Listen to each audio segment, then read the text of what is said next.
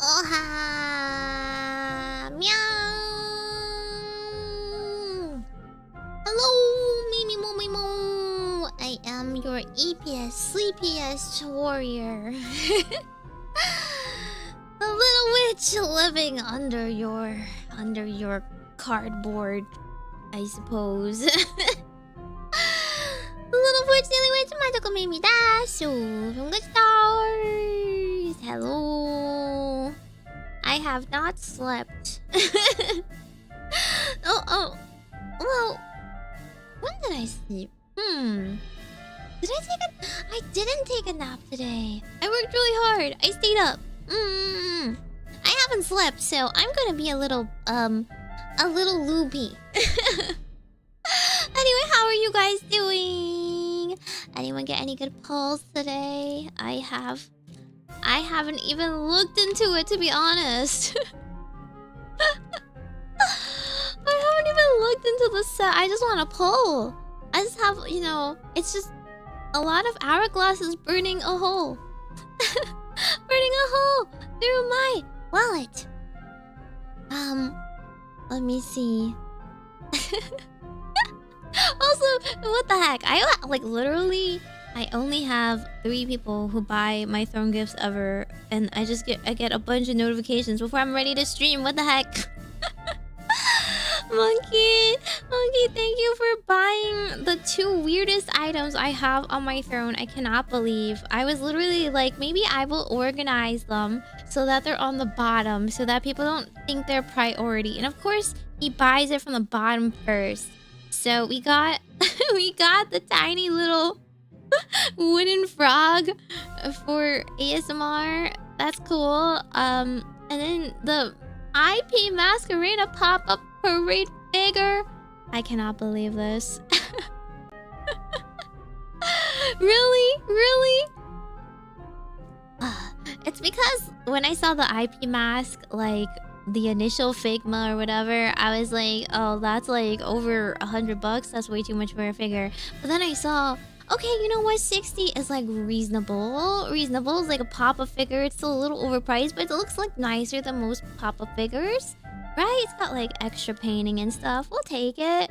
I'll just put it there because people keep complaining every time I show off any single thing I like. And actually, no, I don't say people. Actually, it's just one person. It's just Brandon. Wait, what was that sound? Huh? Where did that sound come from? Was it my update? It might be my game updating. Yeah. Sorry, I'm trying to open it right now. Who's always like, just put it on your throne. I'm just like, no, I don't want to put stuff on my throne. Thank you for gifting. What, gifting it to Tuki? What the heck? Targeted. Okay. I guess. I guess, Mr. Brandon. I suppose you can if you want to. I don't think I have a marshmallow command. I think it's just under... It might be under socials. If I even included it under socials. If you want to. But yeah, I don't like putting for fun stuff on throne. Because I'm like, I don't need this stuff. But I put it just one. Of course, it's the first thing that gets bought of all things. I put a bunch of other fun ASMR things. Which Blickbit just bought. As soon as I started stream. That salad bowl, not gonna be used for salad, by the way. I don't eat salad. Salad is bleh. Salad is for rabbits. I'm not a rabbit. Also, if you keep spamming, I'm going to actually limit this. What the heck? I will turn this feature off. So help me. It's also limited to 3 emotes at a time to prevent spammers. Hello? So yeah, I want to make the wood soup trigger. Because I thought it'd be fun. When I was thinking of like, oh, what ASMR triggers would be good for like potion making, I thought of wood soup. It's one of my favorites. The others are also similar. So thank you guys for buying stuff off of my throne. I categorized them. Potato salad? So potato salad isn't really like I don't think you really use that in, like, in a tossed wooden salad sort of setup. But yeah, fruit salad is good. Okay, I don't know about you guys, but like Asian people, their idea of a fruit salad is mayo. They put a bunch of random fruit and they put mayo. And here's the thing, my mom is slightly diabolical, I think. I don't know who taught her this, but she puts boiled potato and apple in. So you are never sure if you are about to bite into... You're never sure if it's going to be potato or apple. But either way, it's dipped in mayo. So that's what fruit salad means to me. I don't know, it's just an Asian thing. Is it good? I don't know. I've gotten used to it. I feel like I have a Stockholm syndromed myself into liking it because it, I mean, anything with mayo is pretty okay.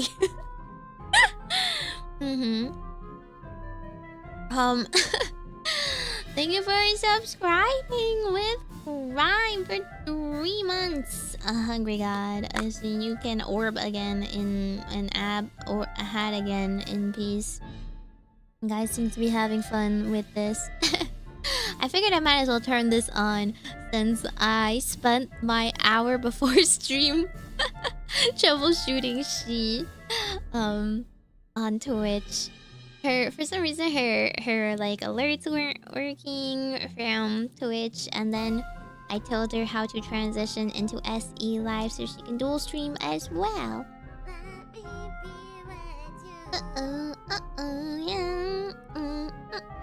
Yeah. Why did that happen? Oh, it was just a hype train. Oh wait, what the heck? Mac attack? What? What do you mean new tier 3? Huh? You do realize there aren't any like tier 3 benefits on Twitch? But thank you. Thank you.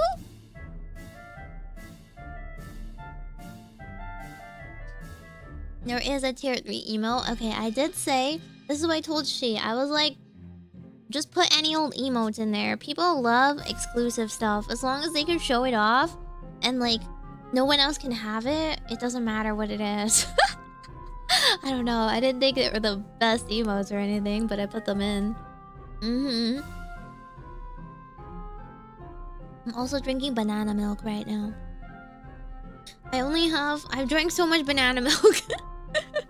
I started with 6 things of banana milk and 6 cartons of strawberry milk. I have 3 cartons of strawberry milk left. I'm drinking my 3rd out of 3 banana milks left as well. I probably will go through more of them. Actually, the strawberry milks, I forgot to fridge them. They're not refrigerated, so they're not as good. I do want the exclusives. We'll pay up. Nothing in life is free, buddy, except for the rest of my streams because I'm such a good Samaritan. I'm doing the world a service for streaming 6 hours at a time. Just kidding. I definitely I turned on stream because I gotta complain to you guys. I gotta yap. I've been tired all day tweeting because I wanted to yap, but I had to finish my work first, and I did. You should praise me. I finished all of my work, and then I had my singing lesson, and then I went to my eye doctor appointment. Whoopee! Your girl is officially diagnosed blind. No. It was actually not that bad. I don't know how to read prescriptions. Like, I just don't understand. Is this a good prescription? Is this a bad description? Like, I asked the doctor, right? Like, hey, is this bad? Is this like, am I kind of blind? And he's like, well, it's not good and it's not bad. I'm like, is this average then? I I can't tell. I feel like it's kind of bad. I feel like he just didn't want to tell me. Like, I'm not blind, but like, I might be a bat. I might be partially a bat. Yeah. No, stop it with the eye puns. Well, okay. So I see. I have to yap because I have to complain. Okay. Pew! Hungry God, what the heck? Giving me 1,000 bits at once? Thank you. Can't believe that hat is locked behind 1K bits. I've literally I threw random things in, and you guys are just like falling for it. I don't know. You guys just love that exclusivity. You don't have to do it all at once, you know? You do realize every bit adds up on Twitch. You can just slowly pay it in little bits. Okay, fine. Throw hats at my hat. Good for you. Here's the thing. I have such a wide hat that it's always gonna bounce right off my head like this. I don't look good in glasses. That's the problem. Okay, but we're gonna start the story at the very beginning. The story of my eye appointment is that I've been blind for a very long time now, I feel. To the point where I did not allow myself to drive. Especially at night. It started when I guess I just didn't notice. You know, like you never notice you can't see things until you are confronted with that, right? It's not like I'm sitting somewhere and like all of a sudden I can't see the TV anymore. I'm right in front of my PC monitor. So I never really noticed, and I don't drive, so I also never noticed that I can't see. What happened was I went to a concert, and then I was like, I cannot see the screen. Like, I feel like the whole point of the big screen is that I should be able to see the performance. I had to literally pull out my phone and do that phone thing where I zoom in, and I swear I was like not recording, but I literally just could not see. I had to use my phone to zoom in. And so I was like, okay, we're gonna have to schedule something about that, which is unfortunate because I kind of don't want to wear glasses.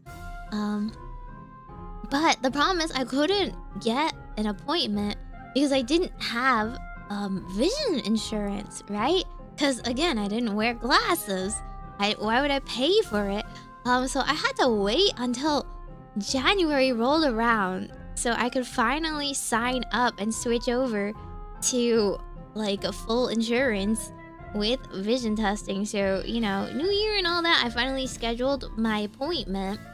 And I scheduled it like a reasonable time. I felt like Friday, you know, Friday.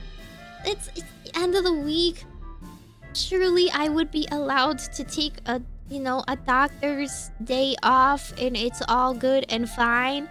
And then bam, of course, even though it's like Friday.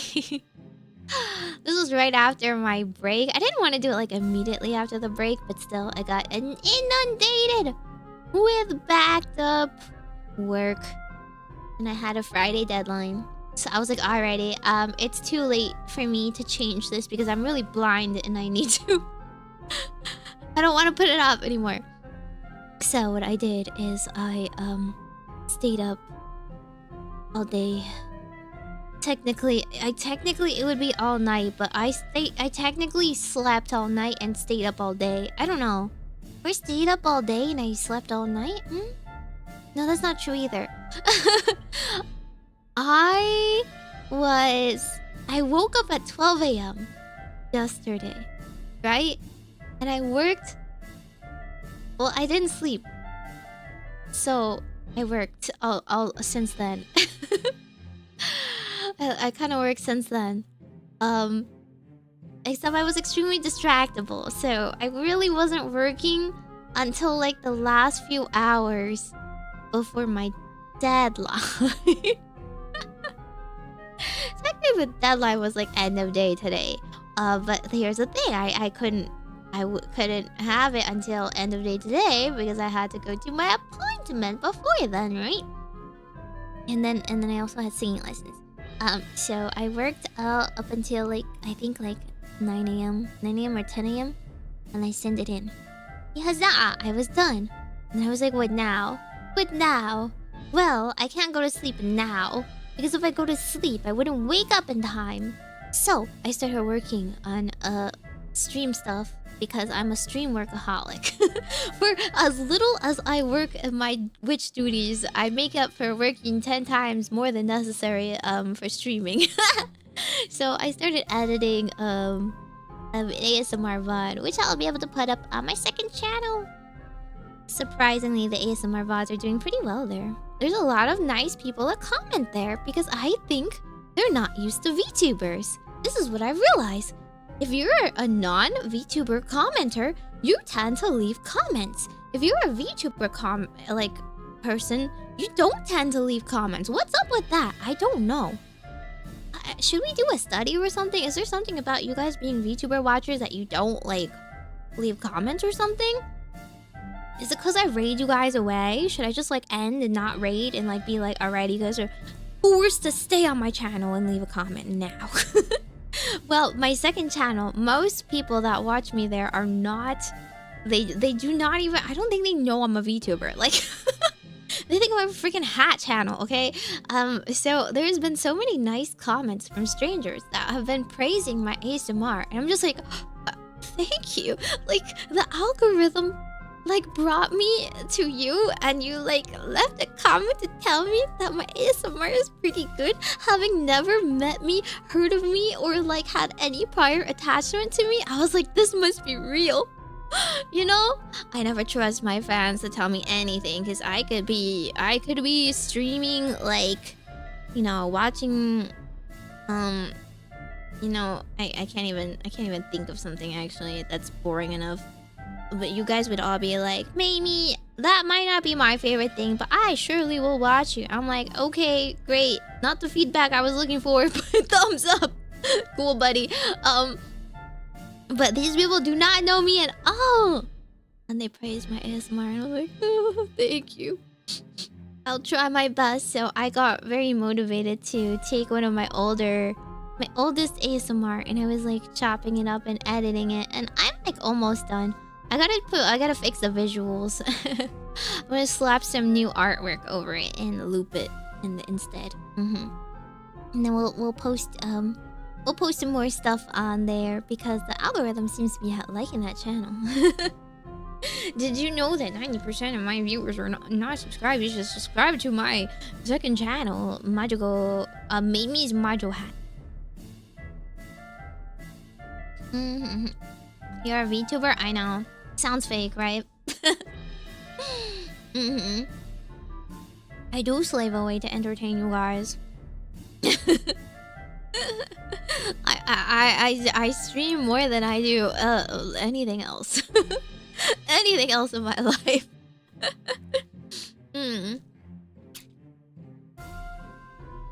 Wait, the hat isn't the main channel? You know what? The hat is the main appeal, if not the main channel. If that channel gets more subs than this channel, I will eat the hat. I'll eat the hat live. Let's go. Hey, what do you mean ASMR cringe? You just have bad taste. So I'm sorry you didn't have the superior genes to get tingles. I spent so much time shopping for ASMR goodies too. Every time I thought I found something I liked and I looked at the shipping and it was like $20 shipping and I was like, closes out of that tab. Like, that's rough. Leave Hattie alone. I am going to stream my one stream for Hattie. I'm going to do a Hattie debut and let's see if you guys put your money where your mouth is, okay? I predict you guys are just all for show. Will Meimi get more money or will Hattie get more money? Let's see. $20 shipping, thrown it. Oh, see, that's the thing. I don't want to throw money down the drain for no reason. You guys seem to think that putting things on the throne is some magical, like, mysterious way to get things. This is not some cheat code, okay? This is not like I managed to trick extra money out of you guys. No, if I put something and it gets funded, that's like me losing a dono, essentially, right? That's me, like, it's just like another way of spending your super chat money, okay? It's coming from a finite fund, which is Meimi's funds, you know, for the week or whatever, some imaginary amount that people have generously decided to set aside for me for a rainy day, okay? And I appreciate it, of course, but like, I'm not going to want you guys to spend like so much money on buying me figures over just straight up donating so that I can use that money on actual useful things for stream. I only put things that aren't actually that much of a necessity there. But I figure I put things that like give you some sort of choice. Like if you like this ASMR trigger, you can buy it kind of thing. There's not like there's not any rush for it. Whereas the money I get in donos goes directly towards the art I've been funding. I've been buying too much art. My scabs! My scab fund. Can we get a 3D rotating video of various hats you own? You know what? You can get a 3D rotating hattie. That is actually a good idea. I have a 3D rotating Rosen quartz. I don't know. Have you guys been noticing anything I've been adding to the starting screen? Did you notice what I added today? Do you even care? Do you even care about me? Huh? What's different? Huh? What's different with my starting soon screen? Huh? Do you even notice? No going back and cheating. I should turn DVR off just so you can't see it. Hang on. 1 second. Let me switch it off right now. Stream settings. Bam. Off. Haha. Now you cannot cheat. Anyway, let's see.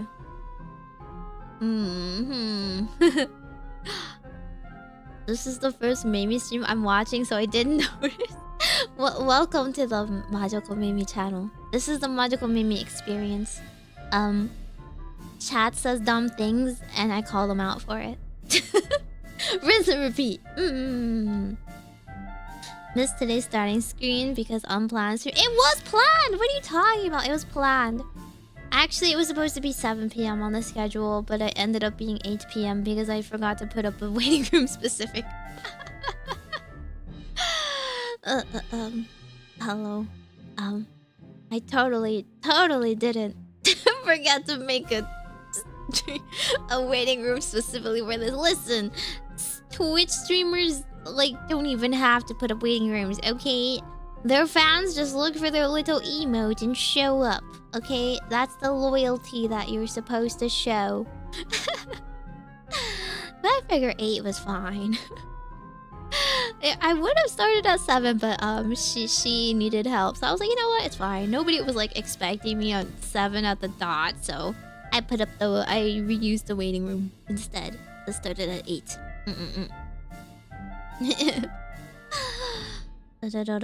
But yeah, it's the Maitake one. The Maitake kuru kuru kuru kuru. Did you guys do you notice the rotating, the 3D rotating thing though? I put it in the corner, but I was like, maybe it's too subtle. Maybe the colors blend in too much. Perhaps I should change that and move it somewhere more obvious. It's whatever. Also, hang on. I forgot to change this as well. It's no longer $1 one price. Stream elements.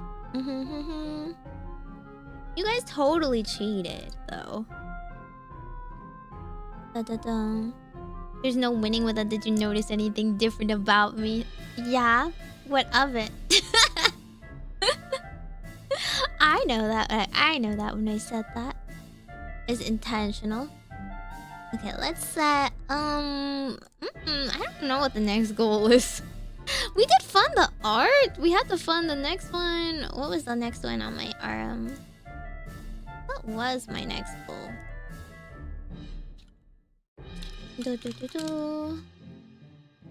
We are funding my original song right now for those of you who are unaware. All the money that I'm saving from my dono goals are all going towards my original song fund.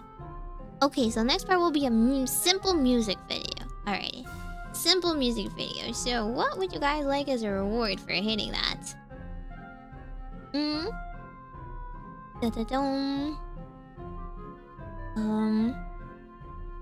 If you were to start at the same time every time, well, I usually start at 7 or 8 p.m. So it is reasonable to expect that. However, I have told you that I am unreasonably busy. Unreasonably busy lately. Daily Meimi praise? Listen, you think I'm that cheap? You think I'm a cheap woman? Go get your, grocery store tier convenience store praise from some other streamer. See if they mean it. I actually did notice the running gifs and mini-use every stream, really? And do you notice the little rotating thing in the corner? SP figure to go with the IP one? Nah, I'm good. No SPs allowed. My donut? Thank you for my donut. Let's see. We're not gonna do Pokemon the whole time today, but last minute waiting room is last minute. I do want to pull. I do want to pull, so why not, right? I might have to make another waiting room in the middle. I don't know. YouTube is finicky. YouTube doesn't like it when you try to do more than one topic per stream. It is what it is. Oh yeah. Anyway. Anyway, back to my vision test story. It was actually kind of worrisome. Like, I was in the middle of my singing lessons today. And then I got an email. By the way, this place, I've never been to this place before. But this place, like, every single day, they texted me and emailed me being like, your appointment's coming up, like, fill out your form. I was like, I filled out this form 2 times already. I know the appointment is happening. Oh my god. And then literally today, before my appointment, in the middle of my singing lesson, I got an email that was like, this is to confirm your appointment got canceled. I was like, what do you mean it's canceled? You can't cancel on me. I took a whole sick day for this. I stayed up all night to do my work just so I can go to this stupid appointment. So I can unblind myself. So I tried to reply to that email. As I was trying to sing too, by the way. Try doing that. Sing something while typing something else, okay? I was trying to type hello, is this an error? I never tried to cancel my appointment. And then I got this email cannot be delivered because this is not the it's one of those fake addresses that they bots send you stuff, but you can't reply to them. What's the point? So I was like, well, you know what I can do? In that moment, I pressed the reschedule button and I rescheduled for the exact same time. Let's go. So yeah, I still went to it and they were like, you made this appointment today? I was like, actually, I did it a week ago. Your system's a little funky. But whatever, I showed up. It's not like they were crazy busy or anything. And then they did their stuff, make me open my eye real big, shine lights in it and puff air. It was so bad. They had to puff air at me 3 times in a row because I just kept flinching. They're like, I know, everyone hates this part. I was like, you don't understand. I can't control it. my reflexes just reject it. But yeah, apparently my eye is still healthy. They were like, you know, you're supposed to still get your eyes checked out even if you don't need glasses, just for your eye health, right? And I'm like, yeah, of course. Don't ask me when was the last time I went to my general practitioner though. Totally last year. But like, yeah. And then I got the whole like, is this better? 1 or 2. Okay, at least my doctor had a sense of humor. Like the vision doctor, he was kind of like, every time I went like, he was like, yeah, okay, that's pretty blurry, huh? I was like, yeah. And then I was like, I swear that bottom row has 2 O's. I don't know what it could possibly be. Spoilers alert, it was not 2 O's, but you know, he was being tricksy on purpose. So yeah, verdict, I am kind of blind. I got a prescription, but it's not great. I gotta wear eyeglasses occasionally. He actually said, since it's been so long since I've worn glasses, that he didn't want to give me like too big of a prescription. Otherwise, I would have such a big trouble adjusting to it. I would get a headache. So he gave me a slightly lower prescription. And then he was like, oh yeah, by the way, you also have astigmatism. And I was like, that makes sense. The problem isn't just that I'm slightly blind, because I feel like, okay, being slightly blind isn't the absolute worst if you're not driving. The problem is I have 0 night vision. As soon as it turns night, the world becomes blobs and lights and shapes. I'm like, oh, astigmatism is the reason. I can't see. I used to wear glasses before I got like my eyes corrected. Clearly that didn't stick, but that's another, you know, issue. Probably the probably the issue that causes me to you know, I play mahjong and connections and just read manga in the dark all night. That's probably the problem, but that made my eyes worse again. But like, yeah, I need glasses with anti-glare. Life was actually just so much easier with glasses with anti-glare, even without the astigmatism correction. I just think like normal people eyes without anti-glare is like nerfed. You know? I feel like everyone, even if you don't need like eye correction, should have a little. Lights are just so bright, like headlights nowadays, right? They kind of suck. So I will soon legally be allowed to drive again once I get my glasses in. Although I have an issue. I'm allergic to like trace metals. Like any kind of like party jewelry, any like anything that's not extremely pure metal, I'm allergic to, which makes it a very big problem if I'm trying to pick out a pair of glasses, right? And I went through their entire shop, like the stock, just looking for things that I could possibly wear. So there's only 2 options if you're allergic to metals like that. You can either wear titanium, which is like this extremely hyperallergenic material, or you can have all plastic, but the plastic frames can't have any piece of metal. And that's the thing, every single glasses, like every pair, had some sort of metal on it. Whether it was a connector, whether it was a screw, whether it was just freaking decoration holding up the side of a plastic pair of glasses. They did not have any. So I was like, okay, I guess I'll get titanium. And guess what? For some reason, they don't make titanium frames for women. So I had to go to the men's section to get ugly, ugly titanium frames. And I pulled up like every single titanium frame they had in the store. It was like 5 pairs. Only 5 pairs. I literally went through like their drawers and stuff. Most of them kind of too big, kind of ugly, right? Because they're made for men. They're made real big. I don't want big, ugly, thick frames. I just want some normal glasses. And glasses do not look good on me.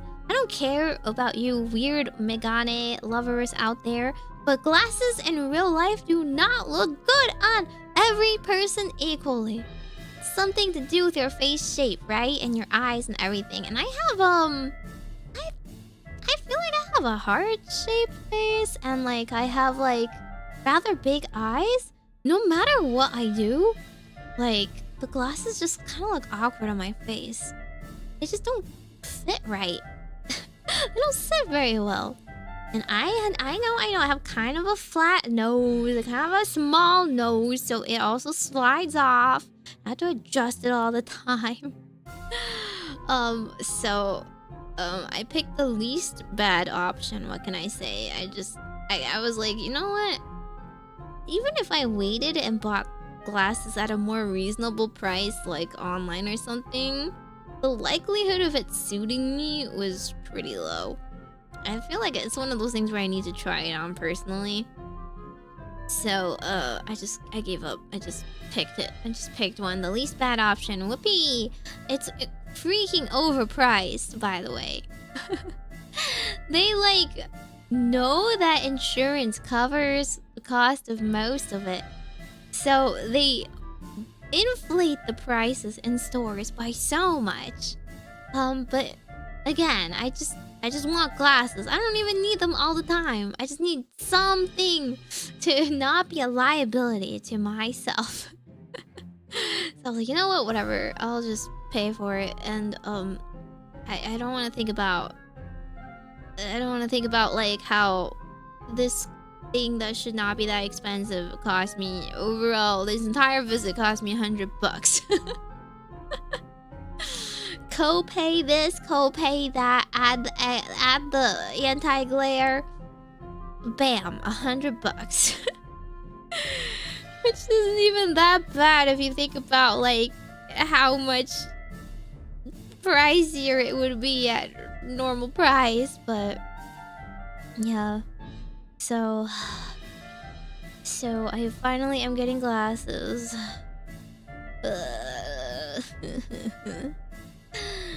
You don't have those glasses feet? Okay, here's the thing. No feet like will stop it from sliding off a non-existent nose bridge. My nose is like a slip and slide for glasses, okay? It's only gonna hold up so much. It's not gonna be tight on my face without pinching it.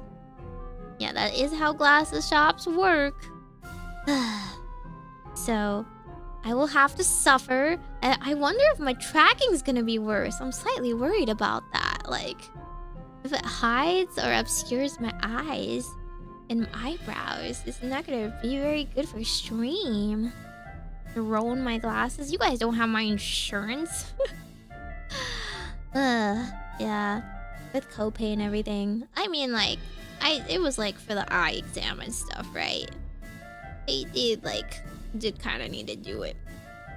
It makes sense. I just don't like it. Grr, spending money on non-fun things. Grr.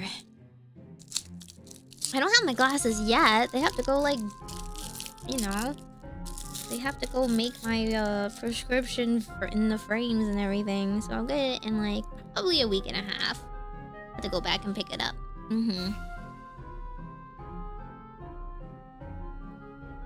I mean, it's cheap. It is cheaper overseas. But think of how long I have to go without it. And then think about, like, again, I just have so many freaking allergies.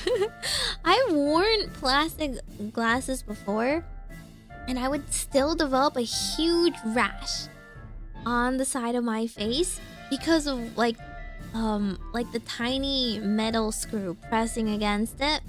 And I would do everything. I would paint it over with nail polish. I would tape it over it. I would put like cloth in between. And it would eventually just rub me raw. Nothing helped. So I was like, titanium or bust. It's the same with jewelry. But jewelry, I do try to wear like some things occasionally. Like my mom got me a nice like jewelry thing. Or I used to wear earrings. Or like, you know, just like for a party or wedding I attend, I just want to wear something for a little bit, over an hour at max. Nope, like I will get a rash at the end of the night. We're gonna take it off. I can only wear like 14K gold plated jewelry or above. No sterling silver, none of that other nonsense that's like cheap. My body rejects cheapness.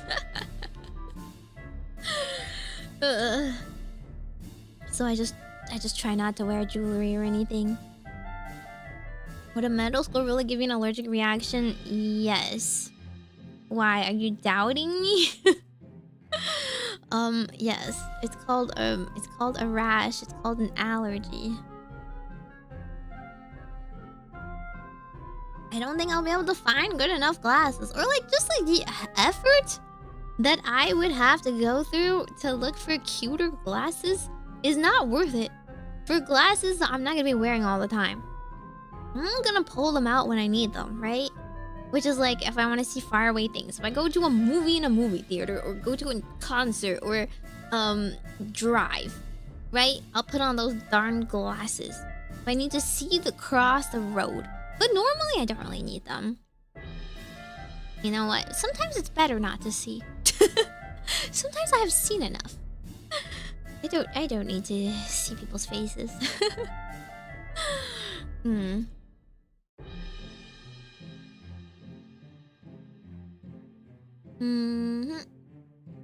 Secret rare glasses.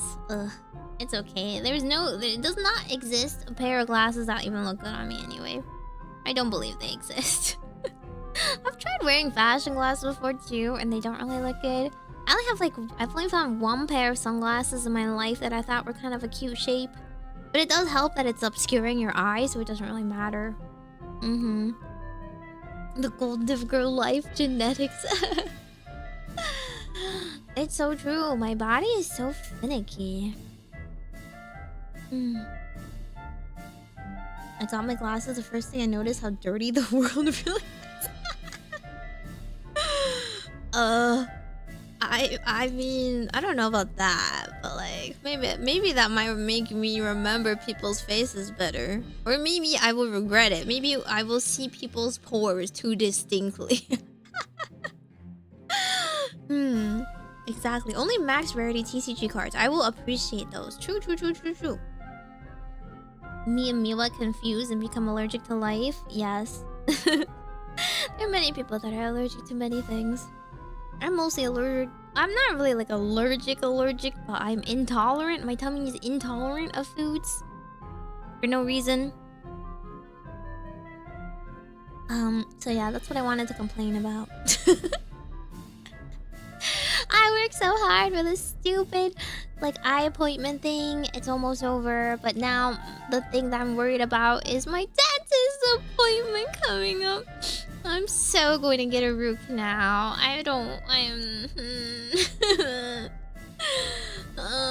Here's the thing. I don't know if I would rather just like live with a bad tooth forever or get a root canal. I just want them to put me under. Like, could you not keep me awake?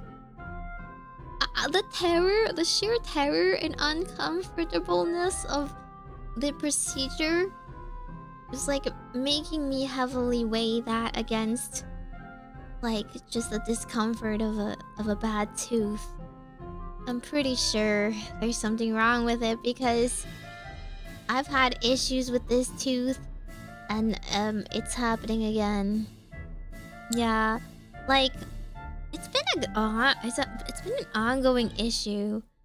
Like several years back, like I went to a few different dentists, and like one of the newer ones was like, oh, It was a faulty filling, essentially. I had a cavity on this one tooth, and they filled it, but then the filling it cracked or something. It wasn't like completely on right, and so it got another cavity. But because it got another cavity in the same spot, that dentist was like, we can only like we pretty much have to like re-carve it out, and we can only do so much to like stop it again. But any worse than that, it would like just have to be like a total root canal, because it's too close at that point to the nerve, right? So like they did their best, and then they like took out the old filling and like tried to refill it. But like at that point there was just so much of my tooth carved out that like there was this weird gap, right? And there was this weird gap in the tooth near the nerve. It wasn't like at the edge or the top, it was like in between my tooth. And that gap had like a really easy time like just getting food caught there. So it was just a breeding ground for more cavities, if anything. It was just really hard to like keep flossing it or like flushing it out, because like no matter what, it was just a big random hole. Hello. Thank you for the raid. I don't know if you guys want to hear about my tooth issues. What a time to come in. But I hope you had a good stream. Meimi. I am a GlitchStars. Little fortune dealing witch. Majokko Meimi desu. Hi. Yeah, I'm complaining about life and how expensive it is to keep your body healthy. But yeah. You see, I don't want to go to dentists because for some reason I just get really, I don't know, it's not even me mentally scared. I can control myself mentally because I can like logically explain to my mind. I cannot control my body and what my body does, and my body's afraid of the dentist. Mentally I'm like whatever, but my body just freaks out at the dentist and starts panicking. And I just know that if I get a root canal and they keep me awake during it, I won't care mentally, but my body is gonna get a freaking panic attack or something. Ugh, it's so embarrassing. I just wish they would put me under. But I know, like, they probably won't do that for any small thing. I don't know what they'll do. I don't know what the solution is. I suppose endure it and cry for a whole hour. I hate the dentist. You enjoy the dentist? Are you a masochist? Yeah? You like people like opening your mouth, prying into you're like poking and prodding you while you sit there helplessly strapped there, and then like getting like water sprayed around your face, and then like being forced to like gargle disgusting pineapple flavored whatever, and then like getting the sides of your mouth drilled. And then every time they do it for me, every time they try to clean my teeth, it's super painful. With the little water thing, and then like my gums all get puffed up and swollen and start bleeding. So, yeah. Although it's of my opinion that if it doesn't hurt, it's not clean enough. No, my childhood dentist was brutal. He would spend an hour on every single one of us, and if you didn't leave his office like with your gums stinging, then your teeth weren't clean enough. And that's where my trauma came from. Yay. Yeah.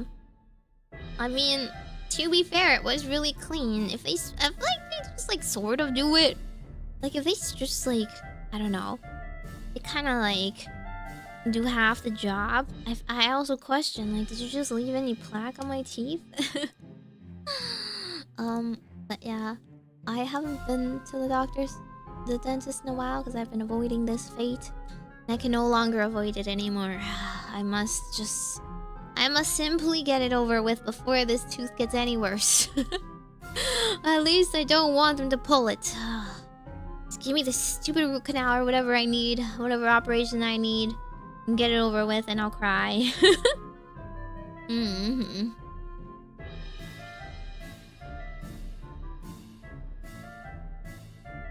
They talk to you? My dentists used to talk to each other. But they talked to each other in Cantonese, so I couldn't even understand. Yeah, so, it wasn't... I don't know. Just sit there, like, with water spraying all over my face. Like, I try to actively dissociate. But it's, like, so painful. It just brings me back. While they chat to each other in Cantonese. And, yeah, just pry open my mouth and prod around and stuff. Not fun.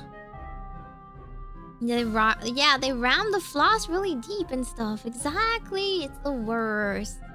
I can't disassociate enough to the point I don't feel pain. I don't have that power yet.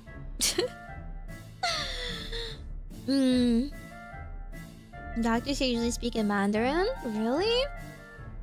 There aren't that many Mandarin immigrants in the US though. That's the thing is, yeah, like a lot of old places are like the first few waves of Chinese immigrants were all Cantonese, right? So, like I come from Mandarin speaking background. I don't have a lot of people that are from a similar background as me. But if they are, they're usually like small clusters. It's not really like a long historied group, you know. It's a problem with being a northerner. Kanto immigrants came first, so most of the doctors are Kantos. Yeah, it is what it is. It's just like different cultures of people who have settled here. Northern, where am I from? I'm from a witch realm. I'm from the witch realm, but I study abroad here. In the human realm. And I live in the US of A because I like places with good internet. Yeah, we don't get very good internet in the witch realm, so I must sacrifice my rent money to play silly games. Did I miss the pack opening? No, we have to go through our mandatory 1 hour of yapping before I do that.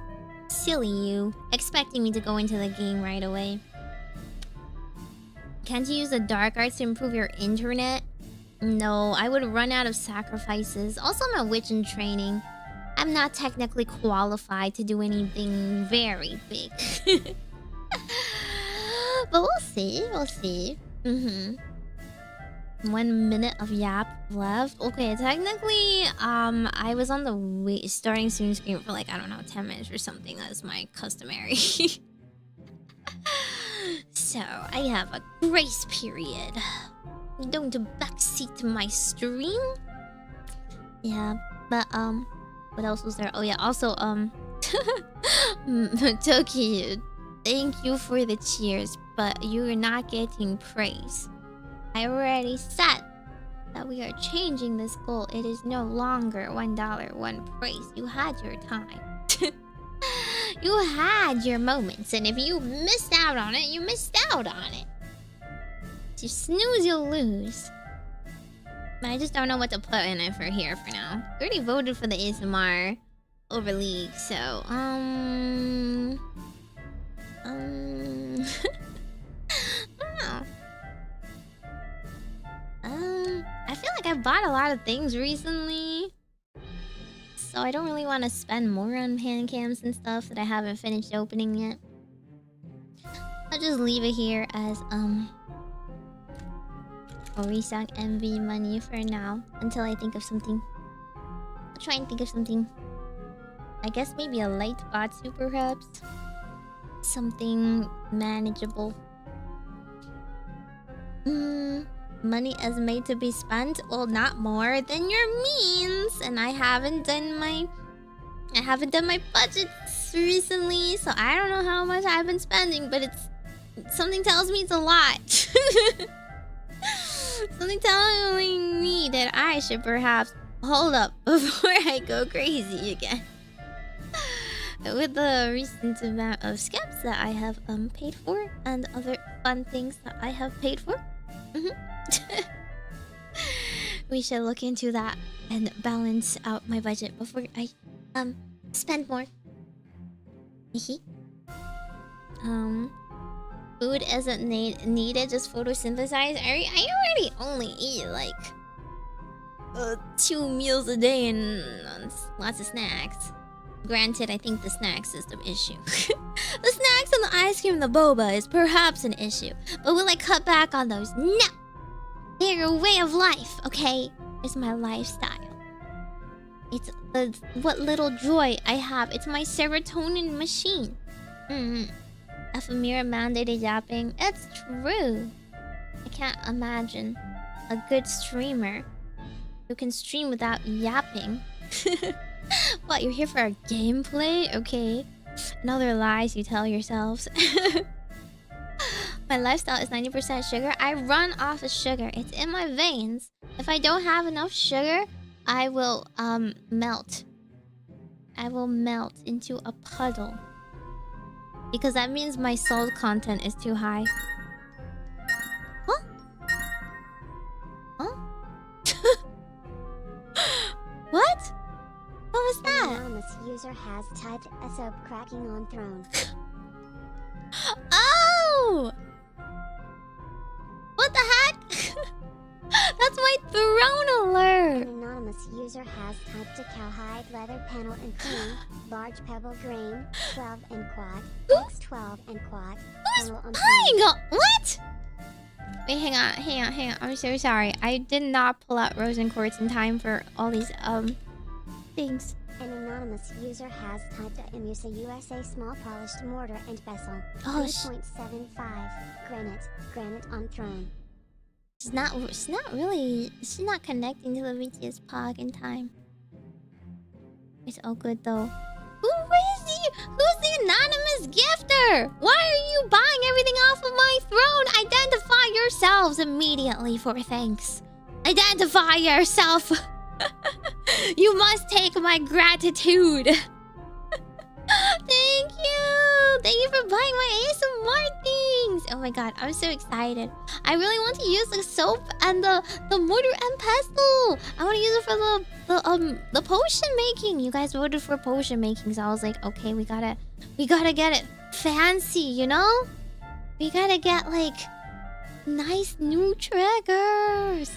Mr. John Gift, the legendary, the one and only. An anonymous hacker group. You know what? I'll take it. If they're an anonymous hacker group, surely they have money they are willing to part with. But thank you for the throne gifts. I can't believe you bought 3 things at once, though. What the heck? No moderation. I literally try to push so many things so people have options and they can spread it around, but it's always like the same person buying like 3 things. Yeah. What do you mean ignore Meimi complaining about people buying things? Huh?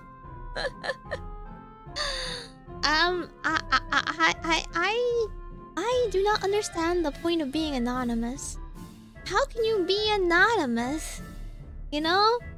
Shouldn't you like own up to your good deeds so that you may reap your rewards? Or is it just like people that believe by being anonymous they can get like good karma?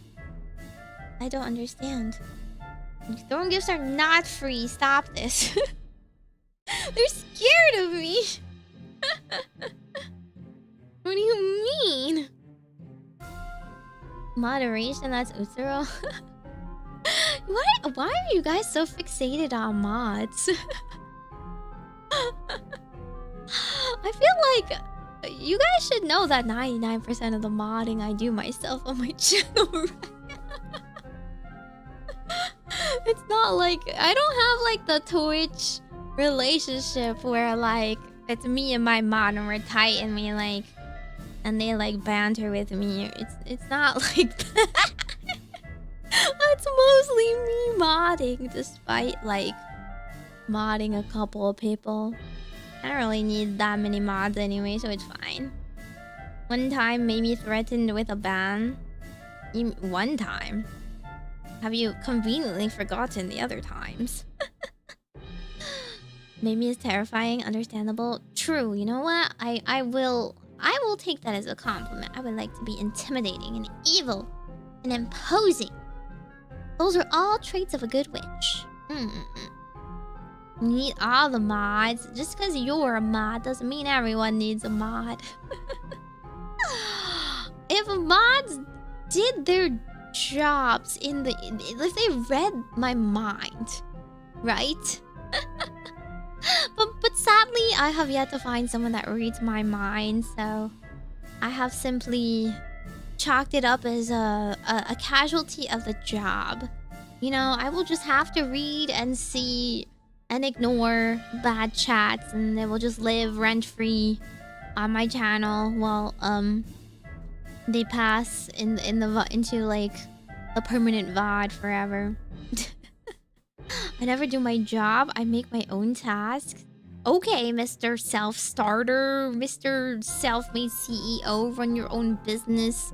Definitely not a pyramid scheme. It was like 3 times only? Okay, someone ban this man again then. If evil, why cute? If cute, why evil? Is the question.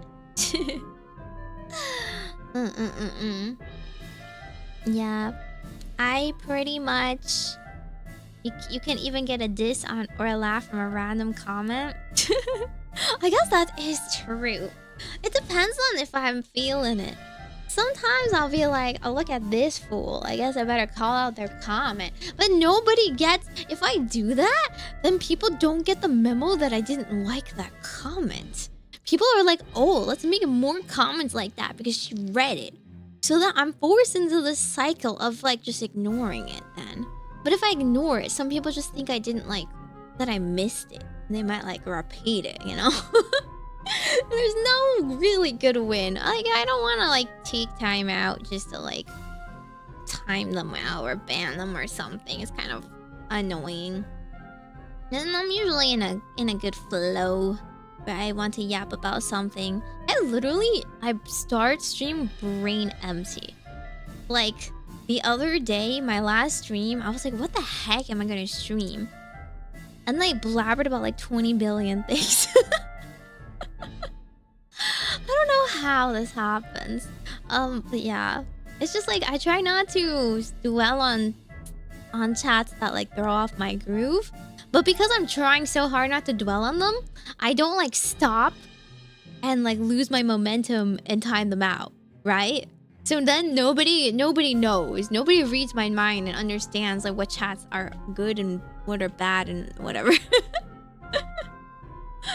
If it's really bad, I'll like ban them, but like yeah.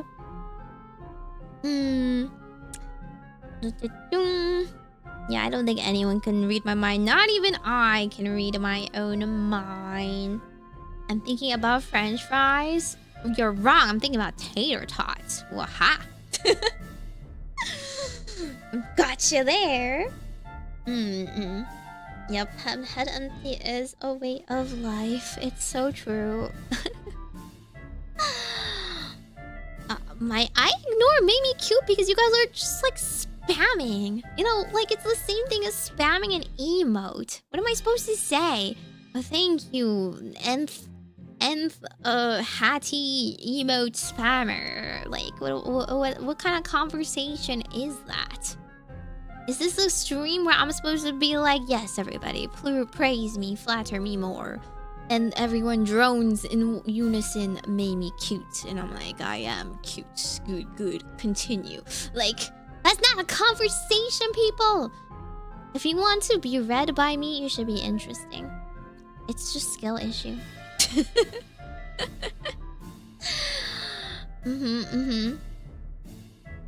You should keep tater tots in my pocket. Close. I keep them in my air fryer. But I actually ran out recently. I'm very sad. Very tragic. I was like, maybe I'll eat some before I stream, and then I had no more left. Alas. So that's why I'm having banana milk instead. You're asking me to be funny. No, I'm not asking you to be funny. I'm asking you to be interesting. Those are two separate things. I am not funny. I can only hope to be interesting. At least vaguely so. If only that I give you guys vaguely interesting insults. If I'm feeling particularly sassy. So-called free thinkers. Exactly! That's how I feel! See, this guy gets it. I don't know. There's some phrases that like just tickle my funny bone, and so-called free thinkers is one of them. So he cracked the code there.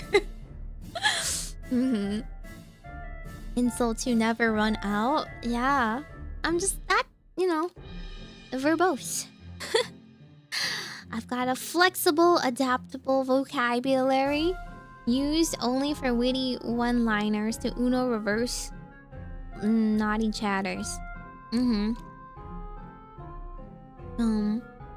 no free thinker. My thoughts are expensive and I'm a brokey.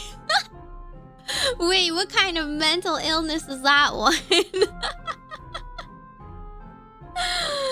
When your thoughts are too expensive.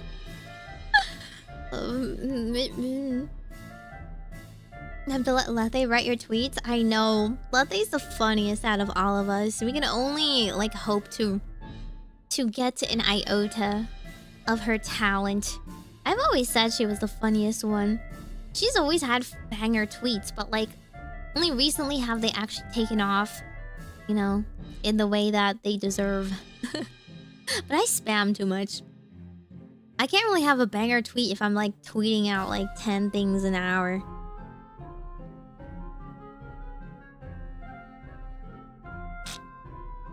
Yeah.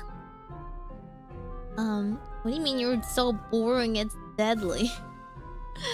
That's just skill issue and you should just improve it. What the heck? People actually use those... I got a tweet. People actually use those frogs before? Really?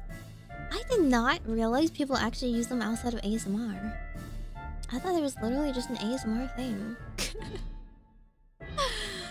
I've heard it before in ASMR and it was pretty good, but I hope it won't be too loud or anything. She's good at self-depreciation? Oh, Lethe? Yeah, she has a really, really funny sense of humor. That's like similar to mine, I suppose. I think self-depreciation humor is the funniest. Because it's like not putting anyone else down except for you. So it's like a safe topic, but then it's relatable. Right? It's both relatable and funny. And like unexpected. You like, don't expect the punchline to be a self-diss. So all in all, she just has a perfect recipe. Why is everybody now like self-depreciating themselves, but you're not being interesting about it? What do you mean? Interesting as a plain hamburger? Plain hamburgers can be cooked well. They just need to be dressed up a little bit. I found you on YouTube. Hello. Welcome, welcome. I'm only just you know, insulting my chat. You've come right in time. Well, welcome, welcome. I hope you're having a good day too. Self-inflation exists? Yeah. I've ever seen someone on a really high horse. You think they ever hurt themselves, you know, falling off of it sometimes? Lethe's just a little silly. Oops, too silly. When you find out who's ruining your life, looks into the mirror. Yeah. That's too much clarity for some people though. Too much self-awareness when you stare into the abyss and the abyss stares back. I regularly stare into my abyss. It's what happens when you're a streamer. You are forced to, like, listen back to everything you've said in the form of clips. I'm just like, oh, dang. Couldn't they have edited my like, ramblings to be a bit funnier? Alas. Some really good clippers, though. Some good editors, man. They saved my life. We're actually being rewarded and she doesn't even know it. Yeah, you guys are all masochists. This is what I know. Mages are all masochists and mages are all dramatic and clingy. Seriously, you guys are so much more dramatic than me in any given week. And you guys go through it all in one stream. And then you go and get right into another stream and you do it all over again. There's some psychos who listen to their voice in real time. It's just called thinking. You should try it sometime. That's just VTuber fans. What is it about VTuber fans that changes your brain chemistry? That's what I want to know. When I interact with the real YouTube commenters, I'm just like, oh, this is so different. I've almost forgotten what normalcy is like. No steppies, what the heck? What kind of steppies could you possibly expect? Like, at that point, it was just called a piggyback ride. Huh? Change have always been this way? Oh, so it's terminal. I'm so sorry. I must diagnose you with cringe. It's okay. I have a strain of it as well. They like have their setup to hear their audio back? What? Why? Like a second afterwards? Like as an echo? I think that would drive anyone crazy though. You don't want to be verbally abused by a cute girl? No, some people would rather be reassured by a cute girl, even if it's lies. But you know, you do you, you know. I'm not here to judge your life. I don't know that much about you. But I'm just saying that my flavor is a little different. I offer you know, a very different experience here. Not an echo since there isn't a delay? Uh-oh. Well, if you're talking about that, then yeah, I hear my own voice right now. How else will I be able to monitor it on stream? I'm a streamer. I can hear my own voice right now. I gotta be able to tell because I hear what you're hearing, right? And if I cut off, then I can tell that I'm like not, my audio isn't set up correctly. Same thing with like reverb and stuff. I need to make sure that I hear that I have reverb on if I'm like singing. Stebby, so you can verbally abuse us straight to my ears. What? How do you even ASMR that? ASMR, but I'm stomping on you. Meimi's one of those psychos. I don't understand what you're talking about. Do you not listen to yourself talk out loud every day when you open your mouth? Or are you selectively deaf? I don't think hearing my voice in my mixer, in my audio mixer, is the same thing. Not through a headset? Okay, so I guess you just choose the deaf. I just choose deaf. I would attend that ASMR. You would attend every ASMR, okay? That's not something to brag about.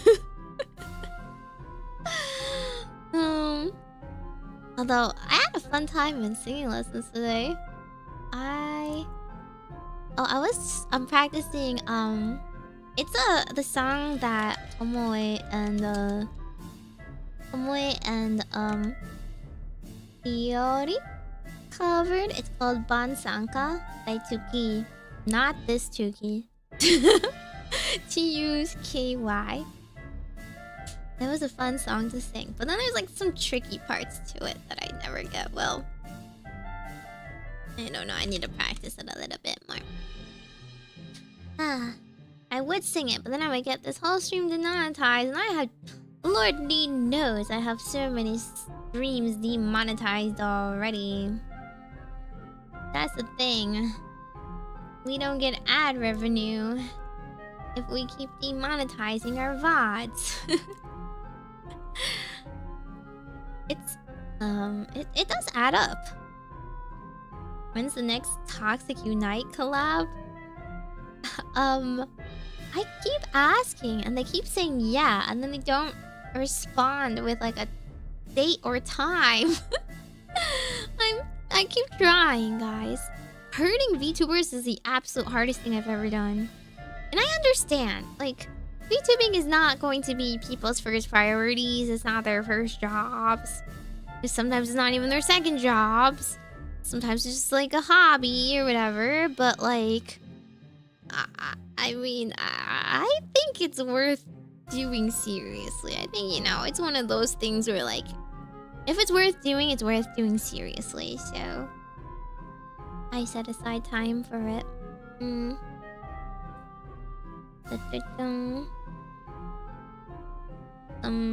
What does a swimming lesson mean? Doesn't deafen YouTube? Huh? Yeah, but in case you don't know that song, it's the one that goes, what's the chorus again?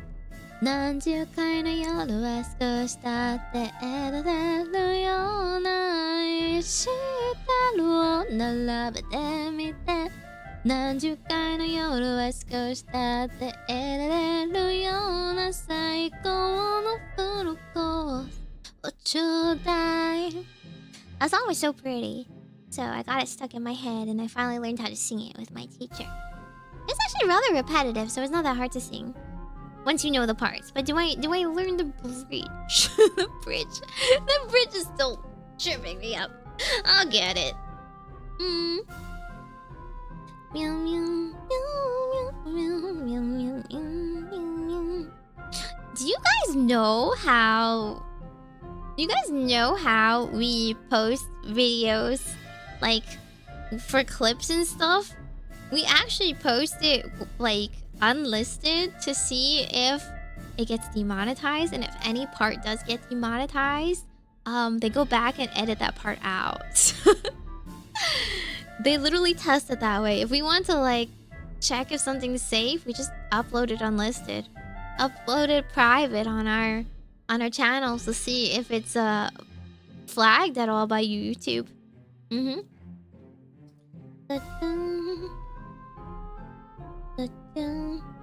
With Melon, they have to re-debut first. Who did you think I've been asking? Yeah, I've been asking her.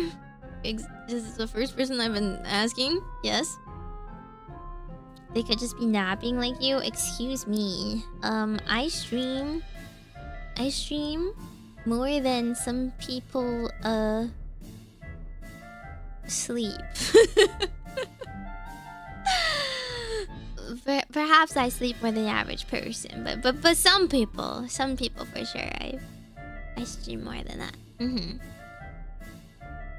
Oh, 人間だからね。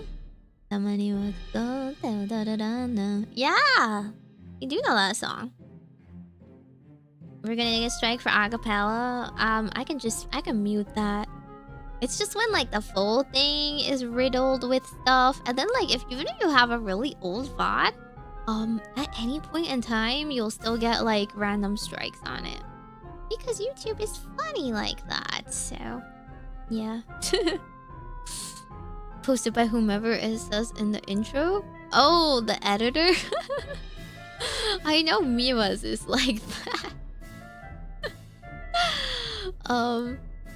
I mean, they upload the clips, so It's their fault if they want to be credited as such. They should credit themselves in the description. I always credit if it's me uploading. You can try and get the unlisted video code? No, because then we delete it, or we just publish it. If it's good, then we just schedule it, you know, to get published. Yeah.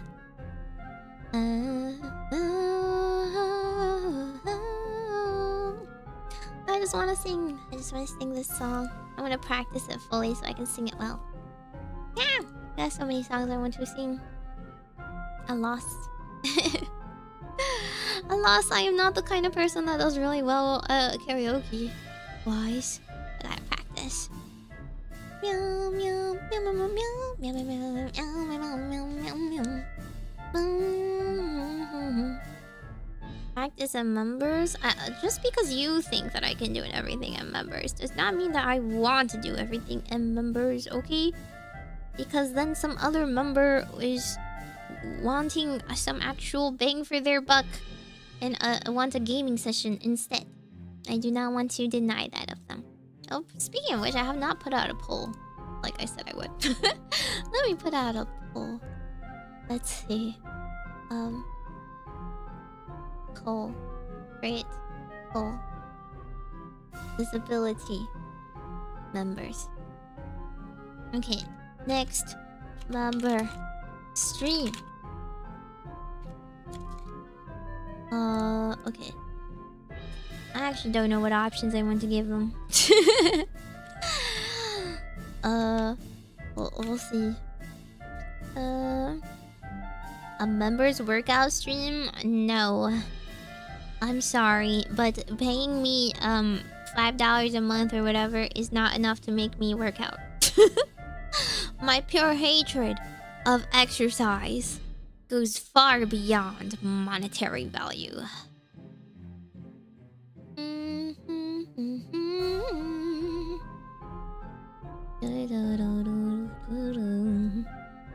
50 squats and then die? Whose workout is 50 squats? Huh?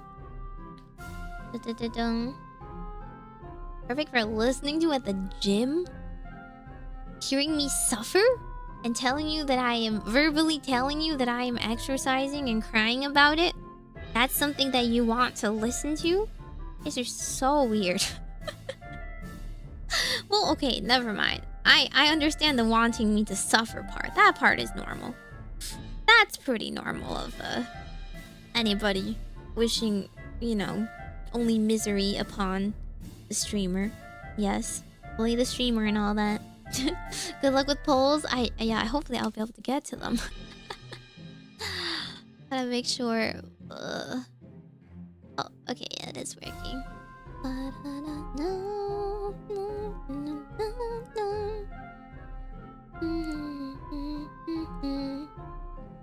Ring fit?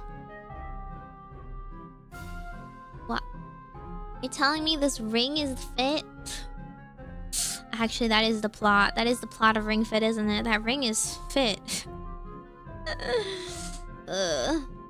Maybe it's still yapping. You'd miss polls. Alas, I'm in a yappy mood today. I am in a yappy mood. I mean, like, the pretense of the stream is pulling, but I just kind of want to yap. I very much wanted to do the and chill part. You've been weird since debut? You have been weird since debut. That's a you thing. Don't lump everyone else under that same category. A lot of people are new here. They haven't had their time in the sun to be weird. So I will still be surprised at it. Super Tsundere video title. That was my previous one. My current one isn't like Tsundere. I'm gonna post so bad, but I have to wait for the date reset later. Oh, there's past missions? I didn't even realize. I have not been playing too seriously lately. Alas. When the date resets? The date resets isn't for a while yet, though. Streamer reflects the chat? I do not reflect, you guys. What the heck? I also don't believe chat reflects the streamer. Like, sometimes you just kind of have, you know, you just get your flavor of every birdie bot's every flavor beans, you know? And sometimes you get earwax, and sometimes you get green apple. 4 hours yap, 1 hour pulling, 2 hours yap. Pretty much my ideal. That's a good ratio right there.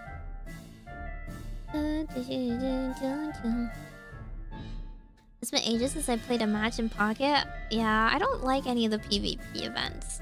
I don't think they're fun or creative. They don't have any, like, formats. It should be like, I don't know.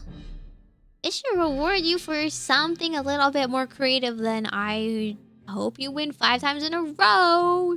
Just kidding, you didn't. Try again, bozo.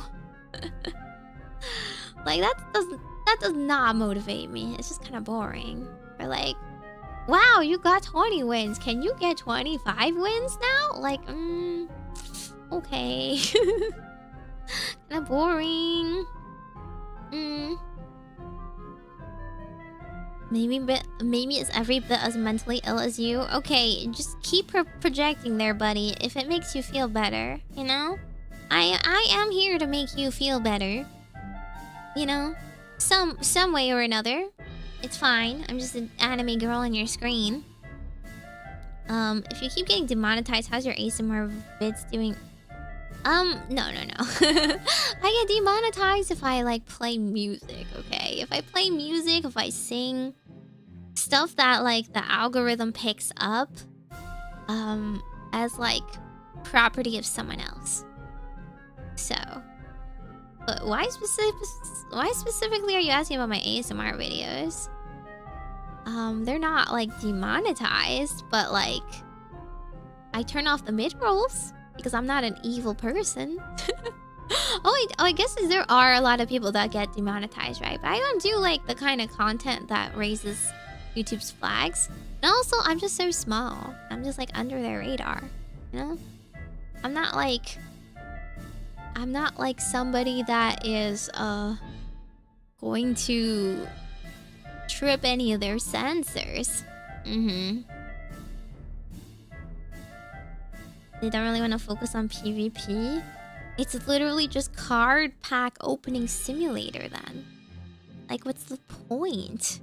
I think the trading thing seems kind of random and silly too. I'm not really sure if I subscribe to this, like, burn all of your money away to trade once.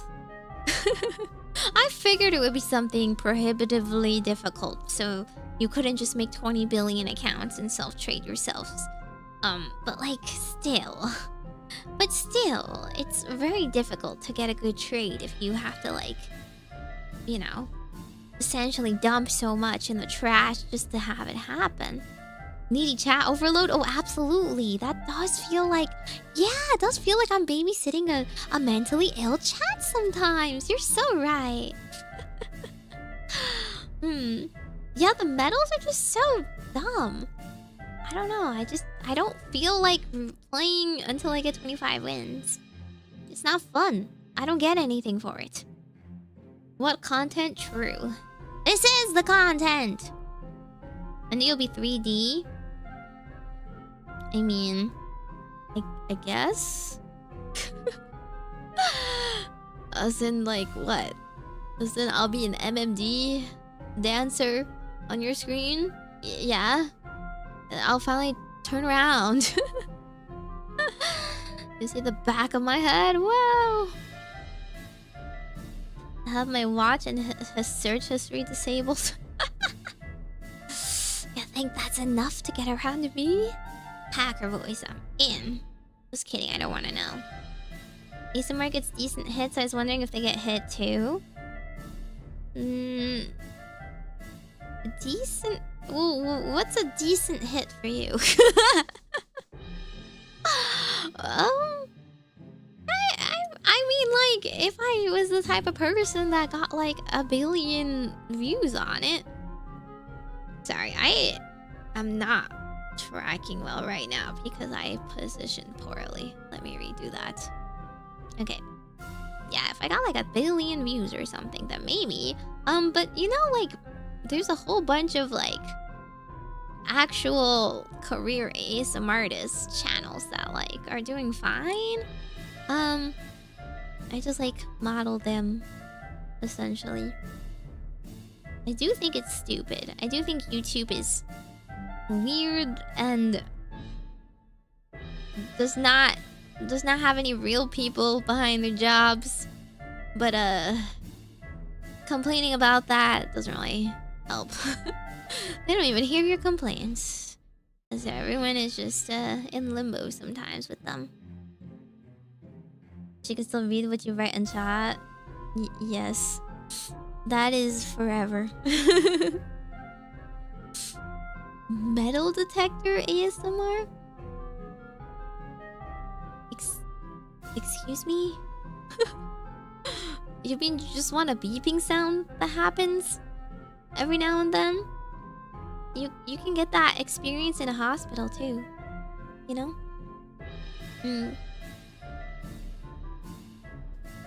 That's...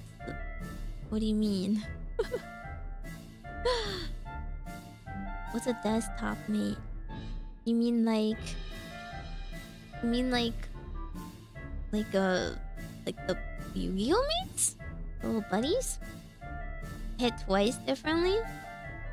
ASMR gets decent views. I was wondering if it got flagged when I asked earlier. Yeah, I was asking you what you think decent views is. I don't get anything with crazy views. So, I think you're asking the wrong person is all. Maybe ask someone bigger than me. More Yap shorts with Subway Surfer on top? No thank you. I don't like the kind of crowd that attracts. That kind of crowd is kind of useless. They don't spend, they don't stick around. What are you trying to appeal to? Spending Meimis and corners? Yeah, that doesn't even work with you guys. You guys don't even notice. Couple thousand is decent? Really? I don't think that's enough to attract YouTube's attention. But generally speaking, I don't do anything that YouTube doesn't like. YouTube doesn't like... YouTube doesn't like anything that's like... that alludes to any sussy material on like the description or the image. And it doesn't like, like kissy sounds. All of which that I avoid. I follow more like the classic ASMR style, so I'm probably good. Also, I've never been in trouble with YouTube before anyway. Just like go back and mute all my songs if they actually hate the fact that I'm using them or whatever.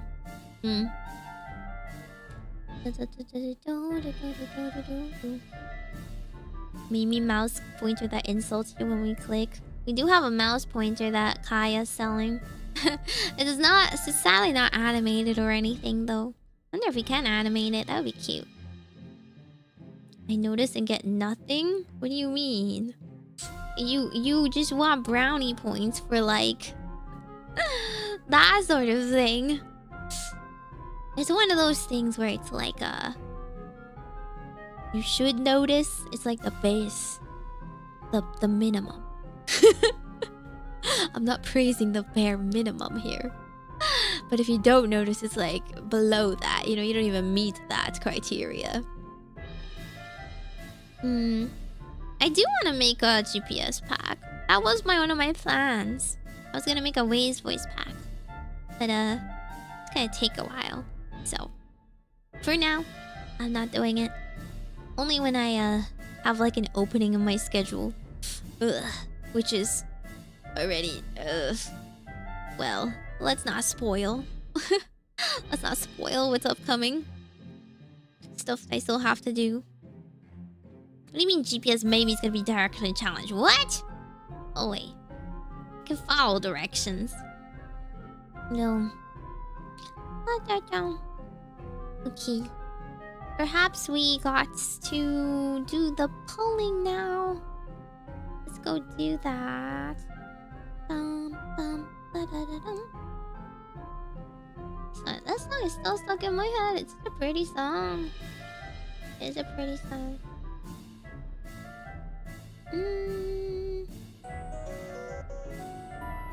Majokko Meimi. Okay.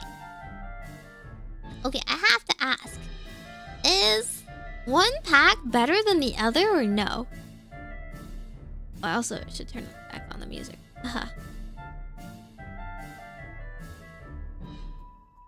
Is Dialga or Palkia like better? I don't even know. Oh, there's Volknor. Gallade! Okay, Leafeon. The Pachirisu is kind of random. There's a Pachirisu EX. Is it because of that one? Is it alluding to that one Pachirisu that won that like championship or something? That's the Dialga. Why does he look so ugly? I never like how they looked. Oh, the Lucario's really cute. I like that full art. Let me see this one. Palkia. Oh no! What did I press? Oh, I just held it too long. The Cresselia, right?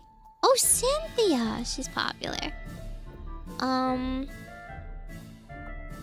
Shoot, what was his name again?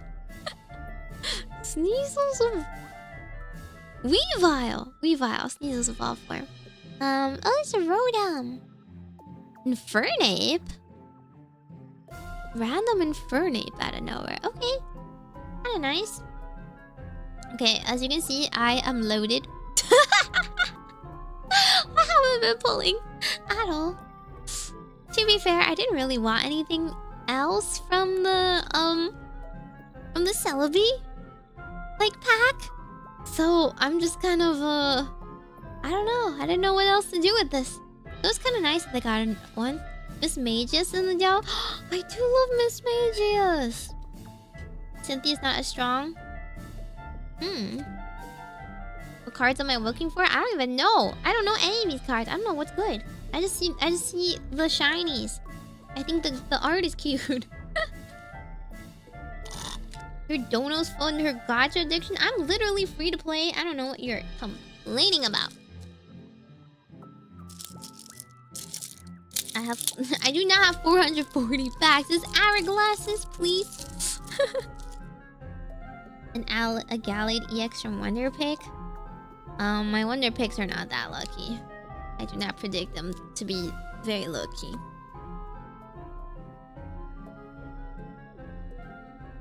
Lickitung? EX is the new Celebi? Celebi's cuter though. I don't know if I would ever use them.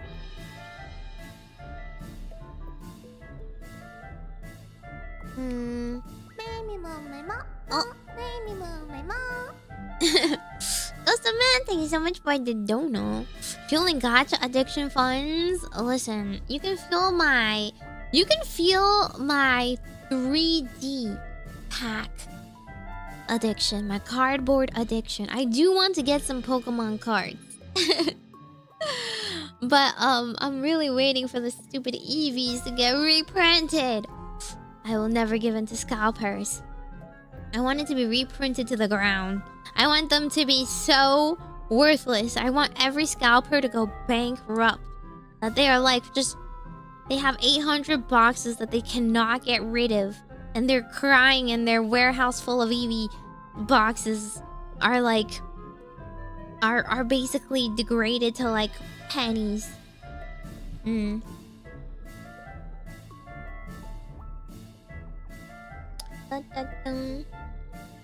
I'm trying to get a special Mew from the Genetic Apex.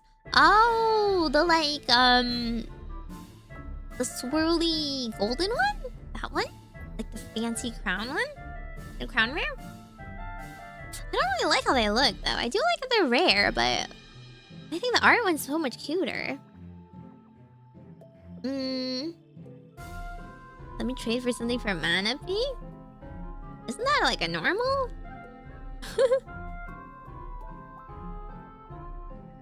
Darkrai? Okay, so you guys seem to think the Dialga pack is cuter? We can do that instead. And translate to $6.9. Yes, it is indeed $6.9. We did not get it disgusting though. I wonder why.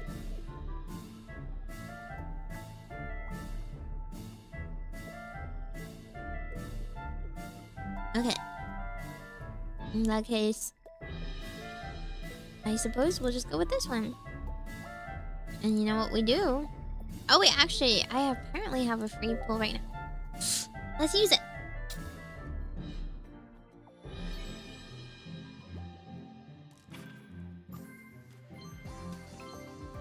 Krogunk, ew. Also, cute. Heat Rotom, cute. What? Excuse me? Yo, this is epic. Wait. Turn up the music. Hang on. This is a whole National Geographic episode. The dinosaurs are watching space-time expand. Holy moly! This is an REX? But why didn't he move the entire time? Okay, he could have moved just a little bit. I don't know about you. Like, you know, the Eevee, the Pikachu, the Celebi, when you go through the forest and we're like, oh, cute. Like, they like move a little bit. But I guess, like, it's supposed to be metaphorical, where, like, space-time and everything else evolves, but he does not. He is like a constant in this universe. Anyway, like it's hard. Streamer luck, am I right? Well, stream's over. We pulled the Dialga EX. Get good, losers. He's so cool. Oh my god, I didn't even realize he's metal? Is Dialga a metal type? I'm not gonna lie. I played like Pearl.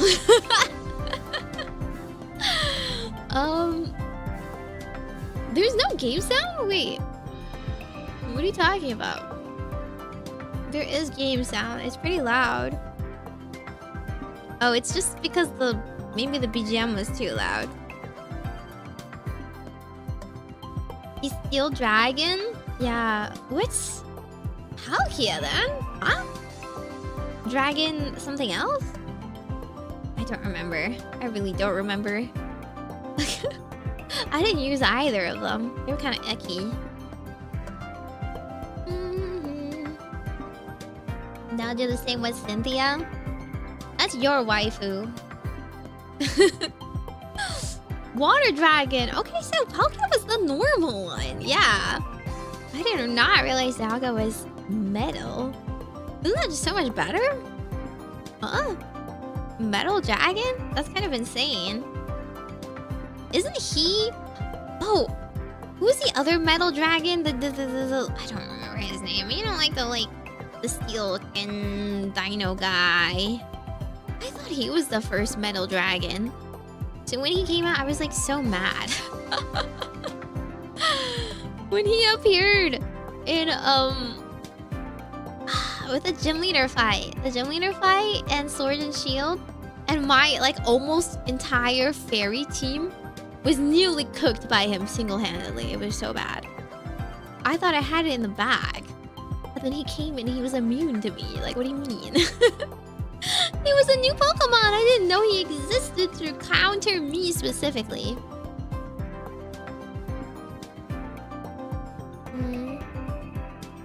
Yeah, the Rowlodon. That's why I have a special, you know, a special grudge against that guy. Yeah, the fridge. Exactly. Don't like him. Don't like him. Yeah. I mean, I just have a great pulls.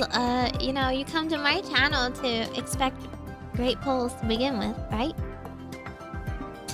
Meimi Mo is a real good luck spell from a real 122-year-old witch in training. Magic and witches are real. You've been throwing your whole life but not using magic powers to get ahead. Didn't even need to Meimi Mo. I just Meimi Mo'd in my heart. Is that easy? Easy.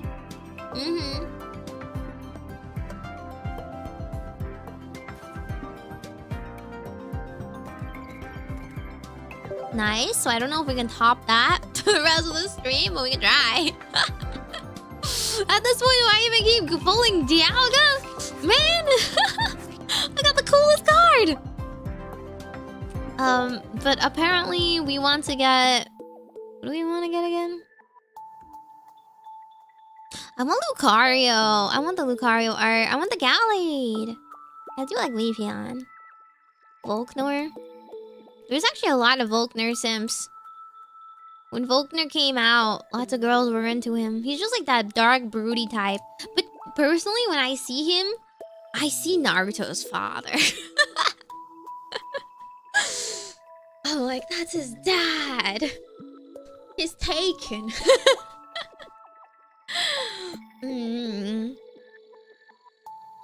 Okay. I told you Cynthia's your waifu, not mine. Cynthia's not my favorite. Volkner, I hardly know her. Right? He looks like Minato, doesn't he? Boruto's grandfather? Wow. So true. I mean, he's a cool dude. So I don't dislike him or anything. I just think he's just taken in my mind, right? Anything cool here? Infernape? Okay, yeah, I still think this one's superior because we can get Lucario and Leafeon. I want Lucario and Pachirisu and Leafeon. Alrighty, we're gonna do this. I have enough for so many 10 packs, so let's just pull a 10 pack of both. Why not both? For Canolo's dose, right? Hey, we're gonna Meimi Mo this time. For real. Can't fail me. Let's go! Meimi Mo!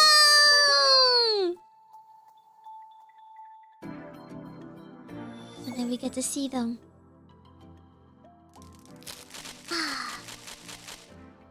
Open all at the same time! Like it can never happen in real life. Cranidos? Okay. What the heck? What EV is this? Why does this look like one of those like wonky children's book EVs? What happened to his feet? What happened to his eyes? I think this eye is a little bit bigger. Does every pack ever have an Eevee in it? Is it just like decreed? How many like artworks of Eevee is there? He is a little derpy. He's still a baby, true. Oh, Lopunny? Okay. Another Eevee and Drapion. Okay, not very cool. Uchian! Oh my god. Yes, baby. What is he holding on to? It's like, I guess just like a curtain or cloth or something. He's drawn a little funny, but not quite as derpy as that Eevee. Wormadam. Drifloon! I love Drifloon. I don't know. I know everybody likes Drifloon, and that's like very ununique about, you know, me liking a lot of ghost types, but just a little guy. He's just a little guy. I want a Drifloon in real life. Like, I want someone to decorate a balloon for me. Bronzong. Oh, it's the clay art line. A bomb of snow. Electabuzz. Bunny. Aww. This one's cute. I like this artwork. Somebody did a really good job. It's like, what is this? Like watercolor? Maybe it's like a... It looks like maybe like, color pencil and like gouache or something. That's a very unique texture to it. Togetic! I love Togetic too. Murkrow. Oh, Dusknor. Shadow Void. As often as you like during your turn, you may choose one of your Pokemon that has damage on it and move all of its damage to this Pokemon. What? Oh? He's truly the tank. One of your Pokemon. So you like switch this out and take all of the damage off of your EX. Hope it survives. I guess it's pretty tanky. And then you pull your EX back out. Or I mean, I guess if he dies, but it's like better than the EX dying. Something like that. I don't know. Doesn't Drifloon kidnap children? Even better. Free child with the balloon. Scorpy. Bronzor. Honchkrow. Aw. This art looks nice. It reminds me of my witchy family back at home. Weasel. Oh, he has a little Manaphy friend. Oh, Luxray. I like Luxray. I think he's a handsome boy. Oh, look at that Oddish. Oh, it's like a crochet Oddish. There's like all those cute, like, I forgot what they're called. Those the gummy things. And Duskull. Oh. This like art is very 2D and cute. This is even like Paper Mario. Another Lopunny. Dawn. Move an energy from one of your bench Pokemon to your active. That's not very useful. Magneton. Luxio. B-Barrel. Boo! I'm sorry, I'm a Bidoof hater. I know, but B-Barrel is like the worst form of Bidoof. Bidoof is actually less, you know, whatever than this guy. Another one. Roselia! Oh, Roselia is one of my favorites. Yo! Pachirisu EX acquired! My little baby! My little world champion! You're gonna take down the Lucario today, baby! Woo! What a good boy! What a good boy! Sparking Gadget. If this Pokemon has a Pokemon tool attached. Oh, do we get any Pokemon tools in this pack? This attack does 40 more damage. That's pretty cool. It does 80 damage if you put a tool on it. Nice-oo, nice-oo. Maybe I can finally use my Pikachu EX, like, deck again with him. What? Plus so many Wormadons.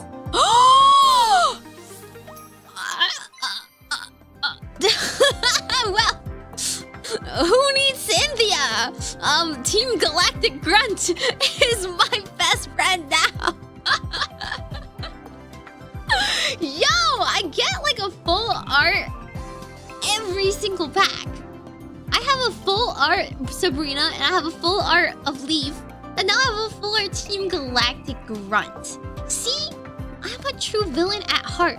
They have the same hair color as me.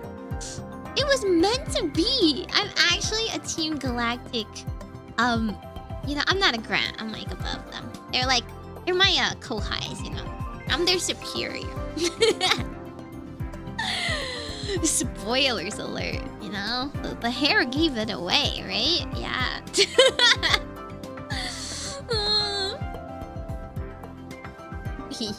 My temple looking even more trash by the minute. Just get good. What, you didn't get like 3 EXs and a couple full arts? Like, skill issue, honestly. Y'all made me move my Emma harder next time. No, I don't want a bowl cut, but that's because I'm a higher position. You know, grunts have to get bowl cuts. It's in the manuscript. It's in the rulebook. But I'm like one of those middle management. I get to keep my full hair. Yeah, I don't have to be an NPC looking figure. Put a random Glameow, Stunky, or Croagunk from your deck into your hand. That's kind of cute. You can play the Team Grunt deck. Okay. Pack 8, Finian. Aw, Shanks. He's got a little crayon, like, drawing place. But somehow that works. Oh, he's hiding. He hides. Oh! I think Shanks liked being called cute. What do you think? Oh my god.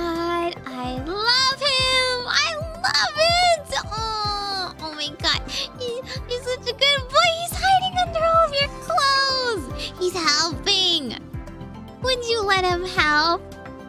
Your laundry's so warm!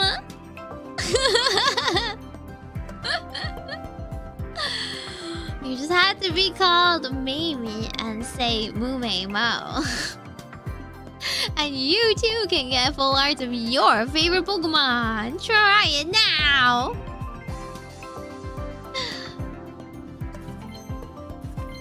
Oh my god, Uxie! Uxie's the normal? They put like a legendary Pokemon. It's just a normal, not even like a foil or anything. Okay. I guess his ability isn't that cool. Blossom! She looking a little like, well, she looked like she had too much like honey. I don't know. She's really cute though. I think she needs to be shaded a little bit more. Blossom was also one of my favorite Pokemon. Oh, rocks! Another piano. Yamma. Silly guy. Oh, Drifloon. We got the whole family. Okay. Last pack. Come on top. He's a silly boy. Oh, Burmy. We finally got like the babies. We kept getting on Myrmidons. Another Luxray. Swinub. Aww. Oh, you look so sweet. This looks like a Christmas card. You know what I'm saying? Like, you just put a little bow on this and go like, Merry Christmas, Happy Holidays. And Gliscor. Okay, so that was it for that. 10 pack. But, let me see. We got... We got one EX here, Pachirisu, and one full art here, and one full art here. Overall, not bad.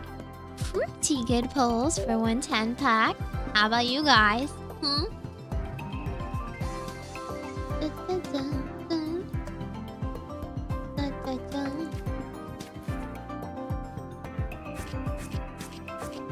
This part is fun. I like seeing things get filled up. Doesn't it make you want to like collect one of every card? It's harder in real life because like it's not in front of you, right? But if they sell those like collector books where like each card has its place, and you feel like you have to fill it out.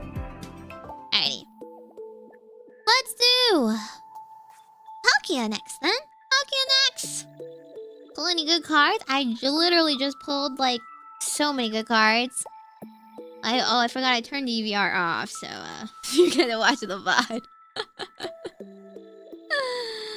You're log in and grab my Dialga. You're not gonna get it until like 3 days. I swear. They never actually update those stupid wonder picks in time.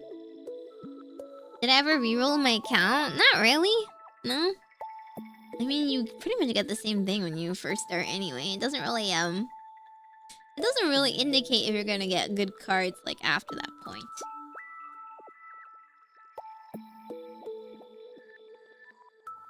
Okay. 10 ho me me me. Let's see if we can get Cynthia, and I want to see you guys cry salty tears. Exo! Roselia! Oh, Gibble! He's just all mouth. He's a tromper. Staravia. Oh, Manaphy's in literally every picture. What the heck? Cyrus. He's such a silly, grumpy dude. He was really funny. Luminium. Oh, there was like a Manaphy there too.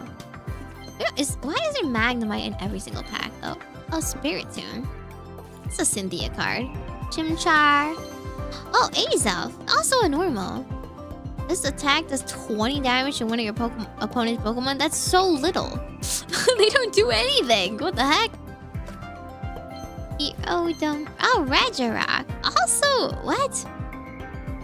These legendaries don't mean much nowadays, huh?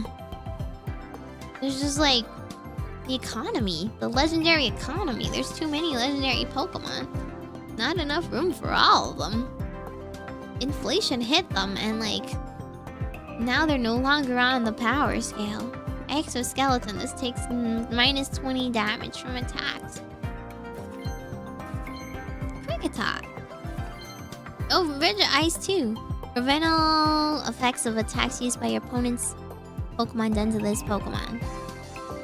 Effects? Oh, Crystal Body. Yeah, so he doesn't get like status effects. That's not too bad, I suppose, but... Oh, Garchomp! Hey! Is this a Cynthia summoning magnet? Yeah? We have your Garchomp, your beloved! You must discard a card from your hand in order to use this ability. Once during your turn, you may draw a card. Oh! It's not too bad. If you really don't need that extra, like... You know, that extra, like... basic Pokemon. And you really need, like... to pull a... I don't know, Giovanni or something. Might as well. Nose Pass. Mr. Lickitung. Frost Rotom. Glaceon! Cutie! Cutie! What do you mean Ice Beam paralyzes, huh? They were just too lazy to make Frozen a stat? Like a status? Huh? Like... So essentially, they're just admitting that being frozen is the exact same thing as being paralyzed. Shallows, a little Manaphy here. We should have kept track of how many Manaphy's we spot. Oh, Gabite. Oh, he's water and fighting. That's kind of annoying. But he's dragon type. Rotom. Bastiodon. Bastiodon looks like a Monster Hunter monster, doesn't he? Guarded Grill. If any damage is done to this Pokemon by attacks, flip a coin. If heads, this Pokemon takes minus 100 damage. What? He can just tank forever. 2 steel and one like anything is kind of hard though. Ambipom. Chatot. Rackdown. What is he doing? Porygon 2. Oh, he has such a cute bedroom. It was like the children's bedroom you said, you know, where they put a bunch of like little planets and hang them from the sky.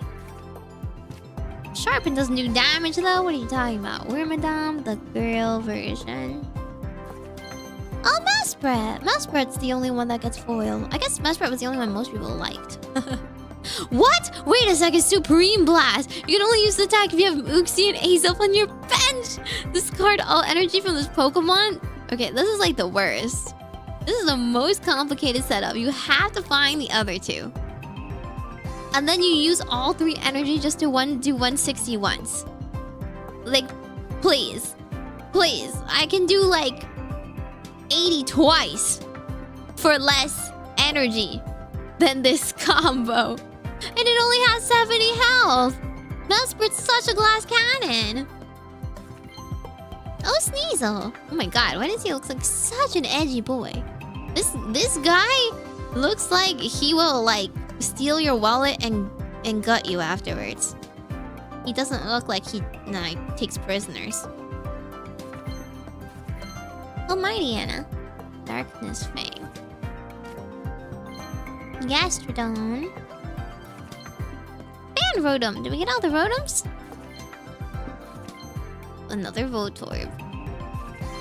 Glaceon. Magnemite. Rhyhorn. Grottle.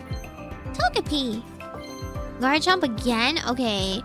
Somehow this pack isn't getting me anything. You know what? It's just because Palkia is an inferior deck, right? It would be such a shame if some awesome card came and proved me wrong that the Yaoga, you know, was the superior pack. Shieldon, Heat Rotom, Magnemite, Wormadam. It's just that easy! Baited! Baited! Baited! I got my witch hat Pokemon!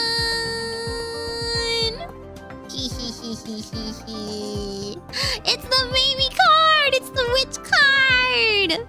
Magical delusion. Your opponent's active Pokemon is now confused. Yeah, I make you guys have a magical delusion every stream. You know? You guys are always confused. I wonder if there's an art version of her. She's so pretty. I can't really see the hat from this angle. It's kind of odd to see it from underneath. She looks like a bit like a mushroom head. It's a little uncanny. I want to see the hat part. You know? On top. Miss Magius. Exactly. Exactly. We're both, you know, named similarly. Looks like Kabutops. Oh, bad. I don't want to see that. I can't unsee it then. I'm unseeing it right now. I'm deleting it. How that taunt actually worked? Listen, I don't have to try that hard. We're kin, you know? We're kindred spirits. And we're both witches. We call out to each other.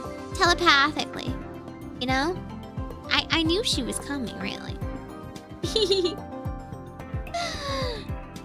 Well, that was actually the last card in the pack. I should have taunted them earlier. Just insult a game until it gives you what you want. You know? It's just that easy. I didn't get anything good except for that card, really. That's okay. We fill out our decks a little bit. It's okay. I have enough for another temple anyway. Why don't we try it again?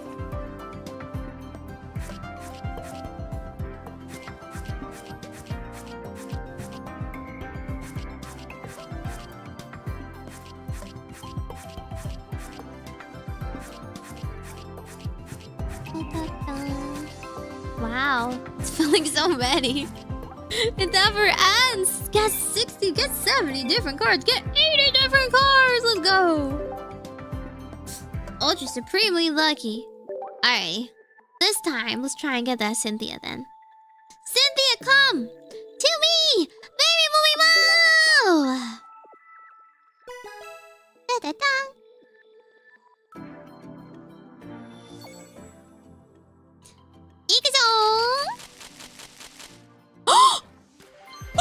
You saw the last one shine, didn't you? The last pack was shiny. Okay, well, now I have to sit through 9 packs before I know what that meant. What did it mean, guys? Usually it's full art. Starly, Groupie, Puchiana. Oh, normal Cynthia. Normal Cynthia. Come on, please. I have so many Garchomps. During this turn, attacks used by your Garchomp or Togekiss do plus 50 damage to your opponent's active Pokemon. I didn't actually remember if... Did Togekiss... Cynthia had a Togekiss? Really? Yo! Cynthia's Spiritomb! Full art! Oh my god, this is such a creepy card. Well done! This artist makes it looks more like, It looks more like I'm staring at a microscope and it looks like an amoeba or something. Like the cross-section of some, like... Maybe, like, plant. Like, this looks like chloroplast, you know what I'm saying? But it's, like, mutating. Swirling disaster, indeed. Yeah. Look upon my gains and weep, chat. Armor fossil? What does an armor fossil turn into again? Is it the Granados? Is that what it turns into? The only card they didn't get from her team is Melodic? Oh. Oh, we got a basic Manaphy. Kinda cute. But Melodic is like the best. I love Melodic. She's so much more iconic. Oh, Shieldon. That makes sense. This Piplup is pretty cute, but this is like the same artist as that Eevee, isn't it? Look at this eye. This eye is so clearly wonky. It's not like... It's not aligned. What's going on there? Oh my god. Its ability is Nap. Same here. Naps also heal 20 damage from me. Electrode.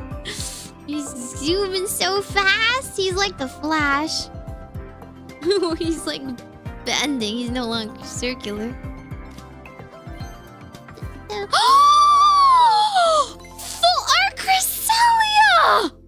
I didn't even know this was a thing. This looks so lovely. This art looks like it's from a fairy tale, doesn't it? Oh my god. Like, you could literally print this in a children's book. Like, I would give this to my friends' children. They lovingly drew this. Like this, like, dreamy looking kind of a shiny pastel-y light. This, like, the curtains peeling back, the shines. And then the little Cresselia, kind of out of place, to be honest, outside your window. I saw a Cresselia outside my window. Yeah. Non-stop full art. Just that easy. Darkrai has alt art too? Okay. I guess it's in the other pack then, because this one's the Cresselia pack. Me Chata. Okay, Apom. Monferno. I never remember the middle evolutions. Do you ever remember their names? Oh! Rhyperior full art. You know, wow. We're just filling the decks up already. Like, my card binder is gonna have so many in that bottom rarity collection. Like, I'm gonna have more of those rare full arts than I am of, like, the rest of this. the cards in this deck. He's such a silly looking guy, actually. Aww. It's like a little, I guess this is a miner. There's a mine shaft with, like, a little Geodude over here. And there's some guys working on stuff. You can evolve him from your Reinhardt. Yup, non-stop wins. What decks you want to build? I don't know what decks you can build out of this. Any of them are any good? Magmar. He looks a little uncanny. I don't know about this one. He reminds me of like Hades from Hercules. You know? His eyes just speak sass. Oh my god, this poor one is zapping you. Got that virus on lock. It's over. Balloon. Porygon Z. Change the type of the next energy that we generate for your opponent to the one that fall at random. My mom. Thank you, Bubba Chop. Thank you so much. That is 69 cents. Nice. It's crazy. It's such a random ability, but I guess it also does 80 damage. But like it's like 3 energy to do said 80 damage after evolving 2 times, just so that you can mess with their energy.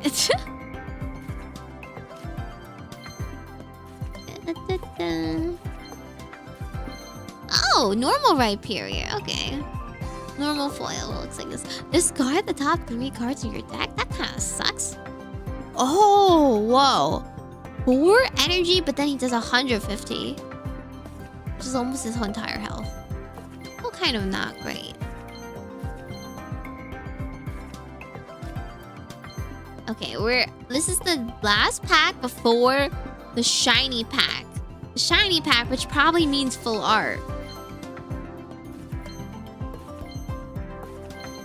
Okay, nothing in this one, so we're gonna see with that shine meant at the end there, right?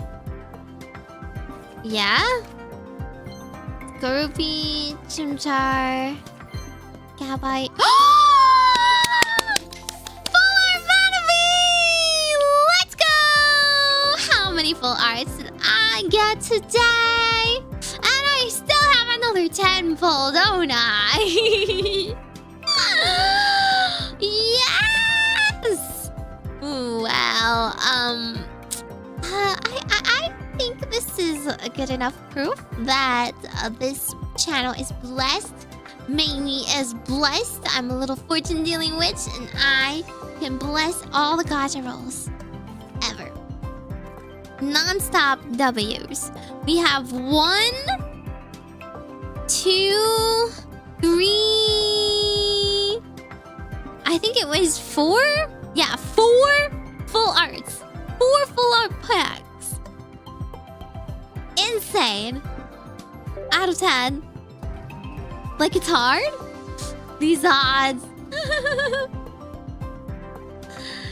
Enough?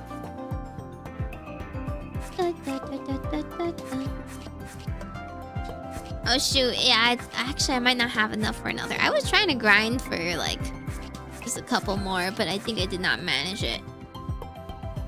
90 different cards. Nah, I didn't manage to grind it. I was kind of close though.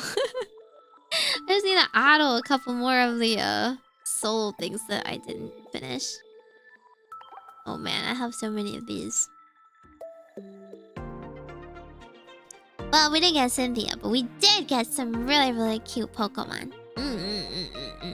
Super cute.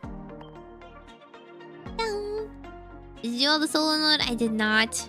I got bored. I got kind of bored. I didn't have any like OP decks or anything to like solo some of the harder stuff.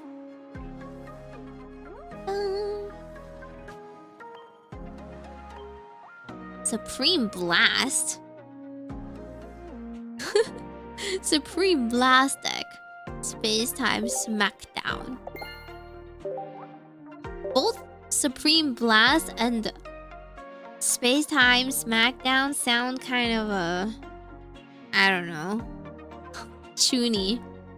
Team Galactic Grunt deck? No way! This is just a deck full of Stunkies! And the Crogunks and Ferocles! That's really funny. It really is though. I don't know if they make a good deck. But it's an accurate deck. The Cynthia deck. Spiritomb. Oh, we didn't get Riolu or Lucario. They're in the other one, right? Gashadon. Yeah, and then of course your beloved Garchomps. Oh my god, there's so many. Pachirisu. Pachirisu is just normal. Miss Magius. I didn't get any Mischievous. I can't even evolve into her. And the other ghost types.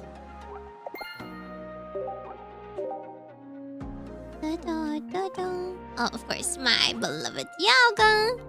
This is like a metal deck. I wonder if it's good. Can I make a metal deck for once? Oh, finally I'm done. Oops. Where's my collect all? Oh my goodness, you gotta do it one by one.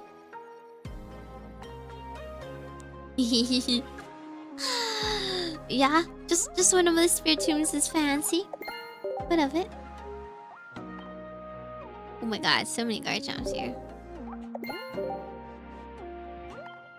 Slightly scary Pokemon. You mean beloved ghost Pokemon. They're very cute. Pokemon grown large.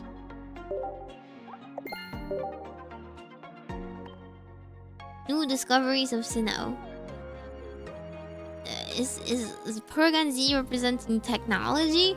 Miss Magus is representing ghosts, and Rhyperior representing like digging them up. I can let you guys trade me, but it's just such a convoluted method right now. I don't really know how it works. Like, I need a lot of materials to trade, and it doesn't seem worth it. Oh, there's like more of them I never picked up. That's okay. It's whatever. Dun, dun, dun, dun. Anybody got any good picks? Anybody? Anybody? Magneso. Okay, kiss.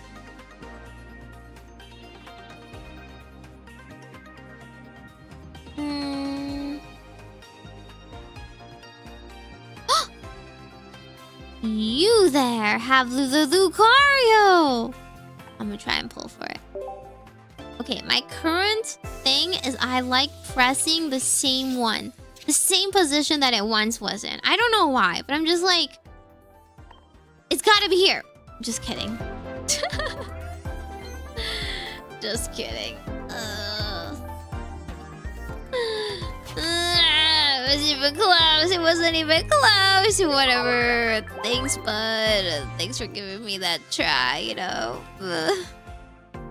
You're right, you're right. I pulled a lot of full arts myself, and I should try and win it myself fair and square by logging in more often.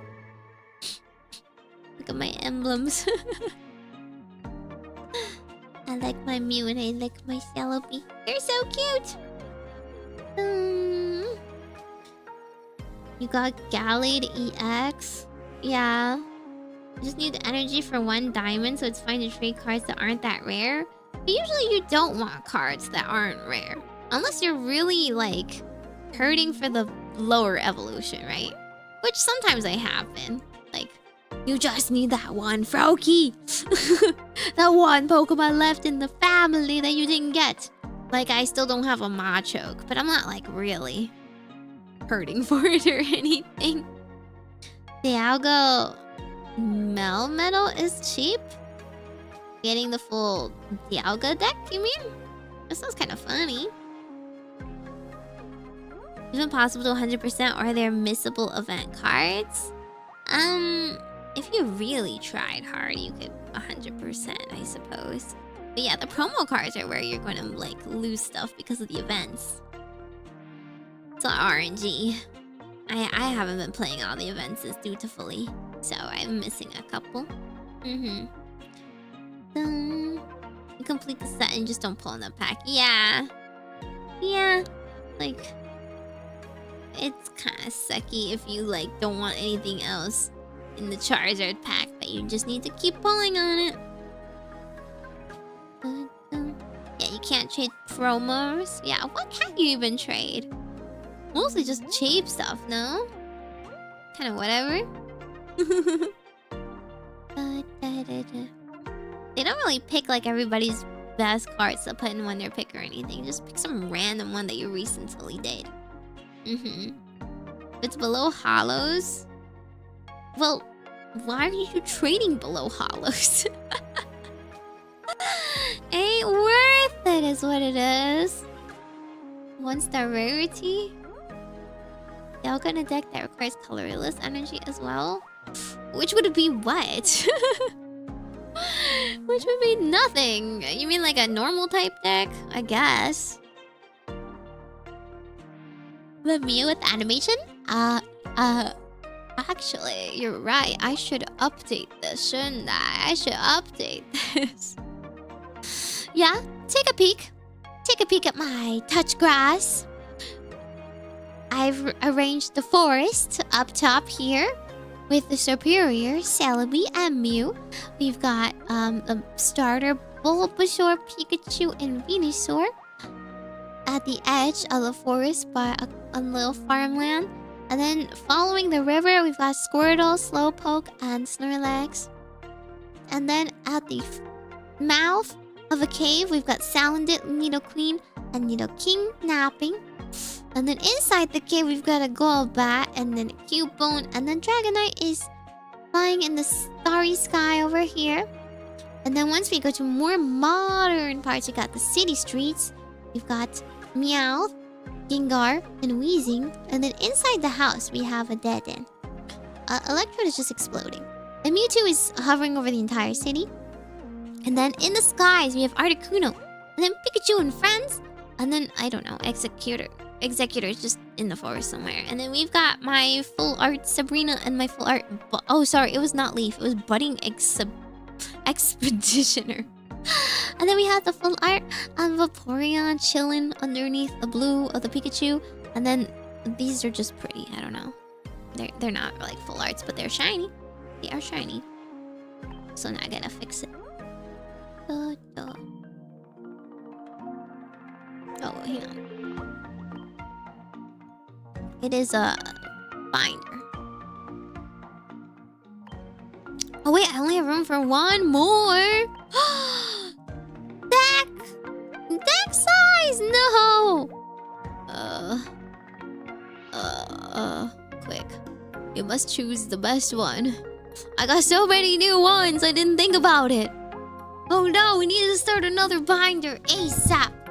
With more of my pretty cards. I have half a mind to put the Team Galactic card. just because it was kind of funny to have the trifecta of the full arts trainers. Like the other ones could be in a story with themselves. There we go. Although maybe I'll rearrange it because this is called touch grass. So perhaps I should remove the trainers and put all the grass touching, right? That's distinctly not grass. Oh my god, my Cresselia showed up in your Wonder Pick? You better get it. Yon Mega EX? What? There's a freaking Yon Mega of all things that they put in here? Huh? I don't even have half her collection. Pull harder. Say Meimi Mo with more gusto. And perhaps sacrifice a couple of souls. Ruby Pearl binder? What do you mean? You make one of just like those Pokemon? Binder size should be 100. You're right. Binder size should be more realistic to what we got in real life.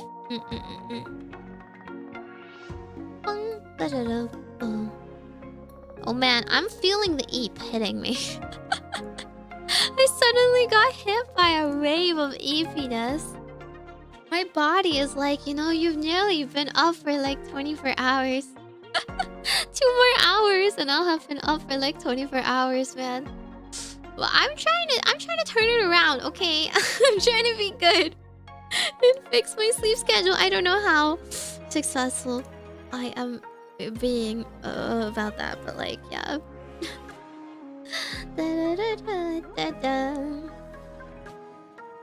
I'm telling you to trade the mana fee with you. Excuse me. Who are you even? My mana fee. No touchy. The Wonder Pick should be available as soon as you go into pull yourself, but they don't pick the pack that like is the rarest one. They just choose a random one. Like I pulled so many full arts, right? They could just pick anything from my tons, right? I know my eepiness is hitting me. What do I do? I've barely been streaming. Okay. What if we do something that keeps me awake? I don't think it's Pokemon, guys. Playing this game makes me kind of EP. Not gonna lie. The PvP isn't that engaging. The real Pokemon TCG is kind of fun, though. I think the real one is pretty fun, but this one is kind of like, oh, I go first? That's a scoop. Go next. I got a crazy rare pack and it didn't show up in my Wonder Pick. Yeah, I don't know. They don't always do that. It's just random. It would have been great if I got a God pack, though. That would have been awesome. I could farm that, like, off of the high. A high would sustain me for days. Yeah, the background music is too calming. It's lulling me to sleep. Time to watch videos again.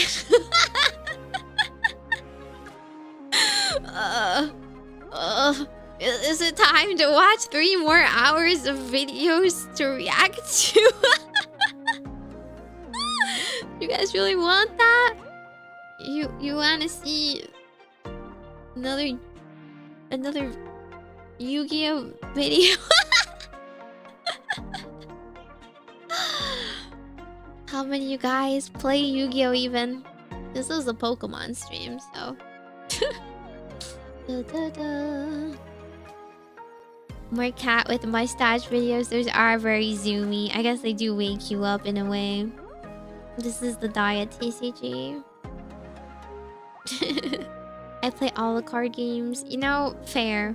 Me too.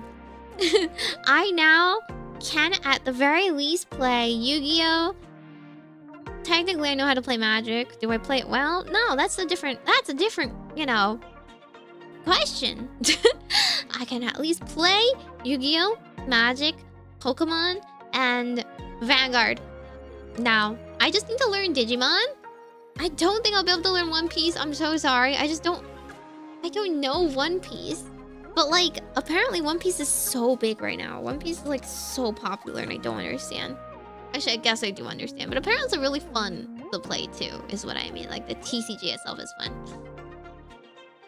I don't know why shorts yet. That's one on the to learn list.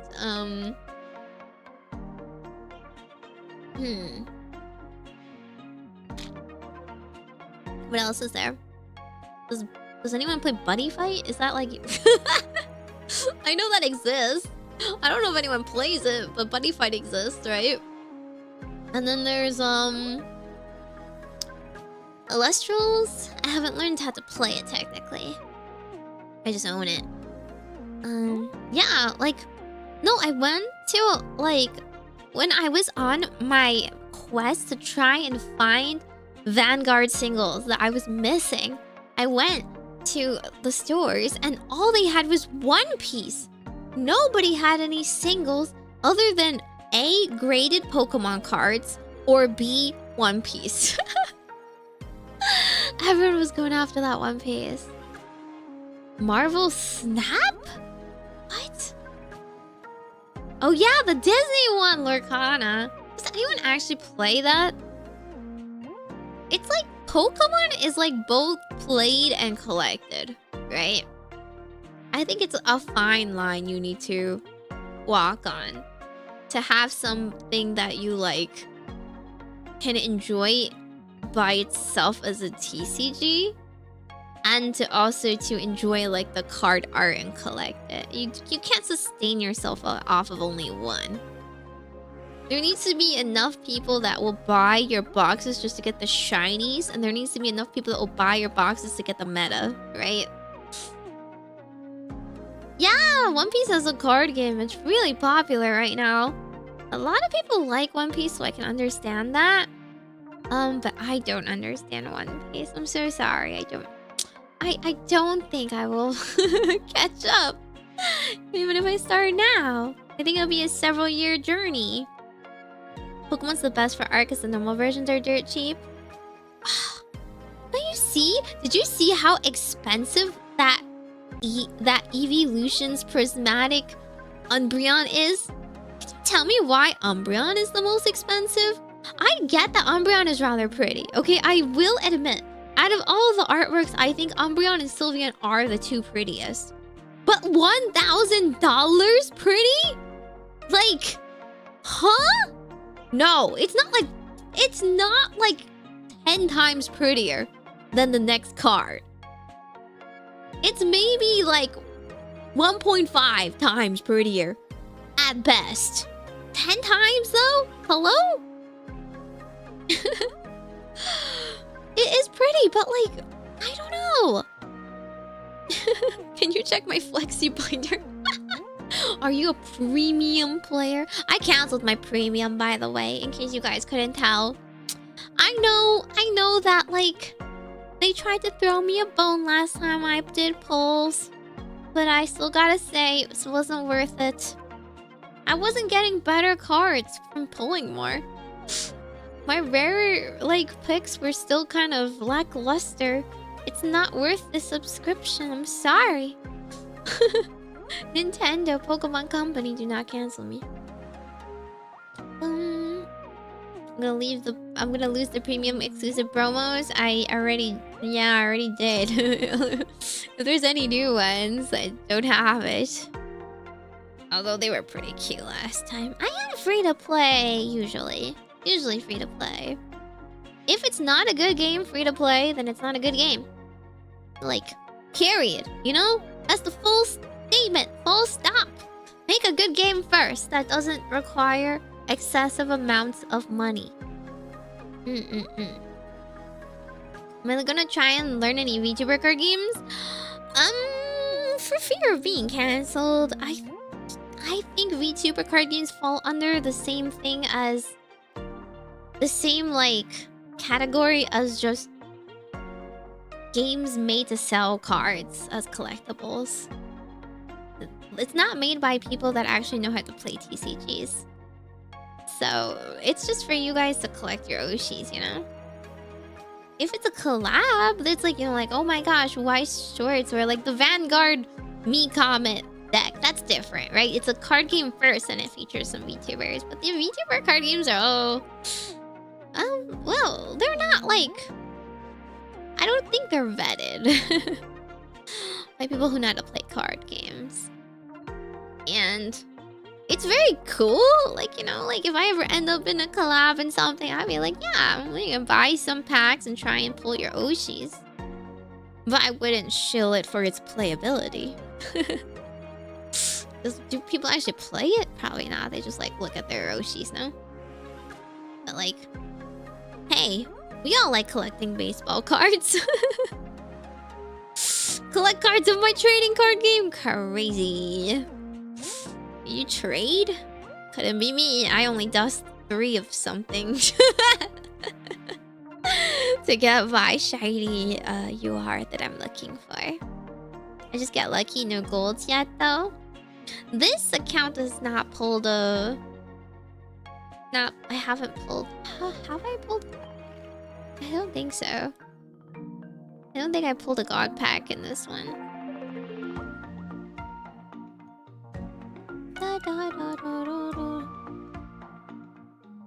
No, I don't think so. The one on my phone pulled one, but it was a very bad god pack. It was like, oh, man, I kind of want to refund this. I don't want 2 Lieutenant Surges. Of all people, why Lieutenant Surge? No, but I heard that One Piece was actually fun to play. So, like, that's why it's so popular, you see. But I mean, like, there's stuff like graded Pokemon cards. Why is Pokemon so expensive? It's not expensive to play. You can build a deck and play really cheaply. But people just like, you know, want this specific pretty card. And they only want that specific pretty card because it'll only get printed once and then you don't get it again. Collectors love them too. Yeah. Scalpers playing on supply and demand. Well, there's going to be more supply soon. The demand is not going down, but I am hoping that the supply will put them out of business. Alrighty, I will close it for now, I guess. I have to pull a couple more free things to build a deck. I don't think I pulled enough for a full deck. We can try and make something out of the Dialga, perhaps, but I think I need more metal?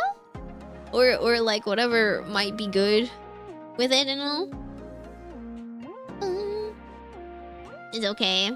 What, you play? You play Pokemon battling in Pokemon Pocket? You don't just admire your beautiful binder?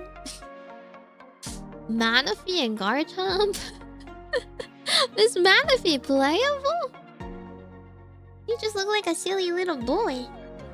This is just an absolute baby. A cutie patootie head, you know?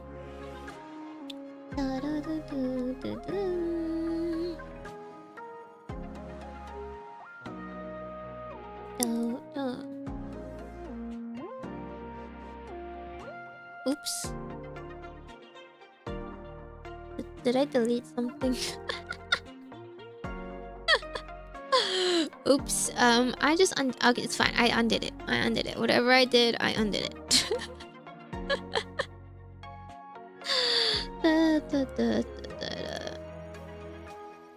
It's very squishy at 50 HP. Oh, it gets a lot of energy?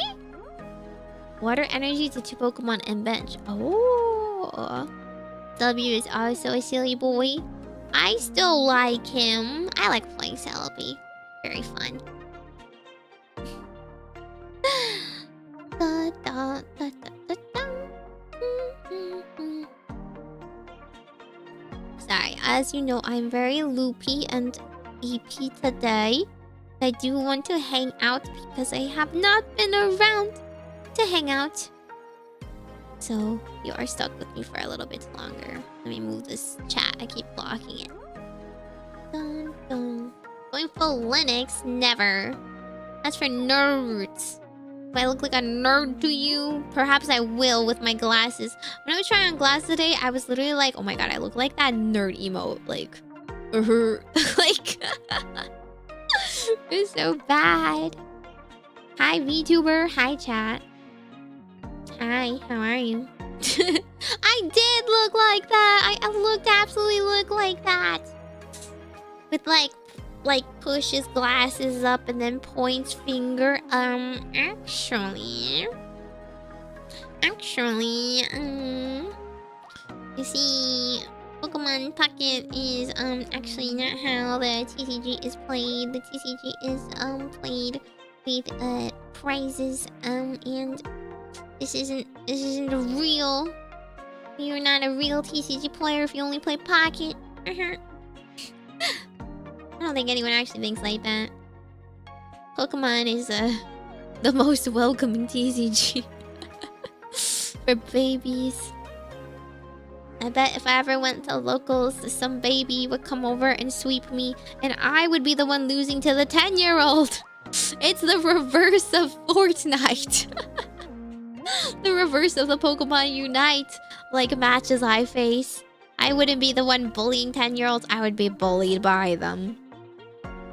Don't bash glasses, they'll break. Boo! It's so true. Okay, quick. You guys gotta pick. Should I just watch random Yu-Gi-Oh videos and call it a night? Or should I sing my head off and demonetize my videos? Thus depriving myself of precious ad money. Hello, Dark Blast. Thank you for the super. How's your day? I complained about it in the beginning already. Not that bad though. I got my glasses paired and prescribed to me. I'm just now waiting for the glasses to get like delivered. I just don't want to wear them, and I'm being a big baby about it. And I'm being a big baby about my dentist appointment coming up. 4-year-old babies and locals. It's like chess, you know? And when a little kid pulls up next to you, you know you are about to get creamed. You try to build a deck with your new cards? Do I want to, though? That implies I'm gonna play. Well, are there any good decks that I can make without any ever? You think I come up with the decks myself? Please. There's a good friend Google that tells me what's meta and what's good. There are 50 other people out there testing cards, so my silly little self, do not need to read and theory craft.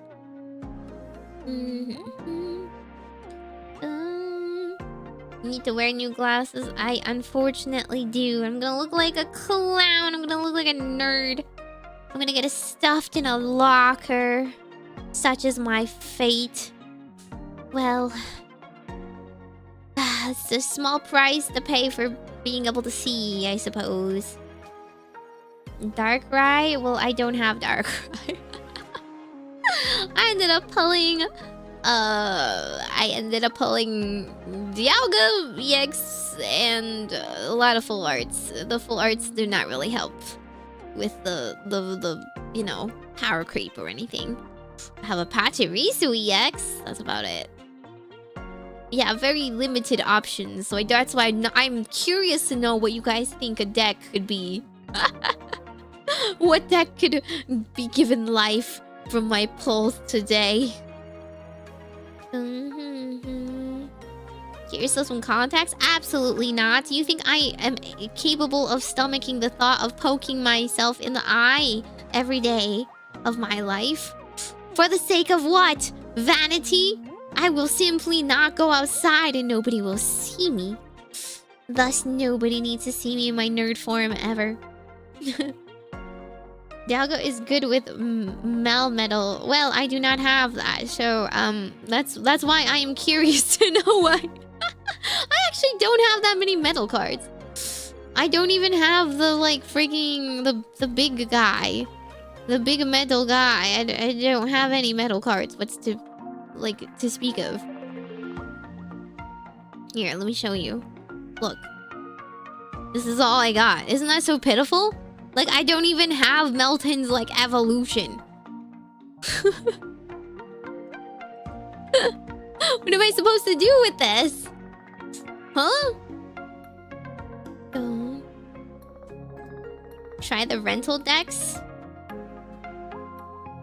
But that's not... I mean, I don't own it. I don't own it. Oh, I tried the silly round glasses. I just look like Harry Potter, but, like... female, and thus not any more attractive. Buy Sharp with the outcome, really? I mean, I guess he's not terrible. 70 damage, 90. There's a couple things that are like weak to metal now. So it's better than useless. Outside of metal decks. But colorless is just normal. What should I even play from the normal decks? Hello? I have my Wigglytuff EX and that's it. I have a lot of Eevees. They're very derpy now. Woo! Yeah, I got nothing. I got nothing.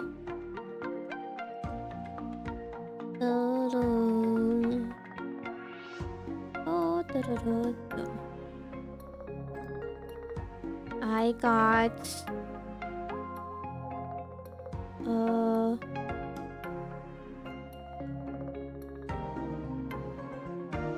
Oh, I guess there's now these guys, right? Shieldon, Vastiodon, Wormutson is steel? Clearly, I did not evolve my Burmese. Bronzor, Bronzong. I mean, yeah, he's metal. He's metal. He reminds me of Psychic Hypers, though. Porygons? Birds?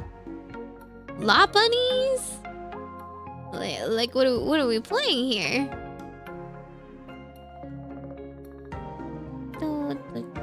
Yeah, that's it. That's all I got. We just throw those in? Just throw a couple of Bronzongs in and pretend I have a deck? I don't know. It doesn't seem like it's super strong or anything to me. No Poketools? Nope. No Poketools. Unfortunate. My Pachirisu is unpowered for now.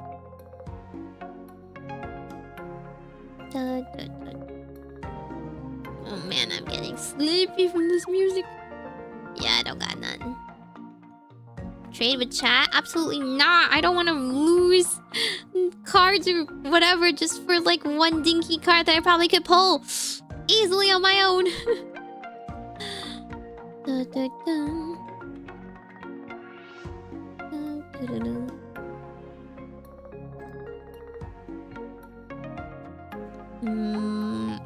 What do I even have? I wouldn't like Togekiss though. Togekiss is a cutie.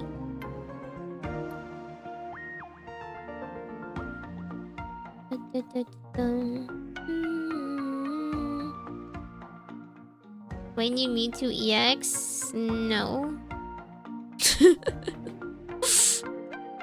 Does everyone like... I mean... Why? You guys have like 50 billion Mewtwo EXs or something? Why does everyone keep trying to offer Mewtwo EXs to me? I don't particularly want him or anything. I have one. I have my one. I've never really played a Mewtwo EX deck though. I have like 4 Moltres EX. I have enough Moltres EX as well. You have 6? What the heck? That's way too many. I don't think I have the most like exciting cards or anything when you look at this, but I do pull a lot of full arts that are very nice. I mean, I have my 1 Starmie, which is Star Ross. I have my Articuno, my Pikachu, but I only have 1 Pikachu. That's why it's not a very good deck. I do have, I think I have... No, I only have 1 Zapdos, really? Yeah, kind of weak all around.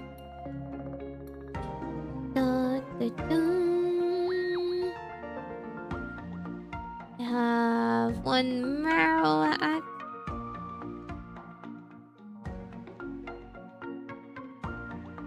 Eesh, really have nothing. My account is not very lucky for pulling EXs.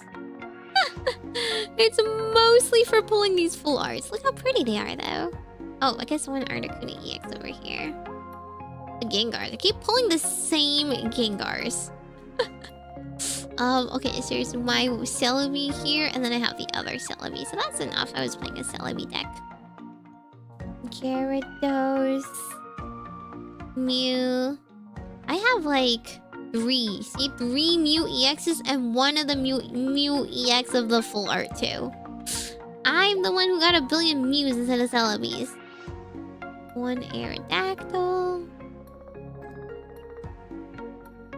Yeah, there we go. See, I have both Mews. I forgot.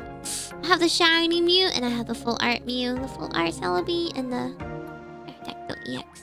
Yeah. Dun. Da, da, da, da, da. Anyway, that's my deck.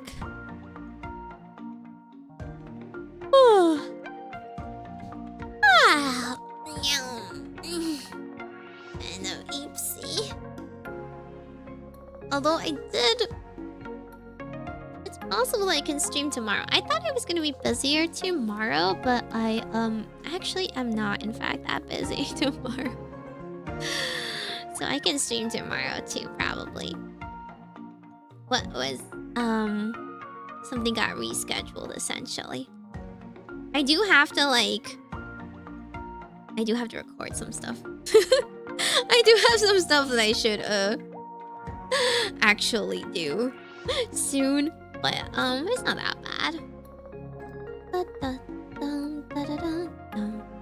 No standing emoji art Celebi. Standing emoji art Celebi? What? Is she just there? Dragonite is fun. I mean, everything is fun if you don't brick, isn't it? Luckless in Pocket. It's kind of rough, yeah. It's pretty hard unless you're like getting super lucky in one of their picks as well. I feel like Dragonite is so unfair. I don't know. Dragonite, when you get it up, it's terrifying. It does so much damage. The RNG just like clobbers you into the ground, right? Garchomp for drawing? That's true. Template Garchomp for drawing. It's kind of weird to like throw away your cards though.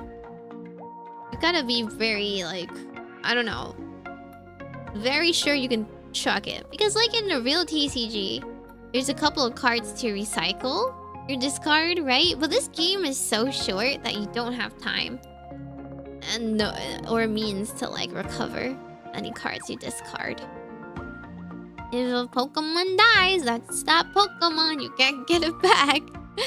You know? 20 cards short. Yeah. Well, I mean, like, you only have 3 prizes instead of 6. So they make a deck they can play from the grave. That's too Yu-Gi-Oh! Adjacent. Maybe if it was Ghost Pokemon, that'd be kind of fun. Today I was actually supposed to do Yu-Gi-Oh stream too, but then I like rescheduled this stream from yesterday. So, alas, it happened today, and then I wanted to yap.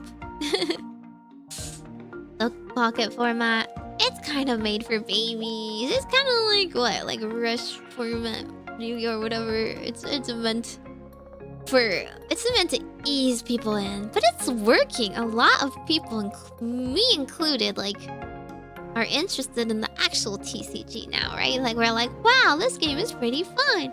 I want to play this in cardboard. I want to collect this beautiful card art in real life. I want to spend more money on one of the richest franchises in the world. Not that I haven't already. I'm a huge Pokemon fangirl to begin with.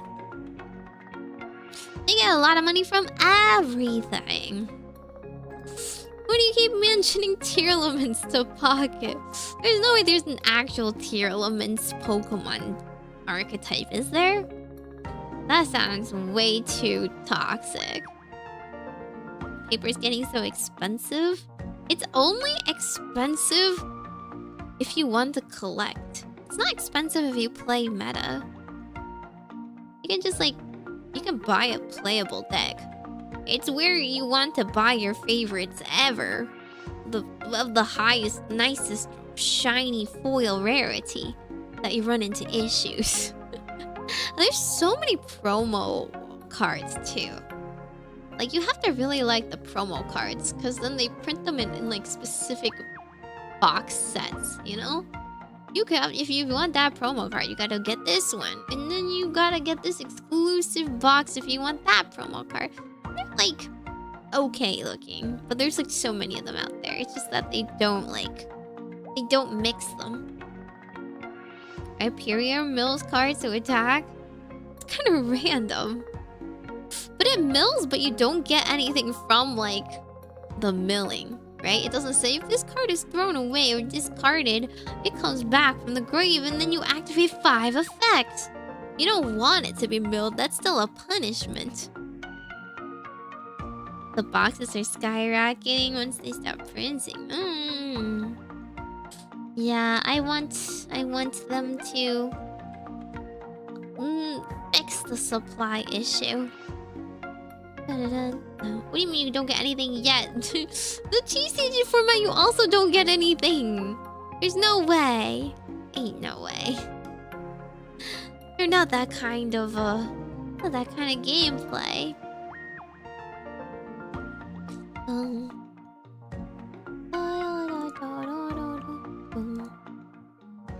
Oh man, I just realized in my other tab I still didn't choose my poll options for the next member stream. What should it be? What do people want to do in member streams? I guess I guess you guys wouldn't know if so you are not a member.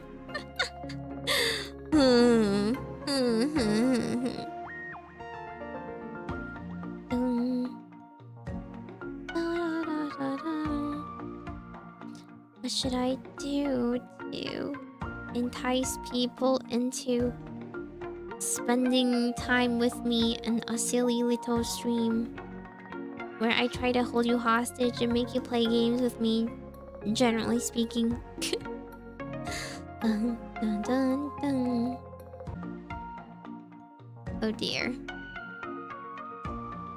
My OBS froze for a second. Well, my OBS is telling me to get on with it.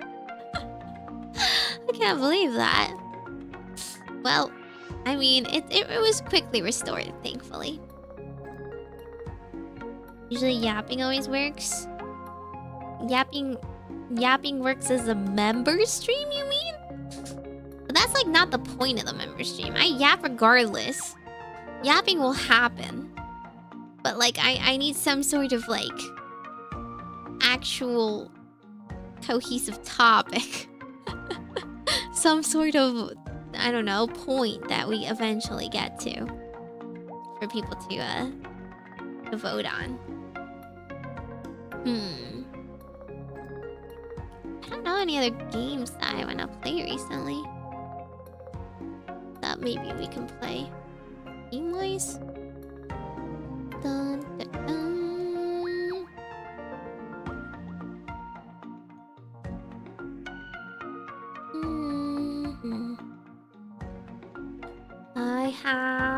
I mean, we've played all the recent ones that are kind of... Do I force everyone to play Pokemon Unite again? Do I force everyone to play Mahjong again? Do I force everyone to play...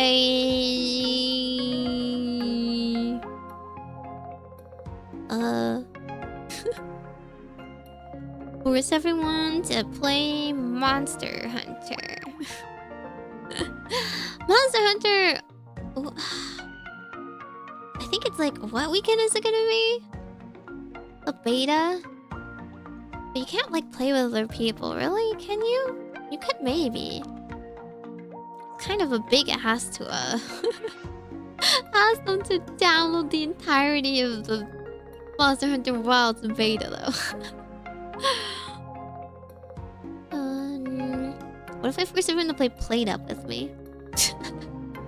It's not really a game that hosts a lot of people though. Magic the Gathering, that's a 1v1. Why is everyone asking, did you still want a Mewtwo EX? I've never wanted one. Well, I mean, I kind of wanted one in the beginning. I own one, but I'm not going to trade for any EX. Do you know how many cards I need to get rid of to trade for a singular EX? It's not worth it. Oh man, I wish people could raid. And we could do some fun raiding. Just imagine. Me and the crew, and then we go mount hunting in Final Fantasy 14. I guess we could play something normal. Like party animals maybe? We've never played that. Okay, let me do a vote. I'll vote Mahjong, and then...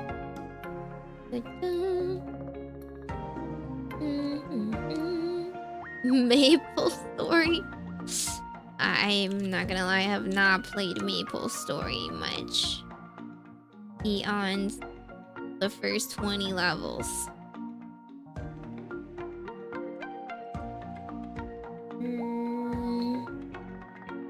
What did I say again? Mahjong.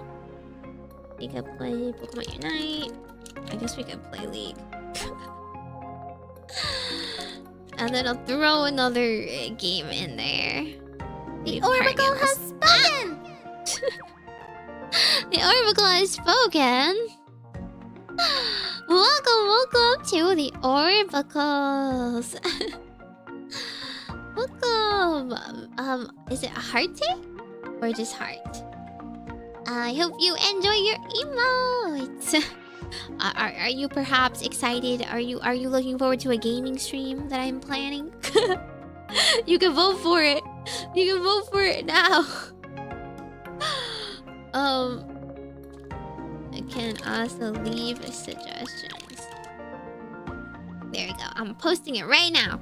Right now in the membership tab on YouTube. You too can vote for the next member stream. Mostly gaming.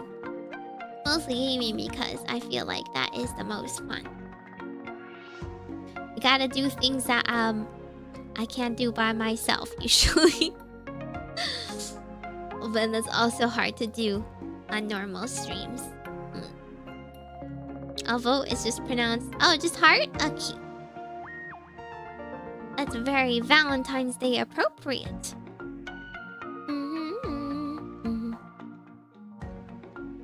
Alrighty. I have done so.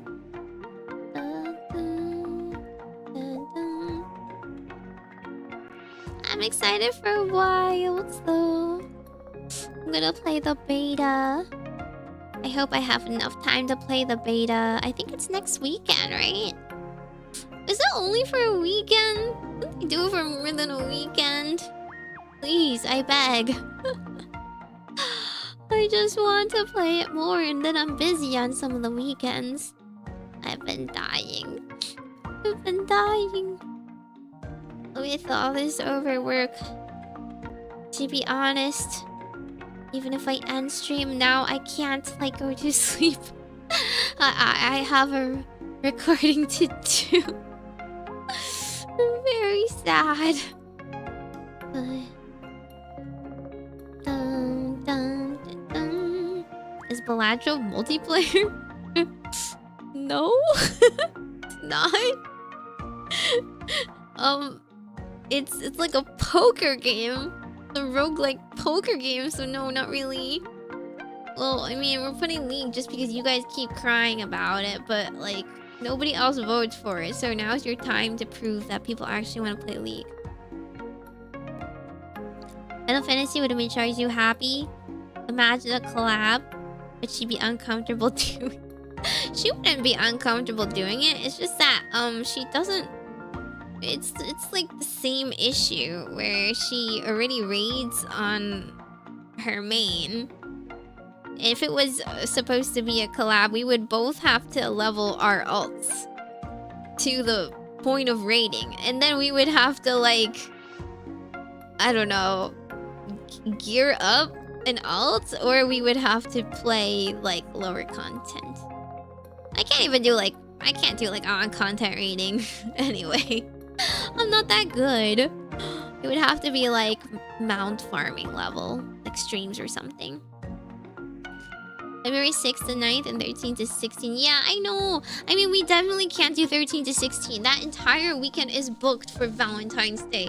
And I'm dying from all of the prep. It's so soon. I'm going to throw up. Ugh.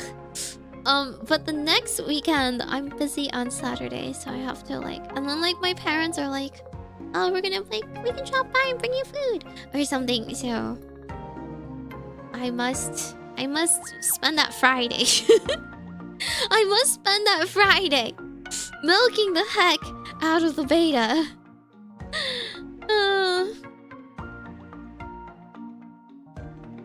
Card game simulator Digimon? Huh? What do you mean? What's card game simulator Digimon? Isn't that just Digimon TCG? Is that not the same thing? I still don't know how to play Digimon though. I gotta learn. I mean, Wilds does come out soon anyway, true. But like, gotta play in the beginning when it's all hype and stuff, you know? And then soon I will just be like the only person playing. The rest of the world will have moved on. Where they're just not, it's not that interesting to watch unless it's the main story. I'm gonna blitz through the main story. Did I play TCG Shop Simulator? Yes, you can search on my channel. Easily searchable answers. Go on my channel. The TCG? Well, I'm not gonna play the Digimon TCG myself. Originally, I was gonna do a collab with Nova, and Nova was gonna teach it to me. But Nova has like Miwa over at the moment, so she's a little preoccupied. So we ended up rescheduling. We're gonna do it some other time when she's free. Does not simply quit the Monster Hunter grind. I mean, I don't really want to grind. I don't like grinding. I don't like games where we have to grind. If it's fun, I will play it. You know? I like playing like multiple hunts over like with different people. But I don't want to do the same thing over and over just to get like end game gear or just the level.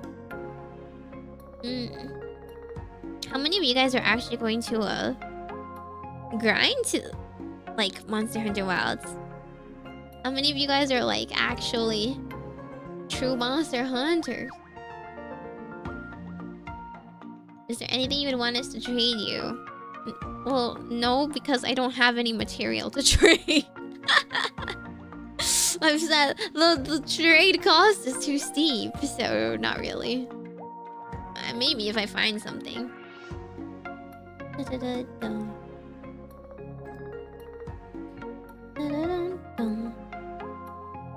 What do you mean you guys must carry me? Hello? Last I checked, I was carrying you guys? You guys just weren't like good enough to keep up. I had to like try and lower my level, otherwise you guys couldn't play with me. I'm gonna go back to my first love, the hunting horn. I just gotta learn the like controls, so I know the combos. I do get all the gems and plates in one hunt. It's true. It is true. Like you don't. I've been playing since 3. Oh, that's a lot. I haven't played that much. Only played since World. What do you mean made me light as natural as she breathed? Were you even there? Hello? Huh?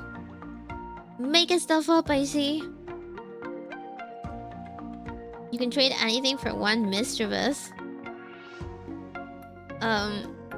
Like I said, I'm still going to be pulling packs. I'm sure I'll get the commons eventually, so there's not that much point in getting trades, you know? Because then there's like a lot of cooldown and like material. Trade like material is expensive, guys. I'm not gonna blow it on something I don't really need. Now that Meimi has glasses and can see, I do not wish to see. I do not wish to look. I have seen enough.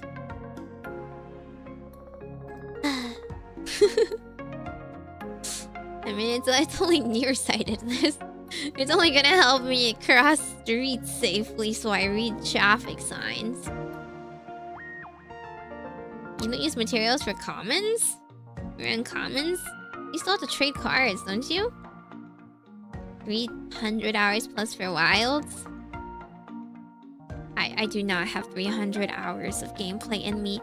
Now, Hello Kitty Island Adventure, on the other hand. I'm gonna put so many hours in that baby. I wanna play that already. Oh, I wanna play it so bad. I'm gonna get it on the Switch.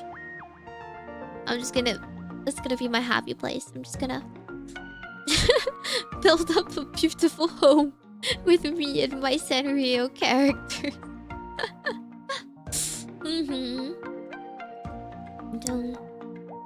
What do you mean I can't even see? I don't need to see your BS coming from a mile away.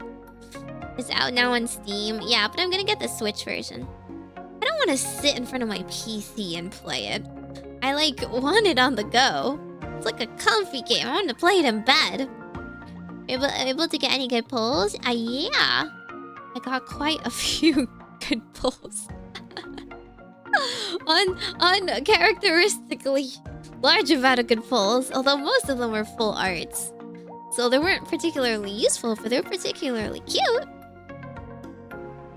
Yeah, I'm just gonna be away in Hello Kitty Island. You guys are gonna lose me. I'm gonna be gone. On vacation permanently. You can get a Steam Deck for literally one game? I ain't no way. I have a Switch for a reason. There's no crossplay is the only issue, so I gotta make sure I'm playing on the same device as my girlies.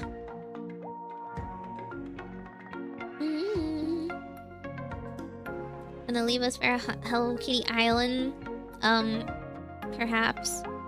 I mean, I have like over 500 hours on Animal Crossing.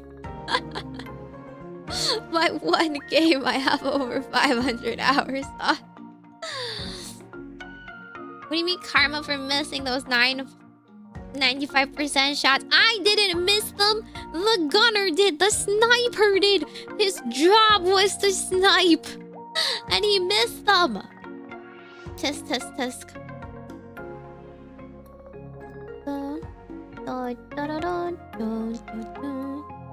Under those hours you sleeping in the game?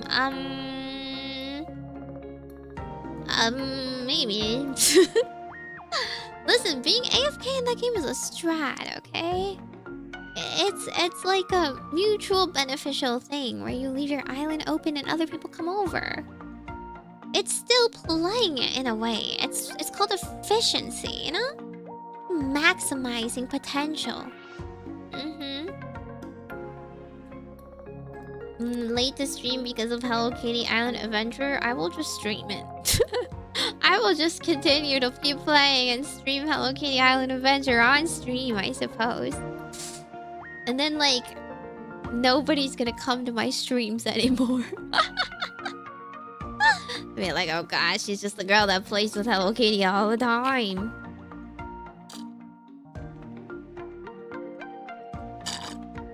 The radish market, yep. That's true. I was a forefront, you know, pioneer in the radish market. Back when it was still profitable. That's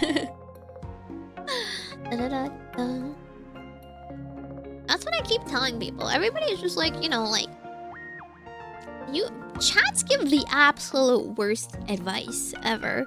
Which is to tell streamers that they can stream anything and you'll still watch. That's patently false. There's a whole point to streaming, and it's about being entertaining. Granted, even if you try sometimes, you know, like sometimes it just fails, and that's just gonna happen. That's just life. Not every stream is gonna be the most entertaining, but did you give it a good try, right?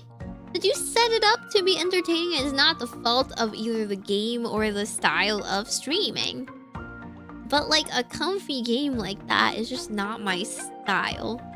That's why I don't stream that many comfy games. Every now and then I do indulge, yes. And I'm just like, I don't care what happens. I just want to play my game today and I'll be happy. Yes, I do that. I take like a knowing L when I do that.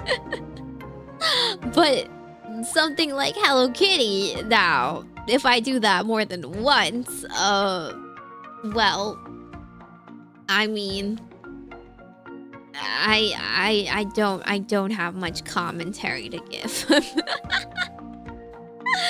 I can't really rage game on a comfy game. People aren't here to see me happy. People are here to see me suffer. And then make other people suffer in turn.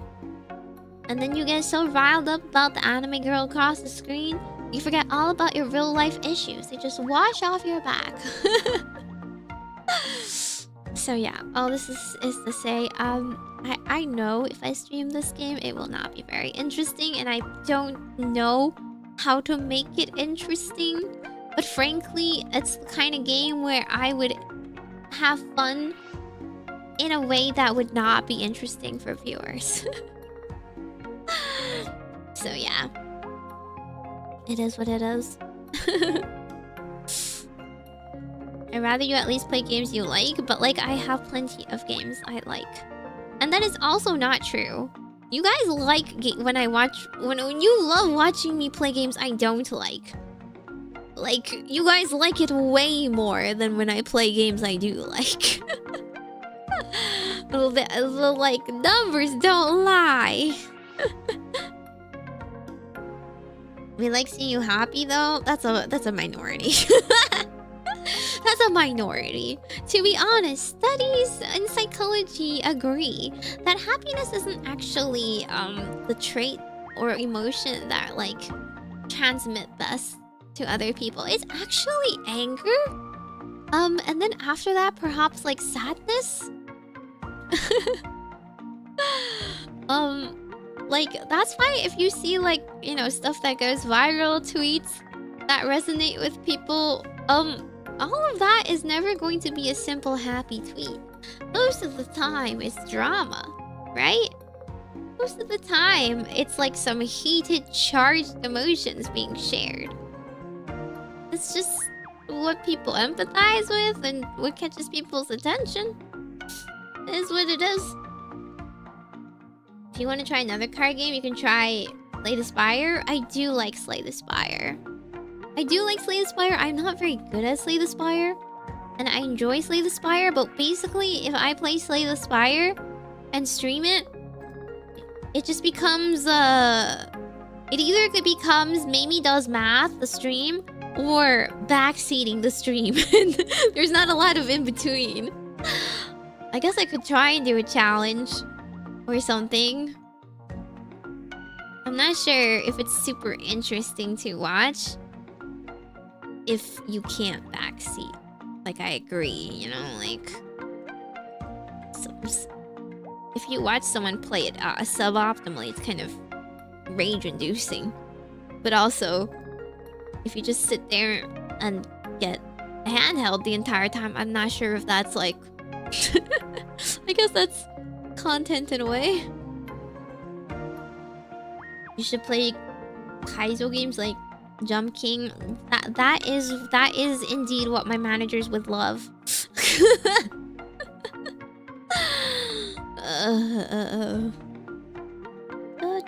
I've played Balatro before. Nobody is actually interested in watching people play Balatro. People just want to play Balatro on their own. Does Tyr and Tillerman resonate better? Yes. They do. Because it's memorable, right? You have a visceral reaction once you see Tyr and Tillerman. If someone plays a normal deck, you don't really remember that. It's kind of unforgettable, doesn't make a lasting impression on you. Trauma, on the other hand, cuts deeper.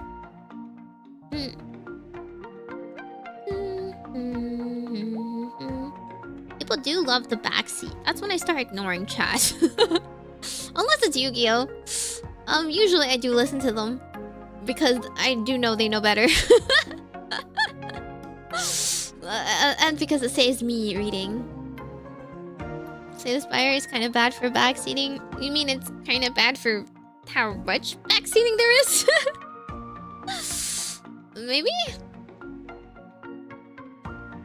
Yeah, rage content. I mean, I don't need to play something difficult like Dark Souls. I can play a baby game and still be bad at it.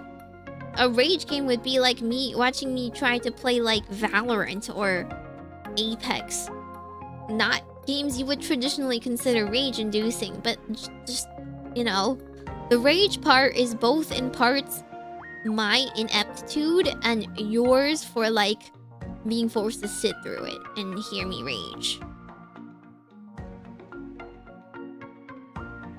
There's a Capcom card game for phones? Peppin?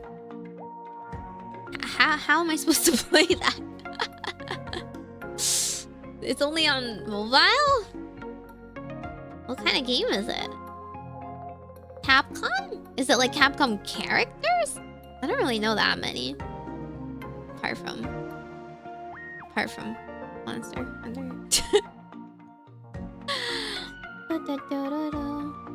Mario games for max rage? I would get skill issued very quickly. I would just get stuck.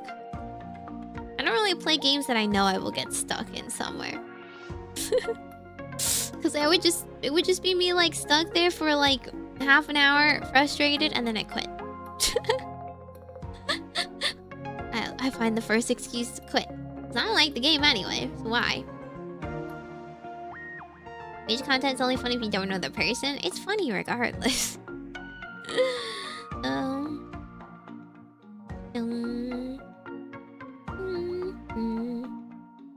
You can use the Google Play Beta emulator in the PC. Is it any good? Because I don't know anything about Capcom. Wow, the first thing I type and it gives me like the wrong thing. Oh yeah, it's like this is like Street Fighter character question mark. Capcom is like, I don't know, I feel like most of their IPs are very like male heavy favorites. I don't know if they have anything that girls like that much.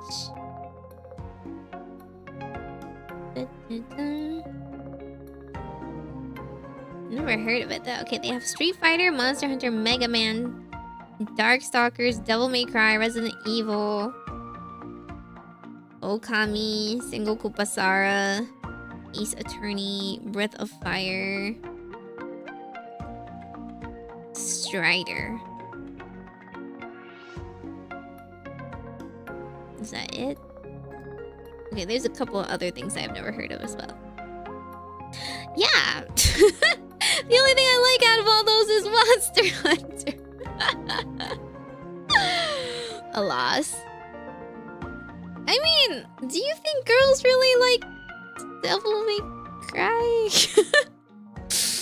In Street Fighter? Not really.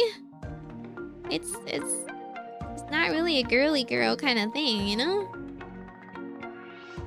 I didn't play Okami. It looks silly. But no. My sister had played Okami, I guess. Collab with she and play Super Mario Sunshine? That's not a 2-player game, is it? Resident Evil is also a game I probably would never play because it's scary. You're not killing monsters but hunting them. Yeah, exactly. You're hunting the monsters out of love, of protecting the environment. Well, all women like Wesker. Who's Wesker?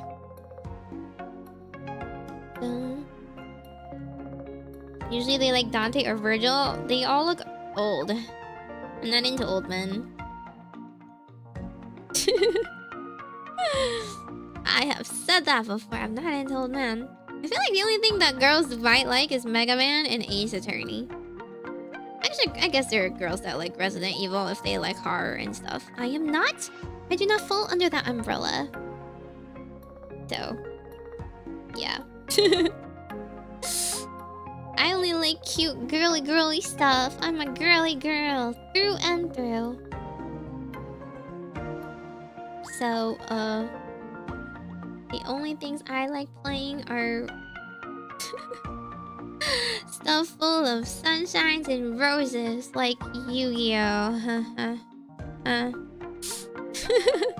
They definitely do look old. Exactly.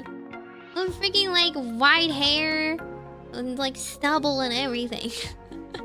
Grody, I'm sorry. I'm not at an age where I think old men are attractive and I don't have daddy issues. They also all have daddy issues, don't they? Something something. One of them is like the dad and he's like awful. They always had white hair. Okay, it doesn't do them any favors, let's just say. Yeah, I guess they do have issues in general. I mean, to be fair, we did see it. We did end up seeing it.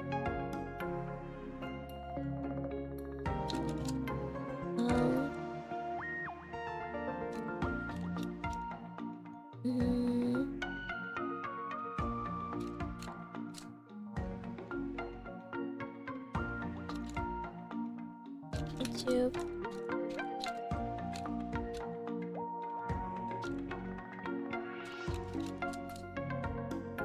There we go. Dun, dun, dun, dun. You guys are all outing yourselves as old. Do you guys look like that though? That's like beyond old. That's like my dad, you know? Like I'm not gonna be attracted to that. I'm not saying like slightly older. That's like the age where they're having children and like going to be having, I don't know, grandchildren.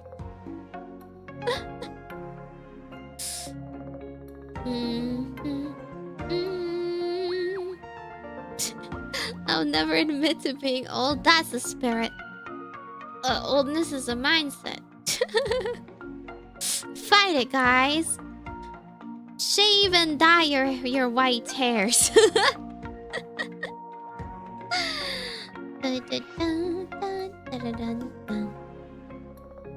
Alrighty. What shall we do tomorrow? Should we actually play Yu-Gi-Oh? Should we actually play Yu-Gi-Oh or should I just play Hello Kitty Island Adventure?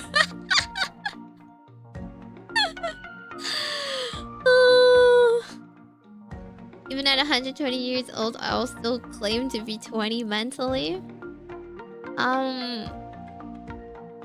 You as you should smile, because you are also only 120 years young. Smile.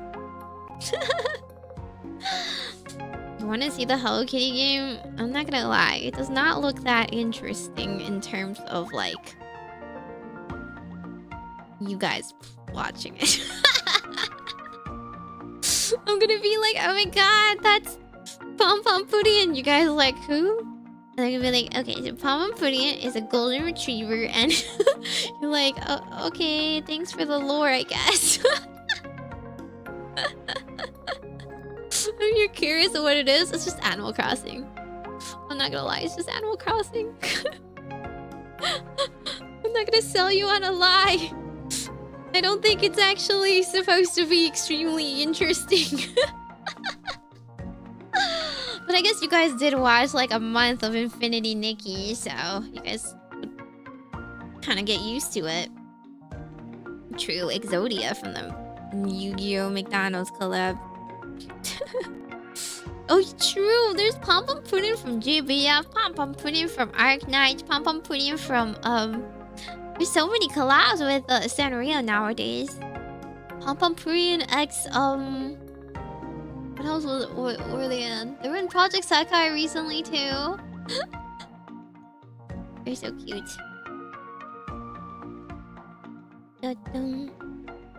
Maybe I should watch a Yu-Gi-Oh! Video. My mind is kind of slipping. My mind's kind of slipping. But what if I give a bad react because I'm sleepy? Dun, dun, dun, dun, dun. Let me see. I'm curious. Hello Kitty Island Adventure. You know, I am not going to be playing the trailer because if anything is going to copyright me, it's absolutely going to be Sanrio. Let me see. Embark on a cozy open world adventure with Hello Kitty and friends. Befriend beloved characters as you explore and restore a mysterious island. Solve ancient puzzles. Cook delicious dishes. Customize yourself in your cabins. And so much more. Okay, you can fish in this game. You can grow flowers that look exactly like Animal Crossing flowers. You can decorate your cabin. There are some puzzles that makes it a little bit different than Animal Crossing. I think there's like, maybe it's a bit more like Harvest Moon. You know how in Harvest Moon, if you've ever played, you have to like go around and restore the island. So this is like that. I suppose every time you do that, they give you like recipes to build furniture or whatever. So I guess I'll try just speedrun saving of the island. I don't know what else you can do. Most of it is just taking pictures. It's literally just taking pictures with your best friends, you know? There's this... you can go on picnics with them. You can... There's a couple different areas. I mean, okay, they keep like selling this volcano part. There's no way that volcano part lasts forever. You can go scuba diving. Okay, you can go underwater. And the most exciting part, I'm sure, is the underwater furniture. There's like, the whole point is like you go visit with your friends. Right? You go to your friend's island. Survive haunting traps. They make it seem like you're actually going to like have any difficult puzzles, but I'm sure they're not going to be that difficult.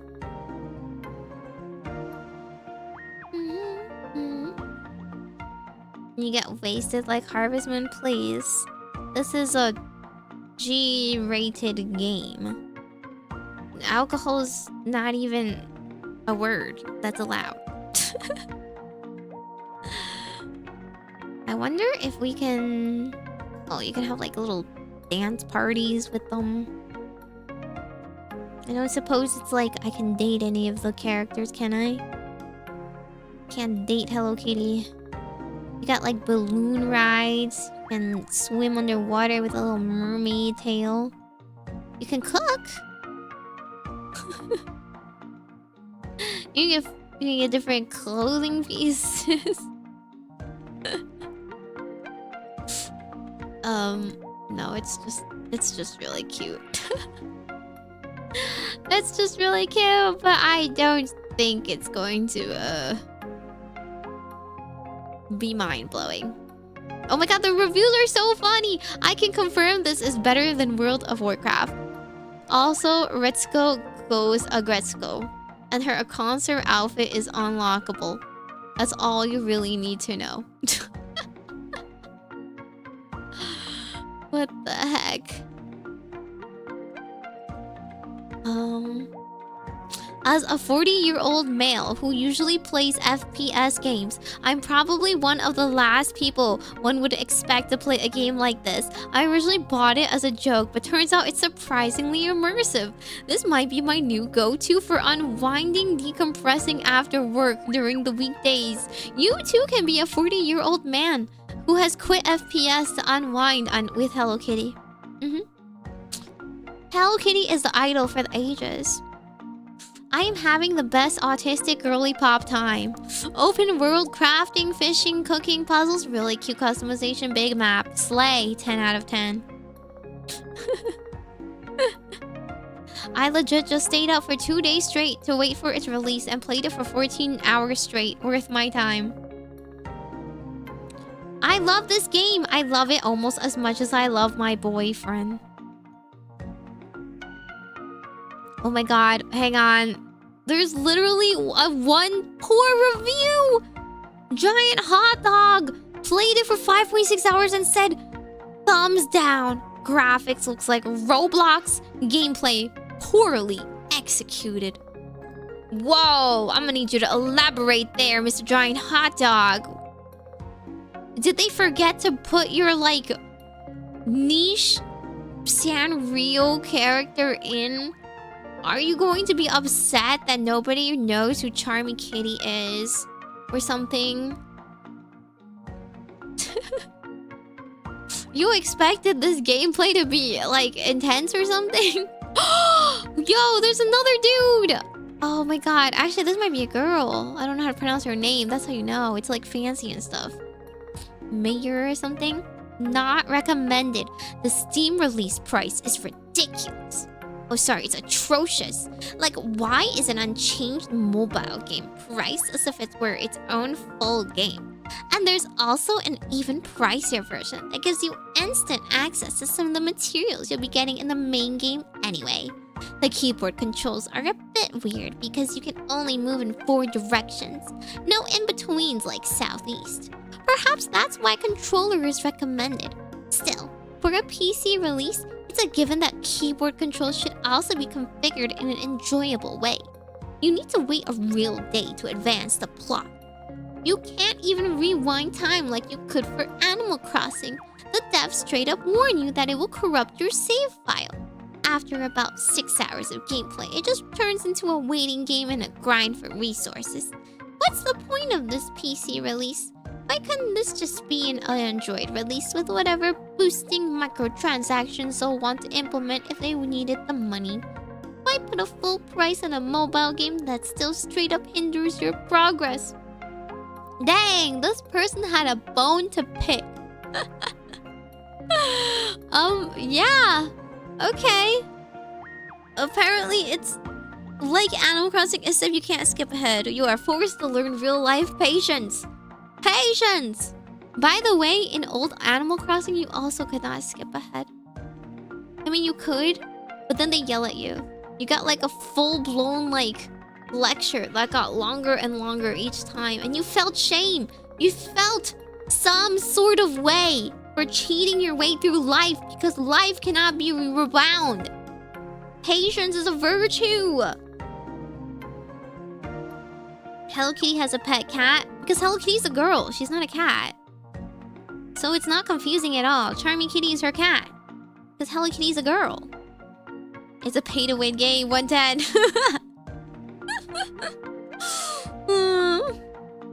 capitalist would have would. Hang on, let me read some more.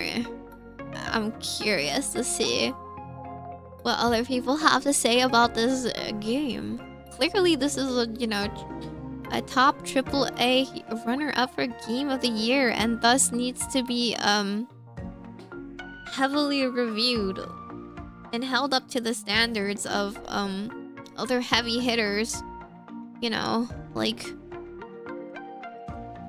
I don't know, 80s.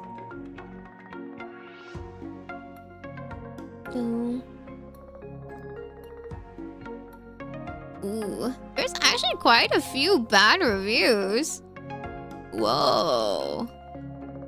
A lot of people seem to be mad about the time gate. A lot of people are just saying it's just the same as the mobile game. It wasn't even 2 hours in before I got my first time gate. Huh. And then you only get 3 gifts a day, which refreshes daily. Which meant it's meant to break, like take a break. So it gets very grindy.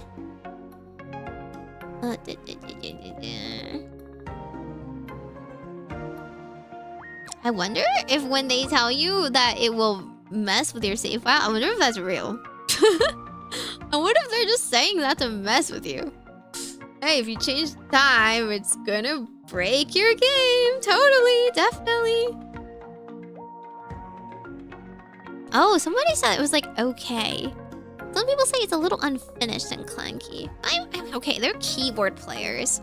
God, go plug in a cheap like Xbox controller and learn how to enjoy angles that way.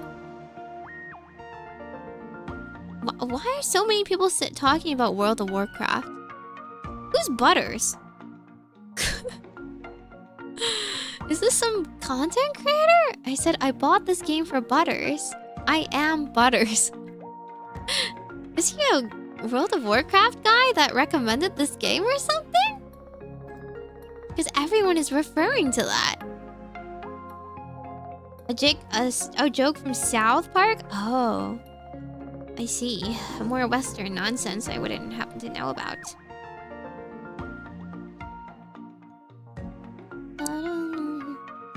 They just straight up delete your save file.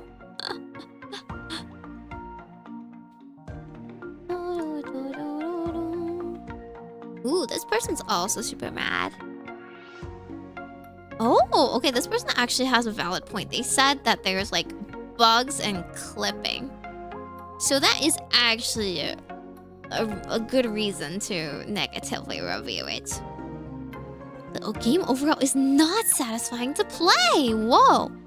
You compare this to Animal Crossing, you're comparing a complete game to this buggy mess. It's chunky to progress.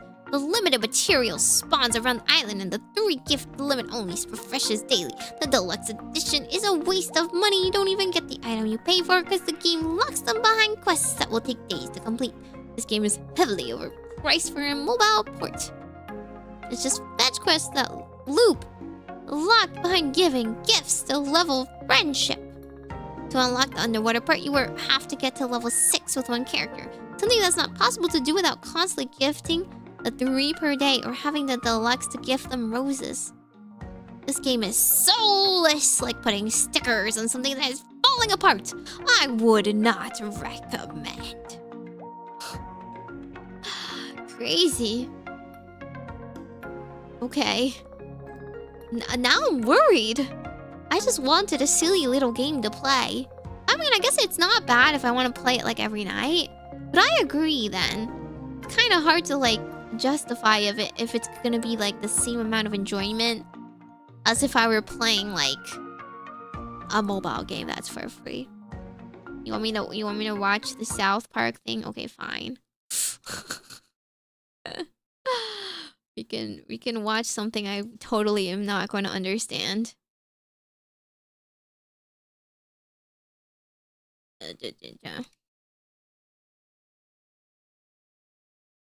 I don't play World Oh my god, it is. of Warcraft. Butters, you said you're on your computer all the time. Yeah, but I'm playing Hello Kitty Island Adventure. Wait, it's actually named the same thing? Did Sanrio intentionally name it this? Or no? Huh? Are they in on this joke? Excuse me? Oh, this is the wrong thing.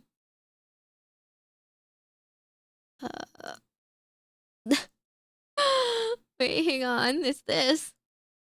I don't play World of Warcraft. Butters, you said you're on your computer all the time. Yeah, but I'm playing Hello Kitty Island Adventure. Like, Butters, go buy World of Warcraft, install it on your computer, and join the online sensation before we all murder you. Oh, all right. that didn't age well. This shall be a day for all to remember! That didn't age well. But the Hello Kitty Island Adventure also apparently didn't age well. Or it didn't release well. It didn't age yet. It's too new. Okay, you know what? Sanrio devs, I'll give it to you. I would also have taken that name. That's a stellar name. They watched this episode and it ticked something off. A light bulb went off. They're like, I could sell a game called Hello Kitty Island Adventure. But honestly, it's the same thing. Exactly down to the wording.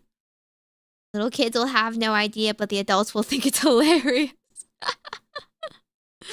Please. It's not just little kids playing this. It's like adults like me that have always wanted to play Hello Kitty Island Adventure. Now's our moment.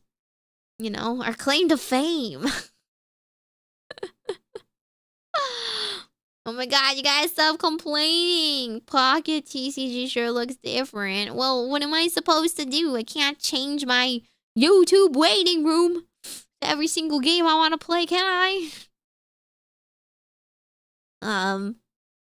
Strange Tinkaton. Yeah.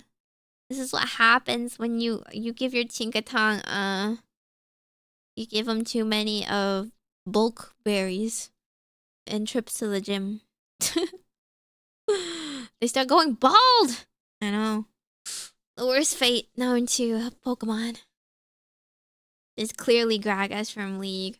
Listen, the only time I would be willing to play World of Warcraft is if my manager is willing to teach me.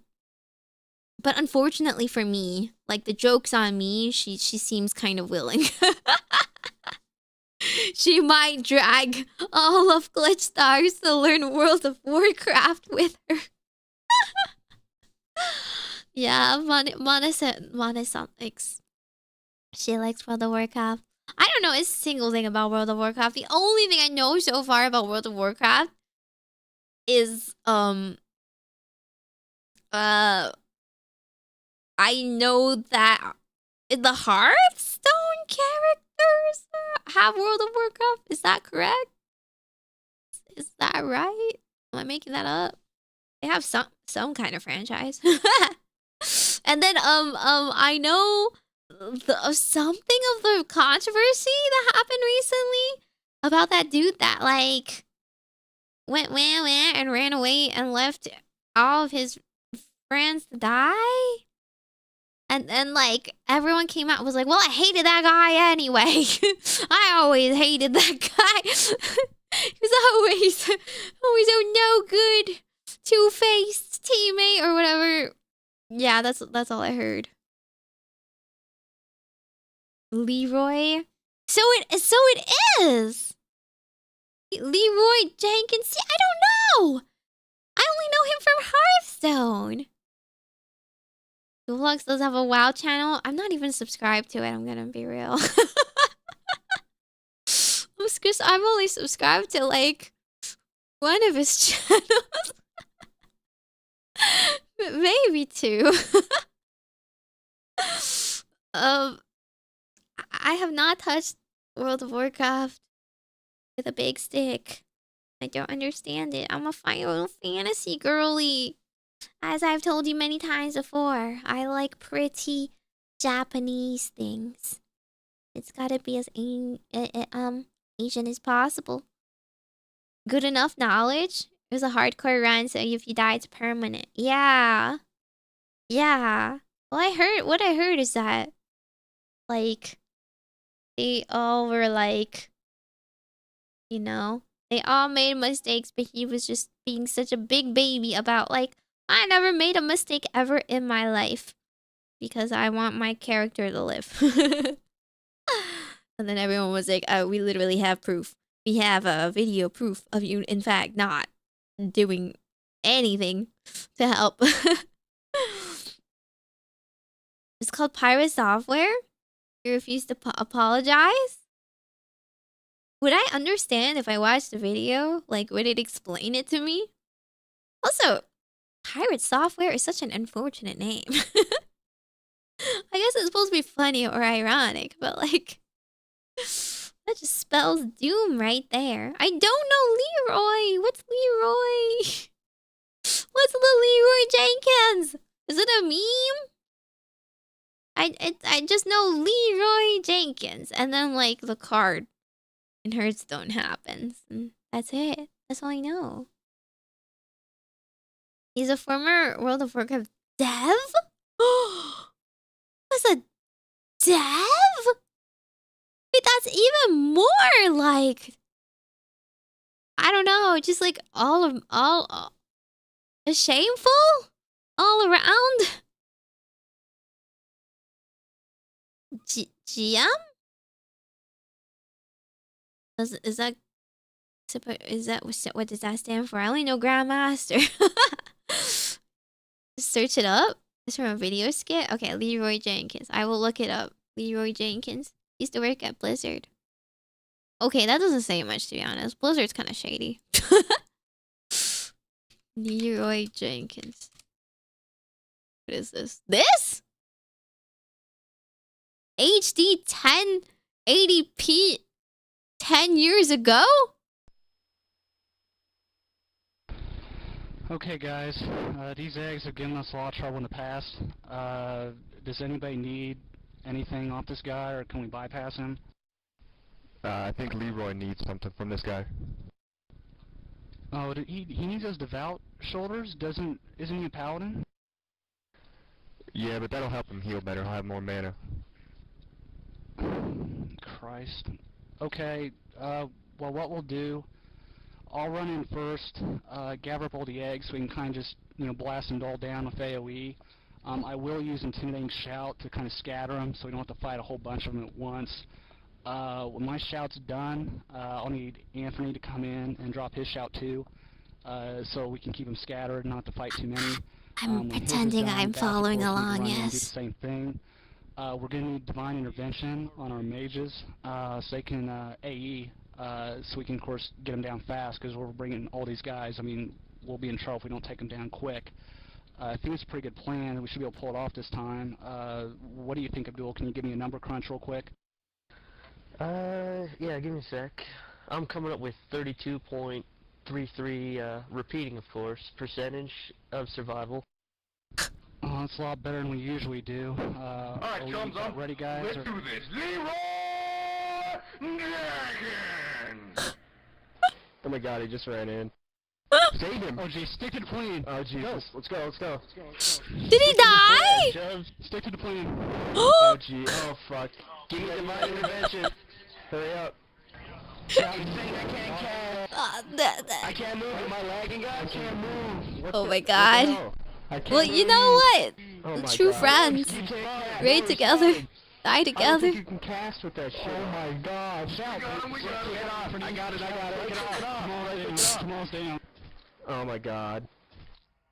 Are they all getting picked off? I can't tell. These graphics are too ancient. Leroy. This is ridiculous. So mass. I'm down, forking down. God damn. This is down. Before I can remove all this. God. Is that Leroy that we're watching right now?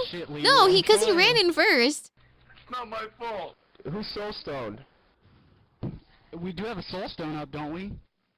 Oh my god, is he on the ground? Is that Leroy? Oh god. Why is so many bodies? Great job. House for You were life. just stupid as hell. Oh man. Eat that chicken. Okay. So basically, you're just like, alrighty. I no brain. I Leroy Jenkins. But you know, everyone followed after him. At least I got chickens. Dang. And this just became a running meme. It was just his name? It wasn't like a character? It wasn't like an NPC or story? All this time I thought this was like some NPC that like got named and added as like a hero or something. It's just this username. I like the little bit of role playing though. Can you crunch me some numbers? Oh yeah, I got a 33.3% chance of survival. Ah, that's better than what we usually do. Like, everything was like so serious beforehand. They were just prepping, right? They were just like, okay, so we're gonna like do A to the B. We're gonna do like a squad formation, and then we got like the Mooges backup. And then we're like, what do you say, buddies? Are you ready for the war? Like, Leroy Jenkins. They should just have like a Minecraft creeper exploding noise after that. And that's how it ends. He became an NPC who got his own quest just because of that? Dang, how old is this? Let's do this. Meimi! Majokko! No, it's Majokko Meimi first. Oh my god, get it right. At least get my name right. How long have you been on my channel? Gosh. Minecraft wasn't released back then? Really? What? I thought Minecraft was around forever. It's just made out of pixels. Oh. What does roached out? Oh. Like, you know, was bad? Like, Roach doesn't run away and survived out his teammates, but actually felt bad about it. And Pirate said his mage gameplay made him physically ill. He had the nerve to trash on others just because he was like, I don't know, so in up his own butt, perhaps. Okay, yeah, I know. Okay, you know, I didn't really know much about World of Warcraft, but I found out the story from Nova. Nova told me that she bought World of Warcraft back when it was on a CD, but her PC couldn't play it. So she owned it, but never actually got to play World of Warcraft. Isn't that so sad? F to that CD that never got downloaded. And I was like, what do you mean it was on a CD? What do you mean? I thought the CD games were like, I don't know. I had CD games. They were like Disney's. My favorite game ever as a child was like this Disney's Little Mermaid 2 CD game. Or like Jumpstart 3rd grade is, you know, like, what do you mean World of Warcraft is also on a CD? Huh? StarCraft wasn't on a CD, was it? Not that I ever played the first one, but it was like the only other game I can think of that's kind of old. Was Skyrim on CDs? What was Skyrim? You have to buy the expansion packs later. But like, expansion packs make sense. They come like separately, right? League of Legends was on a CD? What? Sims? Okay, that's true. I do. Well, I thought The Sims was on like the PlayStation or something. That would make more sense. Floppy disk? I know about floppy disks. I've used floppy disks before, but they did not hold games. They were too small for games. StarCraft was on a CD. Oh. Okay. I just, the only games I had on CDs were like learning games, you know? Those were the only games I was allowed to play. I vaguely learned math from like Reader Rabbit or something. And he was on an island and it was like 3rd grade math. It was fine. He goes online, but it had a special physical release. Oh. Interesting. It's Chex Quest. Alphabet Games. Yeah, like the reading games, you know? They were fun. Yes, that's what I keep telling you guys. I keep trying to say. I am so unironically, like... I'm so unironically into I Spy, and I want to play I Spy Spooky Mansion with you guys. I bought it. I found like a website that sold it, and I bought a version of it that you can play without like anything. You could just legally play I Spy Spooky Mansion. You don't have to download any like of the old like old weird things. Because I did once like try and play and install Jumpstart 3rd grade again. But you had to like download some sort of thing to emulate an old Windows. It was too complicated. I didn't want to play it that long. Yeah, I do want to play it. Doom? Okay, I didn't know Doom was a game either. I only know that Doom, when Doom came out at the same time as Animal Crossing, and everyone was like, haha. That was the only Doom I had ever heard of. What do you mean there was an earlier Doom? What the heck even is Doom?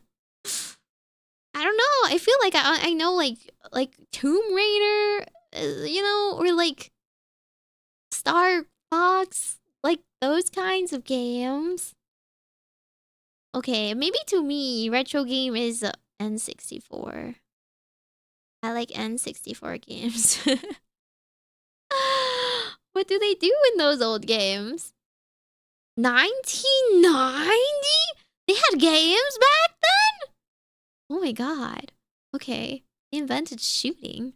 I'm pretty sure guns invented shooting. I'm pretty sure before guns, archery invented shooting. And before then, I don't know, David versus Goliath with a slingshot invented shooting. Chainsawing a demon in half. Oh, okay. That's pretty edgy. That is in fact pretty edgy.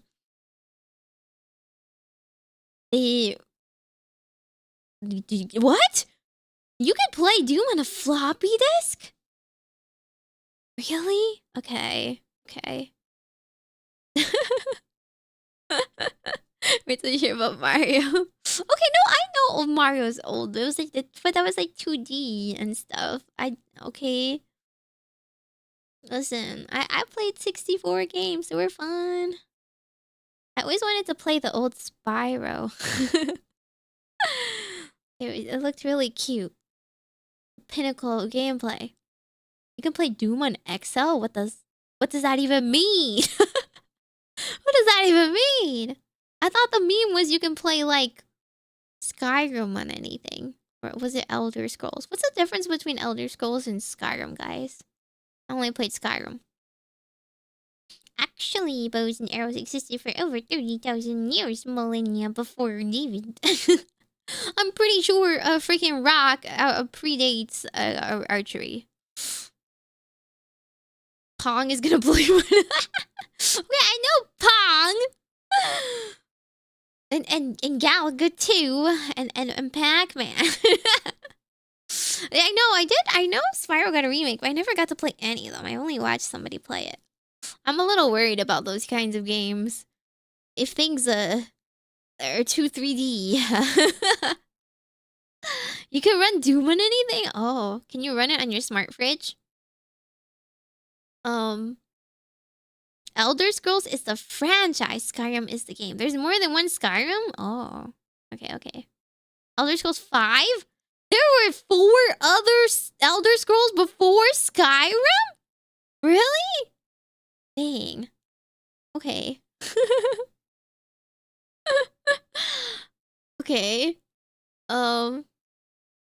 Tetris? I'm really bad at Tetris. Did you play Oregon Trail? Maybe. Maybe in school I think I did for a little bit. Yeah. Yes, you can play it on a smart fridge. That's all I need to know. Like, as if I own a smart fridge. The scrolls are pretty elder. Pretty elder at 5. No. The first game was just called Scrolls? And they just got older and older? Dang. Elder Majokko the 5th. A niche game, Terranigma? What kind of game is that? Bacteria Torrentum. There's a site where they managed to get Doom running as a playable chip. Doom on a digital camera back in the day. Okay, I do know that you can run games pretty solidly on and like graphing calculators. Right? Okay. Well, the more you know. As you can see, I'm not really a retro gamer. Young Meimi is not allowed to play many games. I got to play DDR. A goldfish play Doom. Goldfish can play anything. Wait. Is there a video on any of this? Can you illustrate this to me?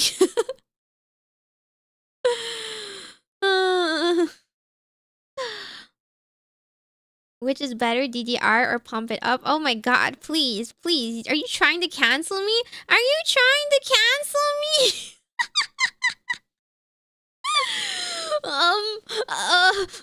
Real rhythm gamers do not interact. Okay, I feel like real rhythm gamers would say DDR, right? But Pump It Up is more popularized now. They have more like popular music, but DDR has a lot of like rhythm gaming music. It has like intensely difficult charts. It has a history of difficult charts. I don't know. I was sat through it. I was sat through like this TED talk on DDR charts, and I don't think I absorbed much of it.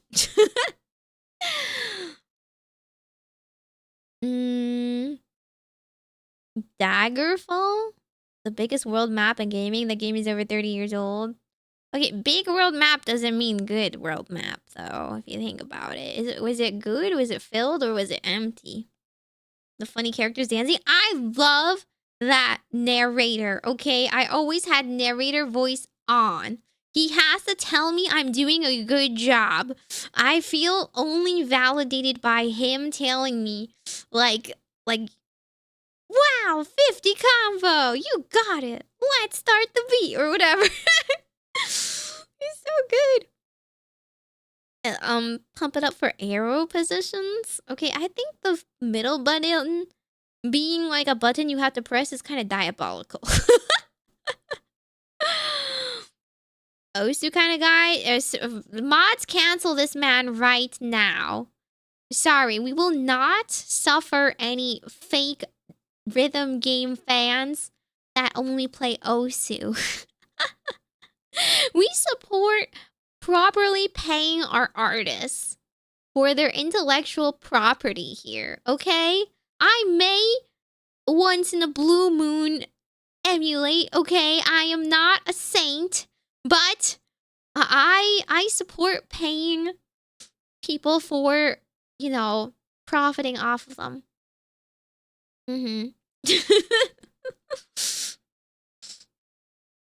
We playing F and F? Oh my god, I have played Friday Night Funkin'. It's fun. I also played the HoloLive.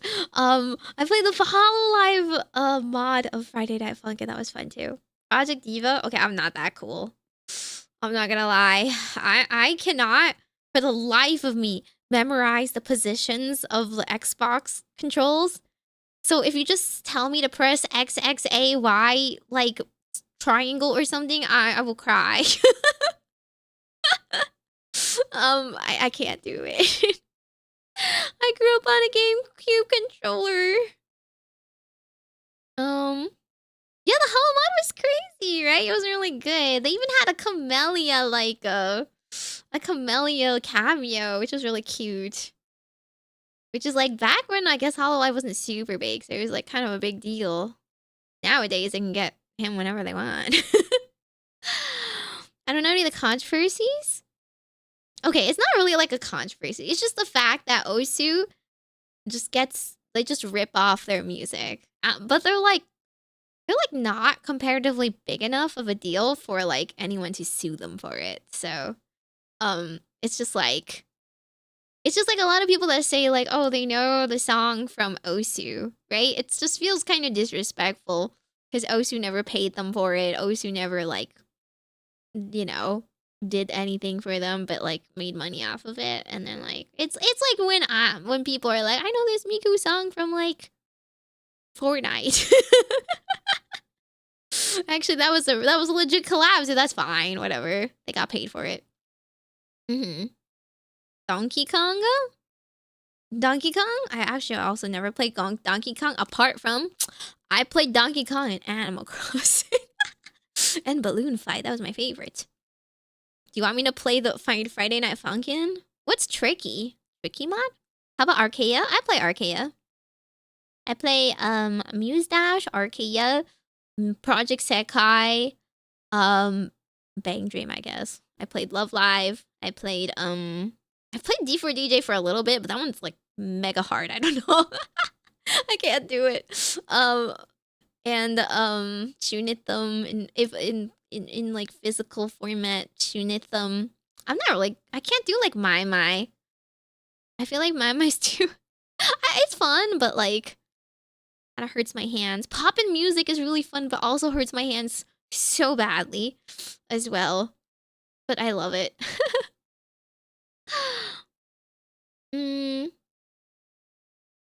Yeah, the 4 main buttons positioning. It's like charger cables, you know? Why can't they just unite?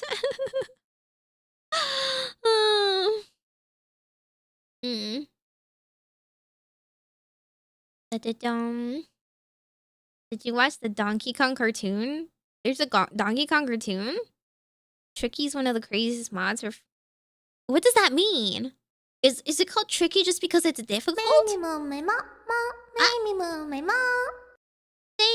you for the super, Inatama. Hi, Mimi. Thanks for your blessing. I want a fair bit of mahjong. No way! You want mahjong!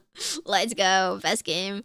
Hope you had a good post today, by the way. What's your favorite Pokemon and Pokemon type? I have so many favorite Pokemons and favorite Pokemon types.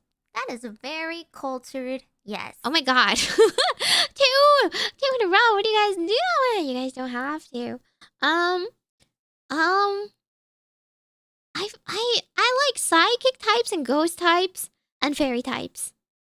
I like those. Oh, but you know what? Like if you're talking about starters, I have like switched around my starters fairly evenly, but I also really like grass types. Yeah. So like the OG Pokemon, I would say I like grass types a lot. But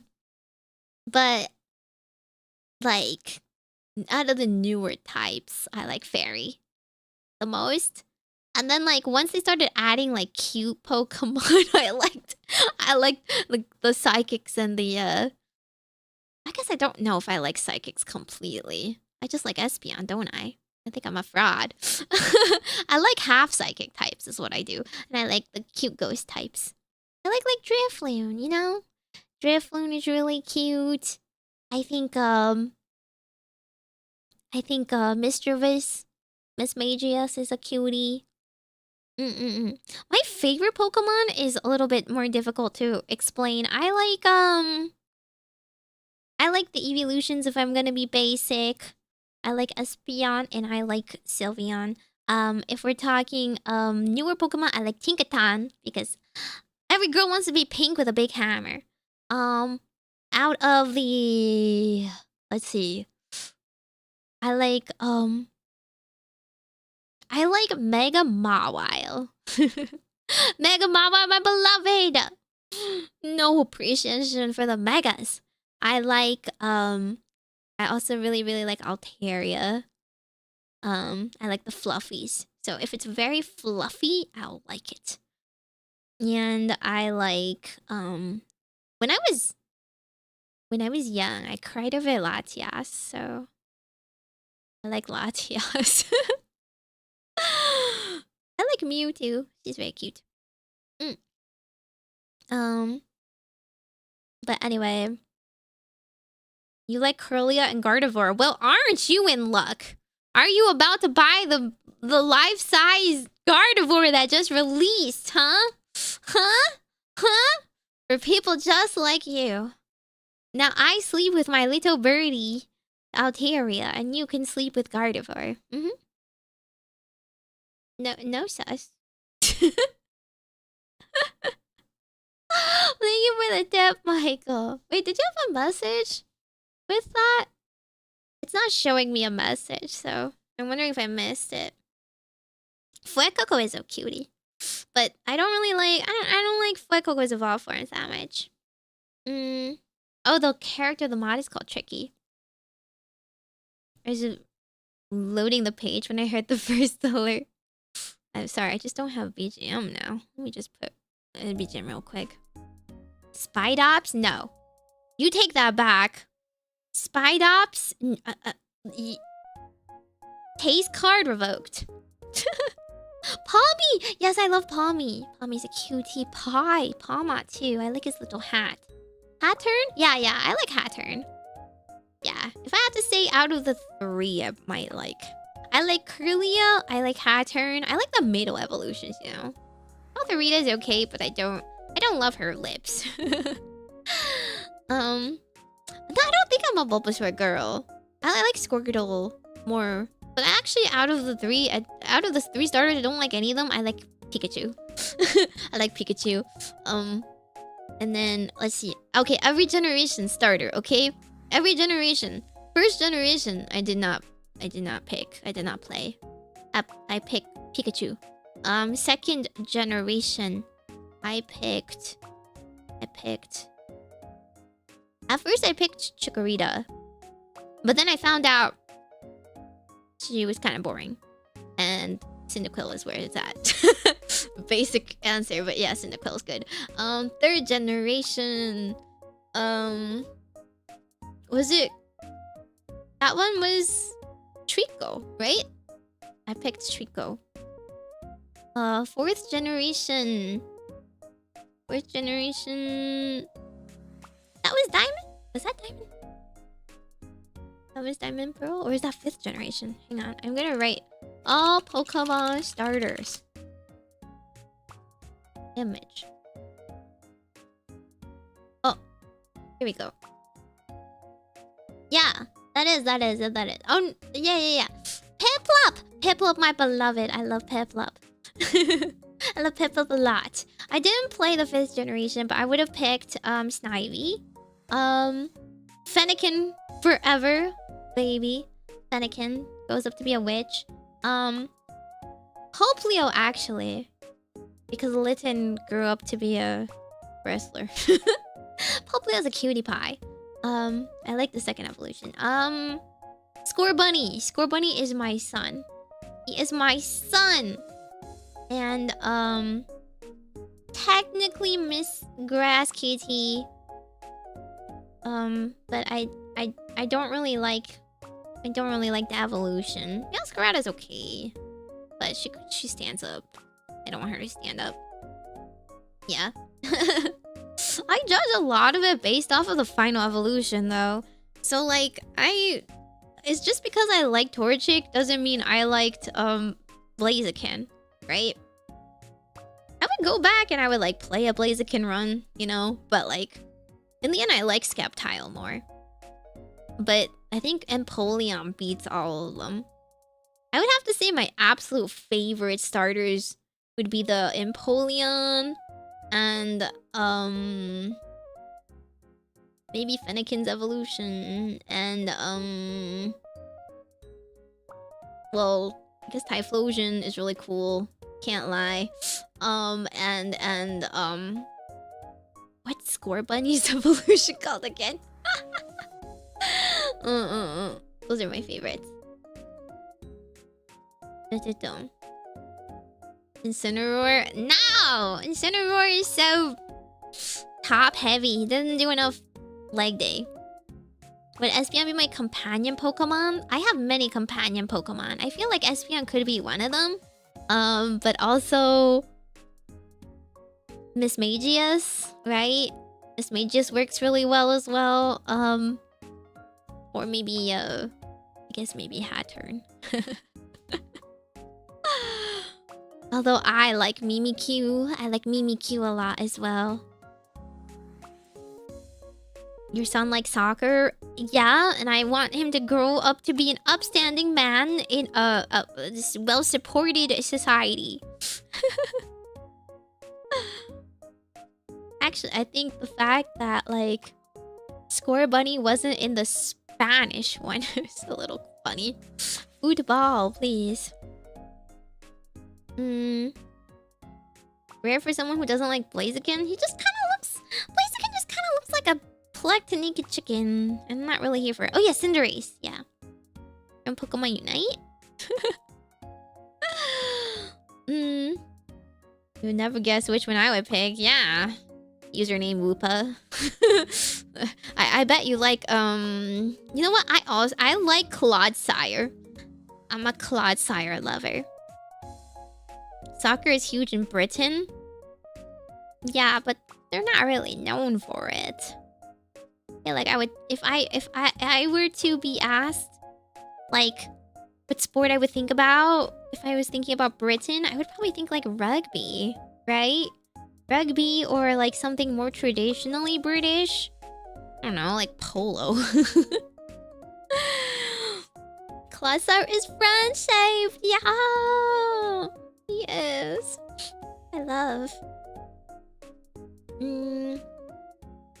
I mean, I like will play some of the other starter evolutions because they're good Pokemon, right? But doesn't mean they're my favorite. You like Surfetch'd.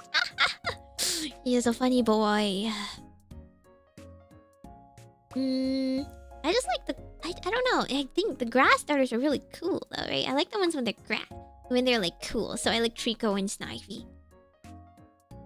And my little grass kitten, R.I.P. in 2 paws, not 4. Elite 4 girl has a Clodsire as her favorite. Rika! Rika is so based. Rika is what every woman wants. Rika is the ideal. I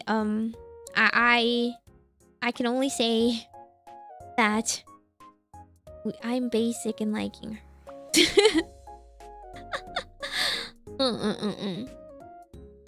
Sceptile's top 3. Yeah, Sceptile's just really cool. I don't know how to explain it, right? Isn't he just really cool? Maybe it's because I'm attached to Trico from the anime. Trico is just like so silly. He tried to be a cool guy. He like has a little twig in his mouth and he tries to be all like, I don't know, kudere. Lumbering giants are cool and sleek. I like cool and sleek. I don't like the lumbering giants. Whichever gen has a lumbering giant, that's always a miss for me. Yes, Miss Magius does look like me. I gotta admit, I kinda like her because of it too. I mean, I've always liked her, but I think I probably like Mischievous more? Before she ever got an evolution, I've always liked her. And I was stoked when she got an evolution, but then like she still wasn't that good. So when she became Fluttermane, I was especially excited. And she became Fairy. Even better. I liked stomping my enemies with cuteness. That is very Meimi coded. The Mega? Yeah. I don't know. Mega could be better. The Mega Charizard is the only Charizard I think is cool. Black Mega Charizard X. They should just stop making Charizards after that. Like, they hit the pinnacle, you know, of design. And, they should stop trying, honestly. Murkrow? I don't know if I really like dark Pokemon that much. It's okay. But he's kind, I mean, he's like not super cute or anything. Conch Crow. He's very silly looking. I don't dislike him. But like, I don't really like any birds that much. Any avian shaped Pokemon apart from Swablu and Altaria. But they're like a fluffy cloud. Okay, they don't count. They're not really birds. They're just a cloud with a beak. They look more similar to a Dratini if you think about it. Like a little Dragonair. Through the air, right? That's why they become part dragon. They're just so cute. I guess we are still on topic. If you think about it, we're still on topic. Talking about Pokemon again. Yatta.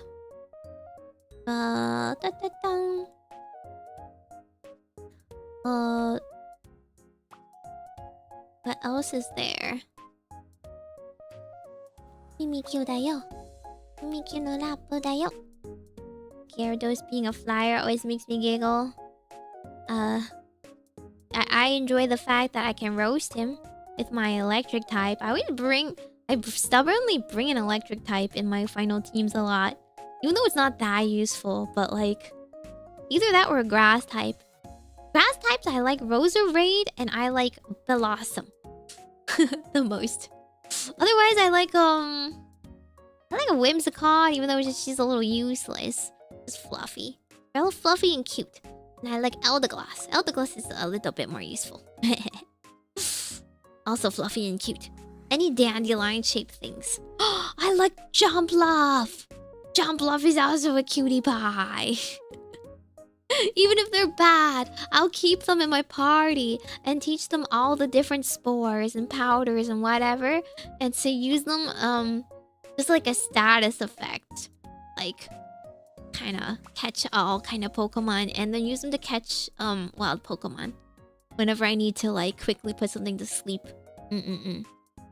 EV farming. Please, we don't do that nowadays. What generation are you stuck on? I actually really liked bringing my like Cinderace and playing like kicking the ball to do EV chaining. That was like a good time. I love that mini game. You just like kick them in the balloons. You had to aim. I don't know. They should bring that back specifically. Always put a cutesy electric in every gen. It's the Pikachu like. I like Emolga. Emolga is my favorite. Other than Mimikyu. Mimikyu is not electric type. But still technically a Pikachu-like, right? If you like Jumpluff, you would like Whimsicott. Yes, I like that. No EV farming. No. Although I do always have like a box full of EVs in every single game. Just to try and get like female EVs. And good IVs. I've never gotten a shiny though. I've never gotten so far as to get any shinies. I was always like, I don't know.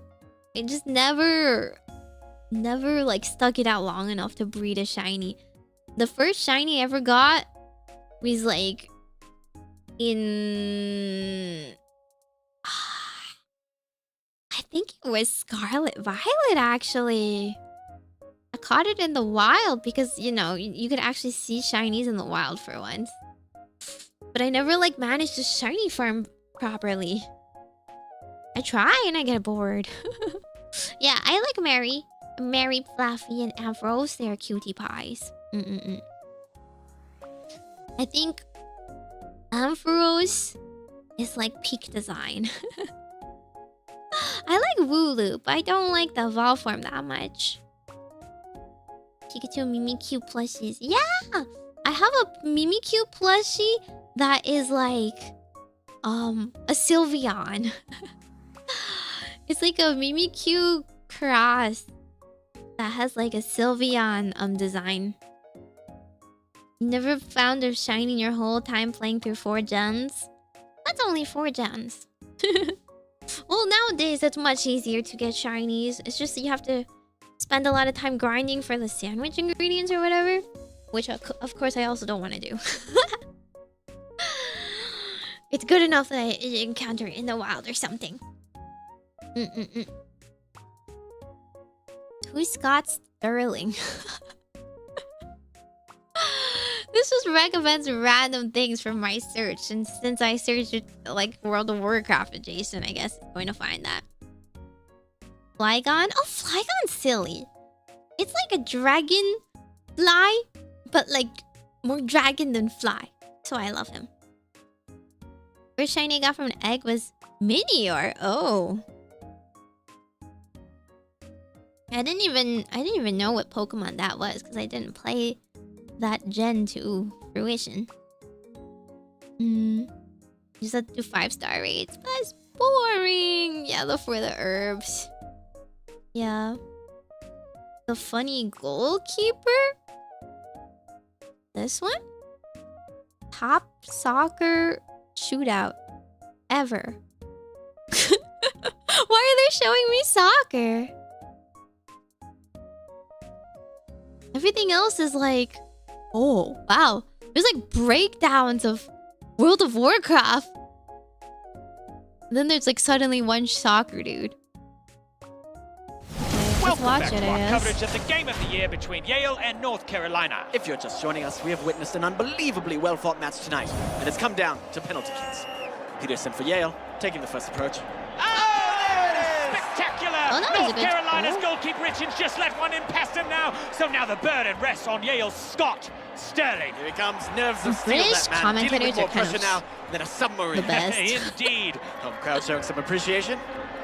Johnson places the ball on the spot, getting ready. That man literally has a cannon for a leg. Yes, he does. Here he goes, winding up for the shot, and Oh! the cannon has fired and hit Sterling directly to the We Oh! clocked that at a stunning 116 kilometers per hour. face. Now that's a lot of miles per That hour. must have- Little chance that man's nose is not broken. Yeah, right now. did he break his Indeed. nose? Now Sterling getting checked out for that one. Spectacular save though, but sadly he's not out of the woods yet. On his feet now, a bit shaken. Dang. But not stirred.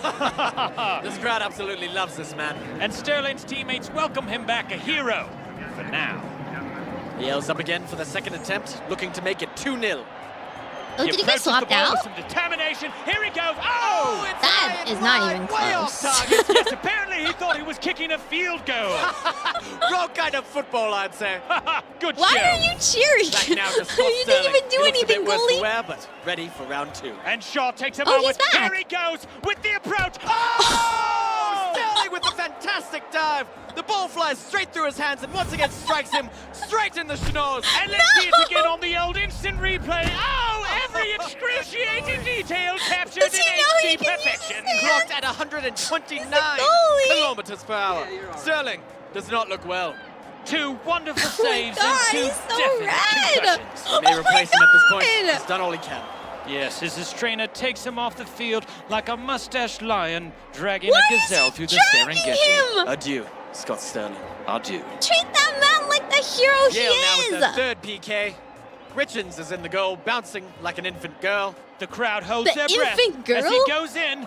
Here it comes. Oh, Oh, very pretty good. anticlimactic. See, this guy knows how to use his hands. Scott Sterling is back! He's still in He's the game. back? Oh my! Wait, what the And heck? He's taking a very odd tactic now. Seems to be curling up to protect his face. Not exactly a recommended technique, but here it... There's Wait, no no, way. no, Lambert needs to tie his shoe. tie his And that's why you do a double knot, kids. Sterling still waiting for the kick to happen. He's probably wondering when. Oh! Sweet buttered crumpet! My The ball drills Sterling right in the face. That man's nose must be absolutely devastated. He's gonna look like a witch that flew her broom into her nose and then crashed into a hammer. I hardly even care about this Excuse attempt. Let's go back to Scott Sterling, the man, the myth, the legend. There's no way Perfect this is block by real. Sterling and his cat-like face There's reflexes. no way incredible. this is Though I must say, real. Sterling does not look well at all. Well, you know football players like that a bit of drama, don't they? They're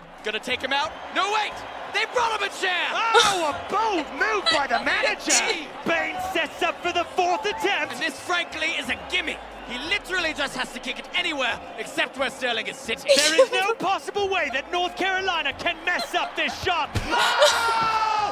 158 kilometers per hour! This man can do no wrong! Look at him beg for mercy! When it's mercy that should be begging for him! He has looked death in the eye and said, take your best shot! To which Death replies by punching him in the face over and over and how over long again. is this If video? Yale makes Does this this keep final happening? shot, it's all Is this over. man still with us? Oh, he misses, which means we're going to Scott Sterling! His face Is this like a brick perhaps wall. the worst soccer players in the world or the best? I can't Where's Sterling? tell. They're just He so seems to be good. crawling away from the goal. What They're is so he doing? good at He's throwing shooting. away the bat! Sterling has done the impossible! I think he has murdered that man! Made it just right! What incredible instincts to crawl away from the goal like that! And his teammates rush the field, happy as a lark as they slide in.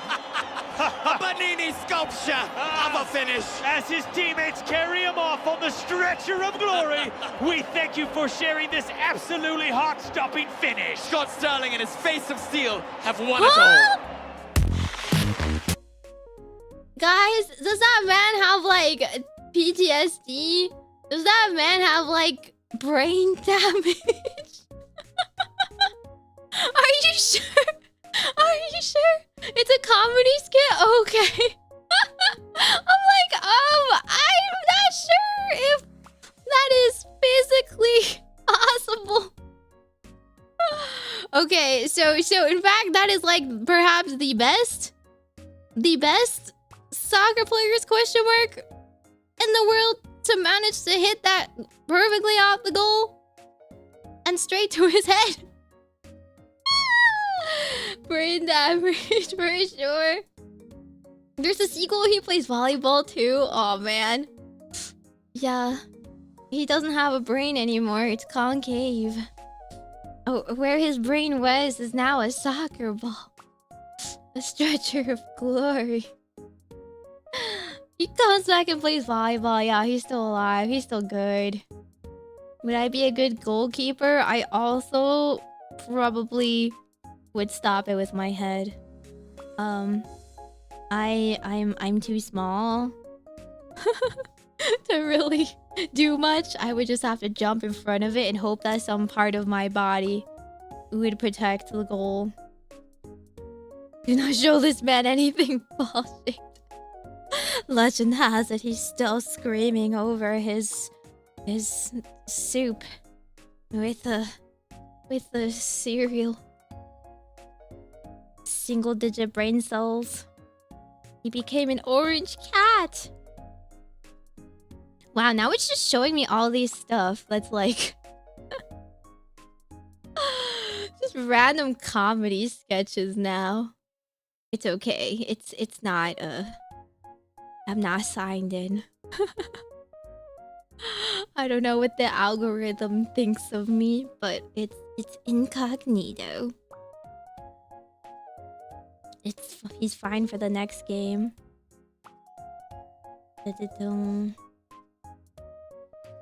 Legendary keeper. I know. I mean, I did kind of play the indoor hockey like that, because I sure as heck can't score. So I just had to throw myself in front of the puck rather than away from it. It's time for you to experience culture? What kind of culture is this? Culture in the form of what exactly? People getting hit and slapstick humor? Oh man. I mean, it was still pretty funny. Whoever wrote that was kind of a comedic genius.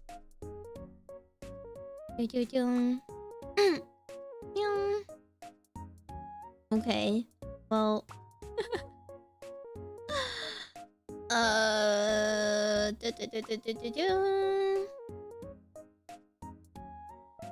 Is it too late now? It's like 1 a.m. I did my best. I stayed awake for you guys. I streamed for 4 hours and 45 minutes. Is that good? Am I doing good? I didn't fall asleep. Right. Oh. I have also single-digit brain cells after the stream.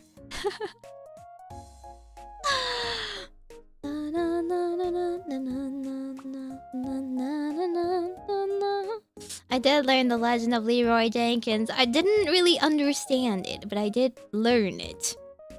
We got now it's volleyball one now. Oh my god, fine. Isn't it the same thing? Welcome back to our coverage of the NCAA Men's Volleyball Championships between Yale and North Carolina. Oh, sorry, I If you're keep just joining forgetting us, my it has been a medium. roller coaster of an evening. Both teams now tied at 2 sets apiece. The winner of this final set. Back to our coverage of the NCAA Men's Volleyball Championships between Yale and North Carolina. If you're just joining us, it has been a roller coaster of an evening. Both teams now tied at 2 sets apiece. The winner of this final set will be the national champions. North Carolina You know leading what by I'm 1. impressed Yale and their of? team captain Scott Sterling. The commentators trying writing. desperately to hold them here, or it's all over. Match point for the Tar Heels. Jones preparing It's like for what may be the last serve of his college realistically career. And here British we go. wit. Excellent serve. Thompson setting up. Here comes the spike. Yale has to stop this return or else... Oh, deflected! Right into Scott Sterling's face. And Yale ties it up. Unbelievable! Buckle up, ladies and gentlemen, because Scott Sterling's face has entered the building. Take a gander at this replay. The angle at which Sterling deflects the ball off his skull This is man nothing short of actually perfection. took these shots though, no? With his face. Yale Like- now on the prowl to take the lead. And Carolina setting up what is bound to be a devastating return. And here it comes. Oh, nearly. Sterling makes another tremendous save. And North Carolina's wasting no mother of pearl. Sterling scores. Welcome to the heavyweight bout between Sterling's face and everything else. He looks as though he could be praying. The peaceful visage of head trauma. We are all The peaceful visage of head trauma. Let us feast on the sweet nectar. Of I like how they victory. don't Wonderful care. save here, just complete The sacrifice. ball flies right past the blockers, into Sterling's awaiting face, back over the net, and then right back to Sterling's face like an obese homie pigeon. That man He's will the leave this libero? court today That's knowing his he did job, everything he then. could. If he leaves it all. The To crowd use is his now on their face. feet. Like mythical Atlas who 'Cause bore he's the too weight of the short. world upon his back, so too has Scott Sterling bore this team This is upon high his Q. face. Yale has This come is back drama. from the brink and is looking to put this one into the history books. Match point for Yale. Can Carolina finally push one through Sterling? Brown Sterling! Did you see that? Here comes the spike straight to the man! The back. The legend! His teammates help him to his feet. No! They raise him everywhere. The raise at the end. He ascended through the air like a defensive angel! An angel with the face of a devil. Look at this replay! I want to know if that's legal. 2 tickets to paradise. 3 times a lady! 4 Forever young! Oh my god. crowd charges His the face court. bounced The like people are weeping. Tears of joy! The tweets are reserved for tweeting. Sterling. The hospitals are preparing to receive the man The himself. 8th wonder of the world! The Great Wall of Sterling. I'll tell you one The thing, 8th when wonder of Armageddon the comes, world. I want to be in a bunker made of that man's face! Until next time, Good night, everyone! Thanks, guys, for watching the video and celebrating another Scott Sterling What the heck? win. Oh Make my sure god, you watch wait, our he's other still videos here. and subscribe for more sports highlights and hilarious Why videos. does he look like Comment Ghost on your Face? favorite Scott Sterling moment. And we also want to thank Coach Jared Meekum of the Yeah, Tar that Heels for medic joining literally us. just like Yeah, thanks for basically having me. shoved a light Be sure to share across this his face video. and was My like, magic "You're not loss with your concussed, friends and family." Shirley." I want to know if it's illegal to lift another person in the middle of a volleyball match and block with his face. I mean, it's his face. That's legal. As long as it's not like touching the ground. It's not a double touch with the hands. It should be fine, right? Okay, but how do they manage to get those angles? They like bounced it off of another thing onto his face again. How many takes was it that they managed to get that? Ball magnet.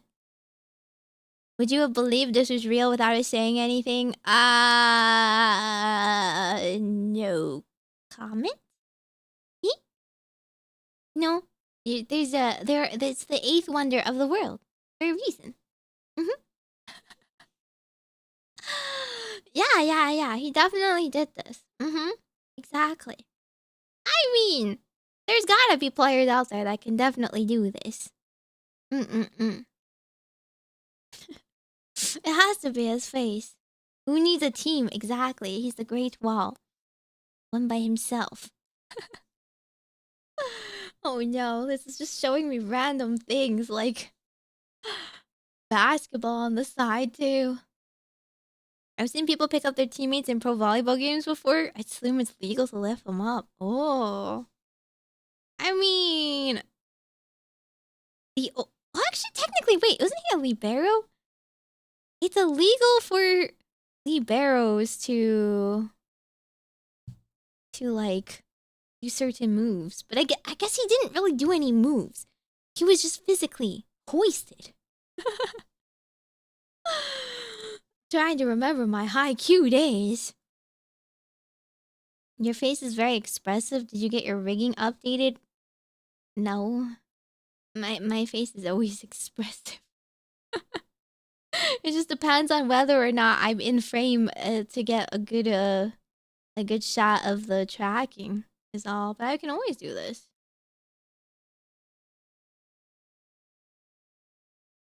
Besides, why would I get a rigging update before my new outfit? or without announcing it. Meow, meow, meow. I don't know if I didn't really plan to watch any videos today, so... I was just curious. I was just curious about this. Wait, is there a good video on that World of Warcraft controversy? I guess it's kind of old now, though, right? Everyone has already talked about it. So... it's like... probably... whatever. If I just look for it.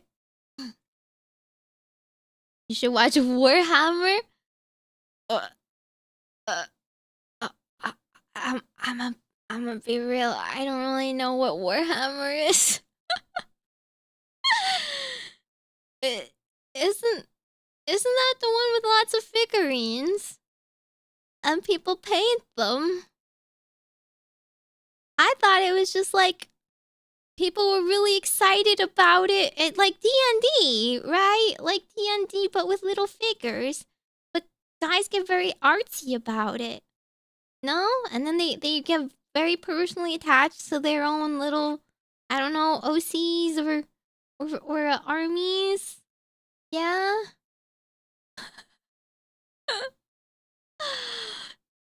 Is that more or less accurate? Huh? I mean, yeah. More power to people learning how to paint. Should I time out this Dulux? We need to redeem. Oh my god, I forgot. Dulux literally you don't even have permission to like to share links. The Orbacle has spoken. Oh, Skeptical Panda. Welcome to the Orbacles. 1 month of membership. The truth is, Orbs, the face was rigged from the start. What do you mean by that? Wow. Okay, fine. Yes. It was rigged in my favor this whole time. Thank you. Welcome to the Orbacle. I hope you enjoy your emotes. One of us. Okay, fine. You know, I have to do the unthinkable. I have to go and like VIP him or something so he can post links in my chat just as a job standpoint. I think modding him is a step too far. How do I even do this again? Role manager? Yes. Oh man. There you go. Savor it while you still can before you get banned. Da, da, da, dun, dun. Da, da, da, da, da, da.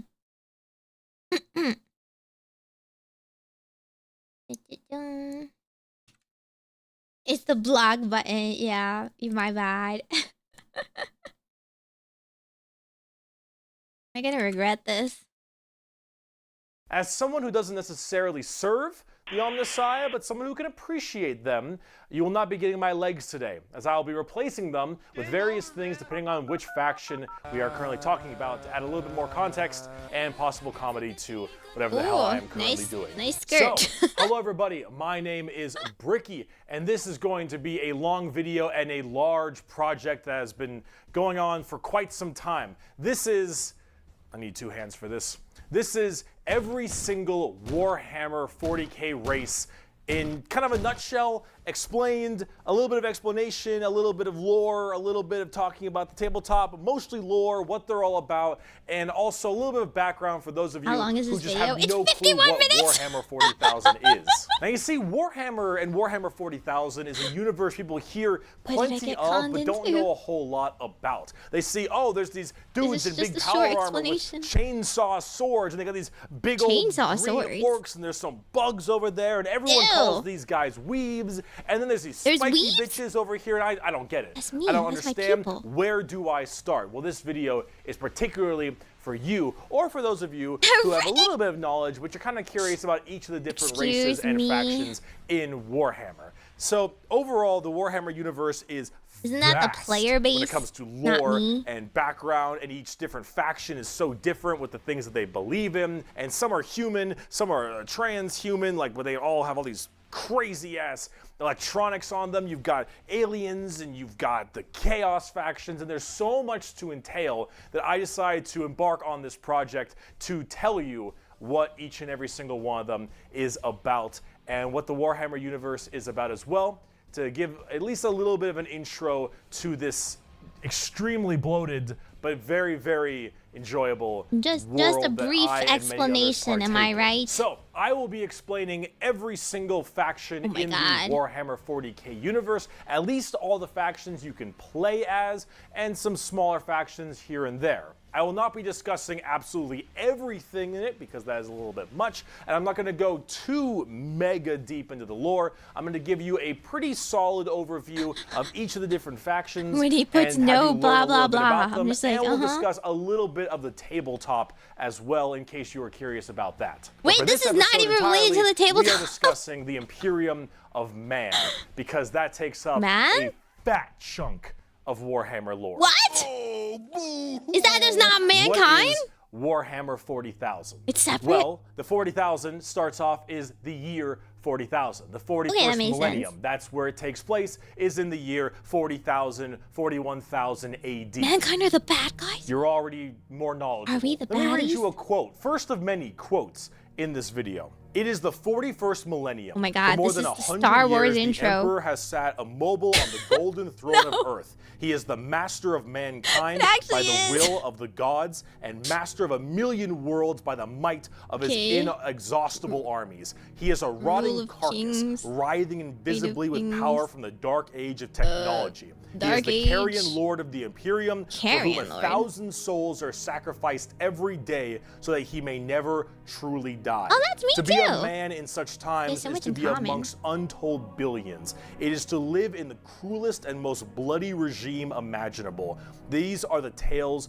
of those times. So not much has Forget the power of changed. technology and science, for so much has been forgotten, never to be relearned. Forget the promise of progress and understanding, for in the grim, dark future, there is only war. There is no peace amongst the stars, only an eternity of carnage and slaughter, and the laughter of thirsting gods. So where does the hammer come in? Everything blows. And it blows fucking hard. Warhammer is probably the most dark and depressing universes ever in fiction, or at least like top 3. Everything is This is so good for absurdly men's mental horrible, health. destructive, or overpowered that it all kind of ends up canceling itself out. It's like Dota. War rages across I don't know the anything about galaxy. Dota, I Interstellar forgot. travel is only possible due to sacrificing 1,000 souls a day to a rotting carcass of a man who you believe to be your god. Demonic gods and just demons tear open the fabric of reality on a whim. Other Xenos or even other humans end up killing each other in untold billions across the galaxy. It is a time of unending war, slaughter, and a bloodbath amongst So I'm waiting for the hammer. Planets are deemed unrecoverable and are completely destroyed on a whim. That looks like terraforming. Everything sucks. Terraforming But card. that's like the charm of it. See, everything in Warhammer is evil. But being evil is kind of fun. Like, humanity, in its own right, is a xenophobic, prejudice, and religious zealot group So that not much kill has each other changed. just as much as they kill all of their enemies. And they're like mid to high tier evil on the evil scale of Warhammer. Nobody is good. No matter who you are, everyone is some flavor, some color of evil. Whoever you pick, you are going to be the bad guy. But that's the My fun dream. of it. Because being the bad guy is badass. Villains Exactly. are cool. They look cool. They got cool outfits. They got cool weapons. They got cool armies. Villains are cool, man. And when everyone is a villain, everyone is pretty cool. That's what makes this so charming, is that everyone can be the bad guy. So let's start off evil, why talking cool? about the main bad guy, quote unquote, the Imperium of Man. His hair, whack. His gear, whack. The Imperium of Man is the main empire Okay, so I of get the it. human It's race. he's a All of carrion. humanity That's is why there's a under bird this one symbol. flag called the Imperium. And about 10,000 years ago, there was a man. He was the emperor. There was the a emperor man. of mankind, a 10-foot-tall psychic 10-foot tall? demigod who led humanity across the stars to colonize tons and tons of worlds, create superhuman soldiers, and really bring humanity into a new age. You're Gary This Sue? man, the emperor of mankind, was a psyker. And a psyker is like a magician of sorts. In the I'm a world of magician. 40k, there is the warp, the immaterium, kind of like hell, but sort of like a purgatory dimension of hell. And a psyker is someone who can take that power and manifest it through their mind to use it to do stuff, like witchcraft stuff, magician stuff, spells, and lots of other things, but we don't want to get too power into from the that. witch realm. The emperor, big boy psyker, top tier, A+, maybe even S. Now, the emperor created a bunch of sons. Yes, created a bunch of sons known as the Primarchs. He created 18 Primarchs to have them lead all of the different legions of humanity to the different stars and planets to help colonize and bring it out. These Primarchs are basically like little versions of the Emperor. Not all of them are psychers, but a lot of them are very, very powerful, and they lead his special Space Marine legions. Then this is like big you get evil clusterfuck happened angels. called the Horus Heresy, where the Emperor's Horus favorite son, mentioned. the Primarch, Horus, ended up joining Chaos and leading 9 of the 18, half of his Primarchs directly to Earth to fight down the Emperor himself. Now, if you want to know what Chaos is, remember what I mentioned earlier, the warp, that immaterium, the hellish place? In there relies the 4 Chaos gods. Imagine like Satan and 3 other Satans. The warp being kind of evil, those Chaos gods, that's the reason. And so those Chaos gods manipulated Horus, and then Horus helped manipulate all 8 other Primarchs to lead this giant coup So there's a directly lot on of the middle Emperor on Earth, management. and they fucked up shit. After this huge civil war, Horus died, but not before brutally wounding the Emperor. And right at the end of his life, they put the Emperor on this large golden throne on Earth, in which he is now alive, just barely, but slowly rotting away, powering something called the Astronomicon, so long as he stays alive, and is fed 1,000 people a day. The Astronomicon is like the North Star. If you want to do interstellar travel in 40k, you need to pass through that demonic warp I mentioned earlier. But how do you know where you're going? Well, the Emperor is there putting a nice little navigator right there. He helps navigate you to know where you're going. If you want to go from Earth to some crazy solar system across the way, you need to go through that warp, and then you need to know where you're going, Go through there and pop your way out. It's like doing So they keep nether this travel dude in barely Minecraft, alive so you for their can own shorten the purposes distance between of going to navigation, areas. of So long powering as this the stuff? Emperor is alive and being fed 1,000 people a day to stay alive, you can do that. The moment he dies, interstellar travel's gone for all of humanity. Could they not You're so find a boned. workaround Now, since the in Horus the heresy next 10,000 years ago, 10,000 the years? Imperium has fallen from grace substantially. All technology has started to dwindle and die. There is now giant Apparently fundamental not. religious They're extremists spending too much that time now finding believe the 1,000 Emperor of souls a day. Mankind was a deity, a true living god, which is probably the last thing the Emperor would have wanted to be remembered for. So now Seemed you like a have this swell thing guy called before. the ecclesiarchy, which is this giant church entirely devoted to spreading the good word of the Emperor. He is now the holy Emperor God, This creepy the God half Emperor zombie? of mankind, and all of the Imperium has taken up worshiping him to the fullest extent and killing anything that isn't humanity in his name. The Imperium has this futuristic gothic tone to it and a hefty religious zealotry to them. If you think anything against the Emperor, that's heresy and you deserve to die. That is Paladins, called but being evil? a heretic. Heretics die in 40K. There is no such thing as freedom of religion. There is no such thing as freedom of speech, so long as you are against the Emperor. There is no such thing as any kind of tolerance. Everyone is a religious zealot. Some more than others, but no matter what, you're preaching that good word. So right now, everyone in humanity is trying to expand their empire across the stars. If you are a heretic, someone who doesn't believe in the Emperor, you are deserving of death. If you believe in the Chaos Gods, you are also a heretic and you deserve death. If you are an alien race of any kind, you are a filthy Xenos and you deserve death as well. So long as the murder continues and humanity expands, the Imperium of Man is very, very happy.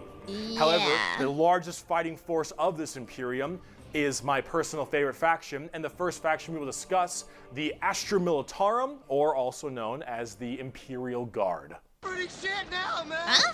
Aren't they still people? Man, game over, man. The Imperial Guard is the main fighting force of the Imperium, and in a world of horrifying creatures, galactic monstrosities, the literal demons themselves breaking through the fabric of time to kill you, the Imperial Guard are untold billions of regular men and women wearing modern day like flak armor with a laser rifle. This is the humble las gun, the main weapon of the Imperial Guard. It fires superheated plasma lasers and extremely fast fire rate. It is reliable with a never laser jams. gun. Is it what can you're blow saying? off limbs, giant holes in concrete. Conveniently it is in overall tanks. an extremely devastating weapon in modern day.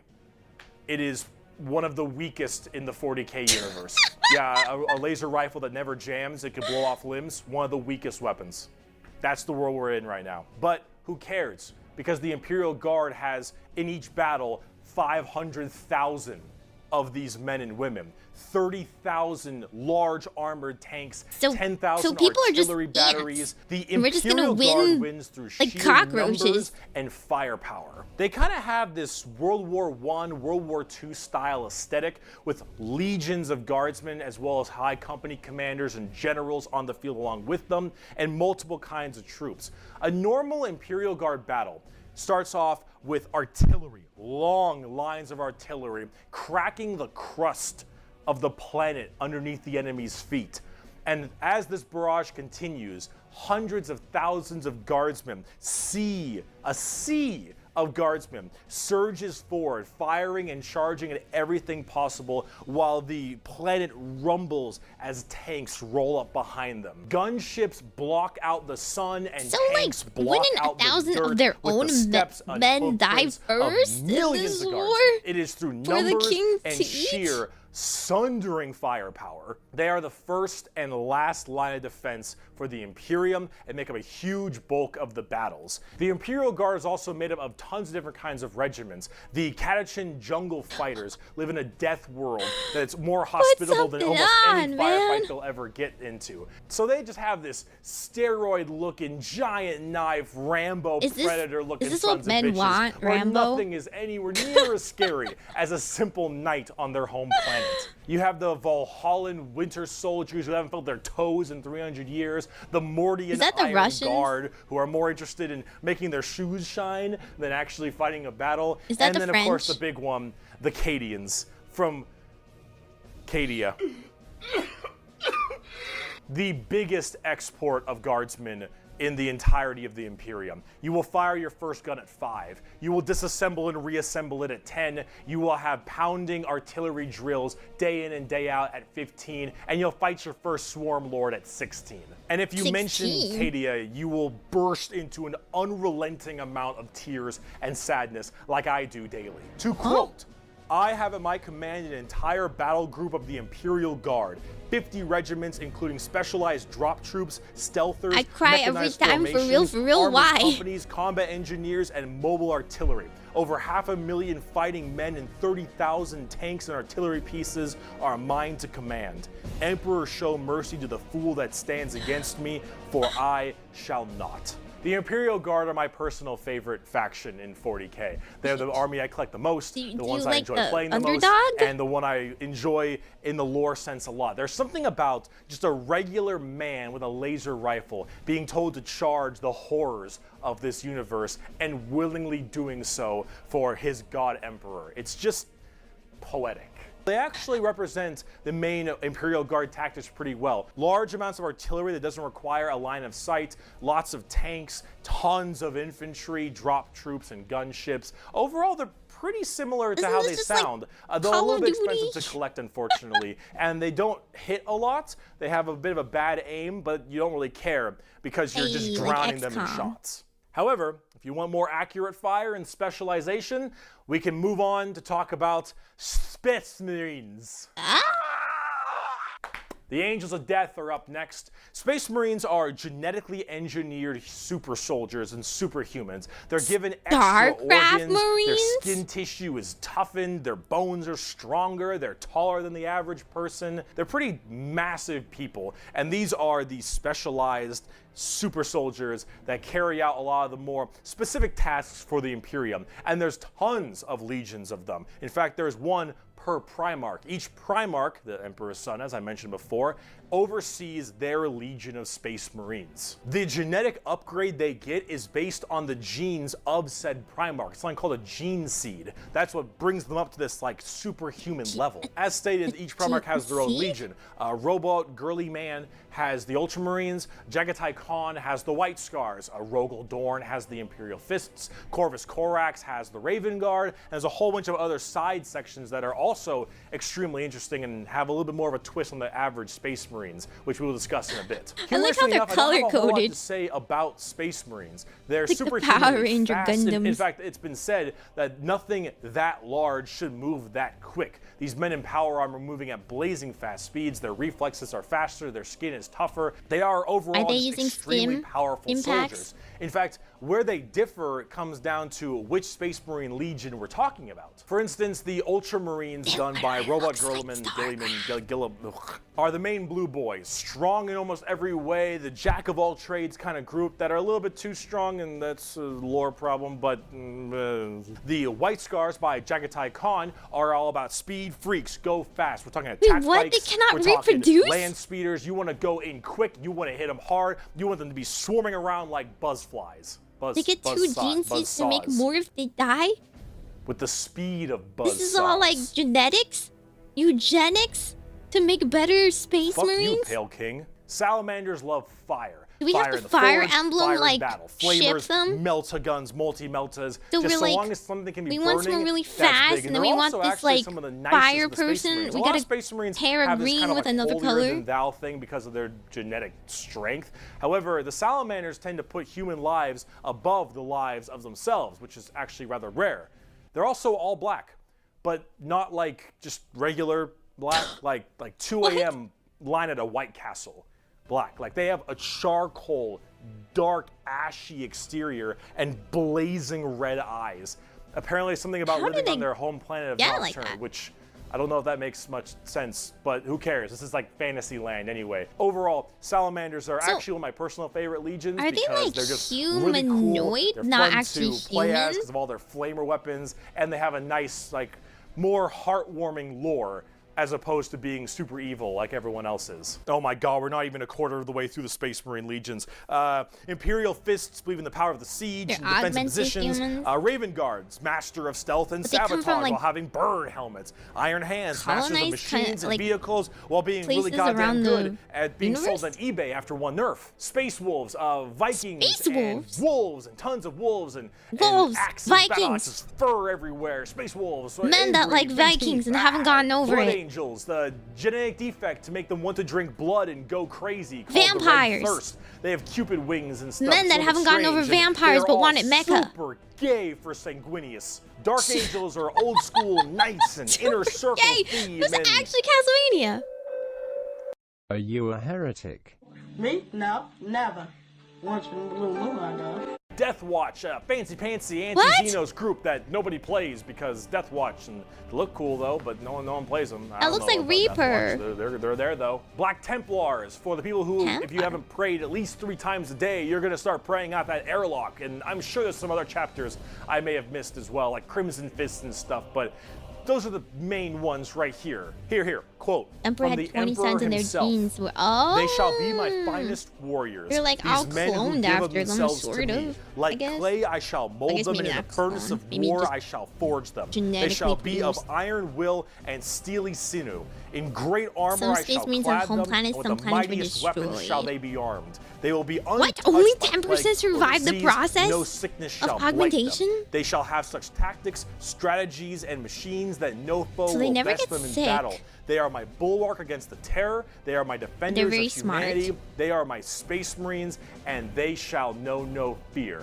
And on the tabletop, they fuck. Oh, they fuck hard. As of making this video, they actually Space don't Marines if they are can't laughably reproduce. strong. That might change at some point, but overall, Space Marines just have it's like a Swiss Army knife, a tool for anything you need, except it's like a gold-plated So they're Swiss all Army like knife. Captain it is America, extremely strong. but like if you are actually getting into the tabletop of Warhammer, like Hulkifies them half of their body. Also, whatever gameplay style you have, whether you want to be sit back with long range and heavy weaponry, go fast and run in, or even just full melee, all of these options are totally there for you. Space Marines are super badass, but unfortunately, it's time we start praying to our new god, the 2011 Honda Civic. So is it any wonder people are afraid of technology? Technology!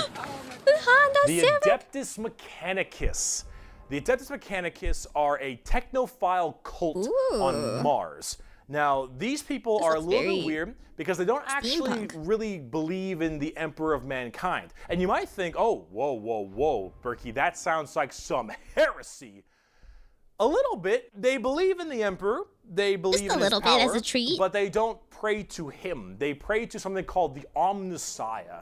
And the Omnissiah is this kind of machine god that they believe permeates in all machines. And if you think, well, wait a minute, they believe in a different god as well? That sounds like super heresy. Well, yes-ish, but they also make all your guns. But it's okay.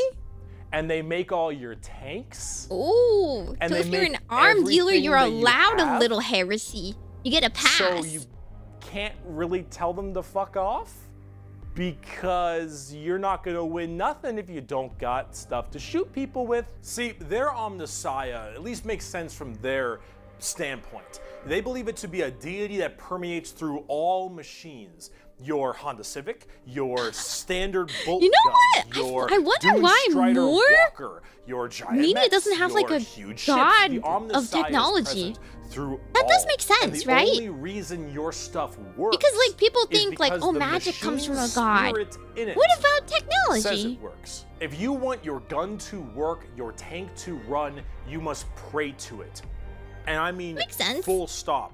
You need to start chanting in high Gothic. I also don't know You how need to planes burn work sometimes, and I incense. pray You it need works to every sit on time. your knees and pray to that car. You need to rub oil on And your nowadays, robe, Teslas and have you their need to own go, like minds. humana. Full stop. If you want your damn thing to work, if you want your gun to fire, you need to do that. They are very bizarre, and they actually have a bit of a point because it's obviously working. And if you look at them, I don't know how that works. So they obviously know something about what they're doing. The most notable member of the Adeptus Mechanicus They is look kinda cool and freaky. Magos, whatever. Belisarius Call. Look at this dude. Look at this dude. Yeah. This is the group we're talking about. These are these weirdos. Here. The Weirdos? Omnissian Have you seen the rest of the races? The credo, Omnissiah. There is no truth in flesh, only betrayal. There is no strength in flesh, only weakness. There is no constancy Flesh in is flesh, weak. only decay. There is no certainty in flesh, but death. Flesh is weakness. Flesh is death. Embrace The your Omnissiah is the android god of the overseers. machines, and if you wish to be whole, Welcome if you your wish to be robot holy, if you wish overlords. to give unto him, you must saw down your limbs and remove your organs and replace them Whoa. with mechanical parts, because that is Whoa, what he whoa, wants, whoa. and that is how you will become enlightened. Now that's a little Hard extreme. technophiles mixed with religious extremism.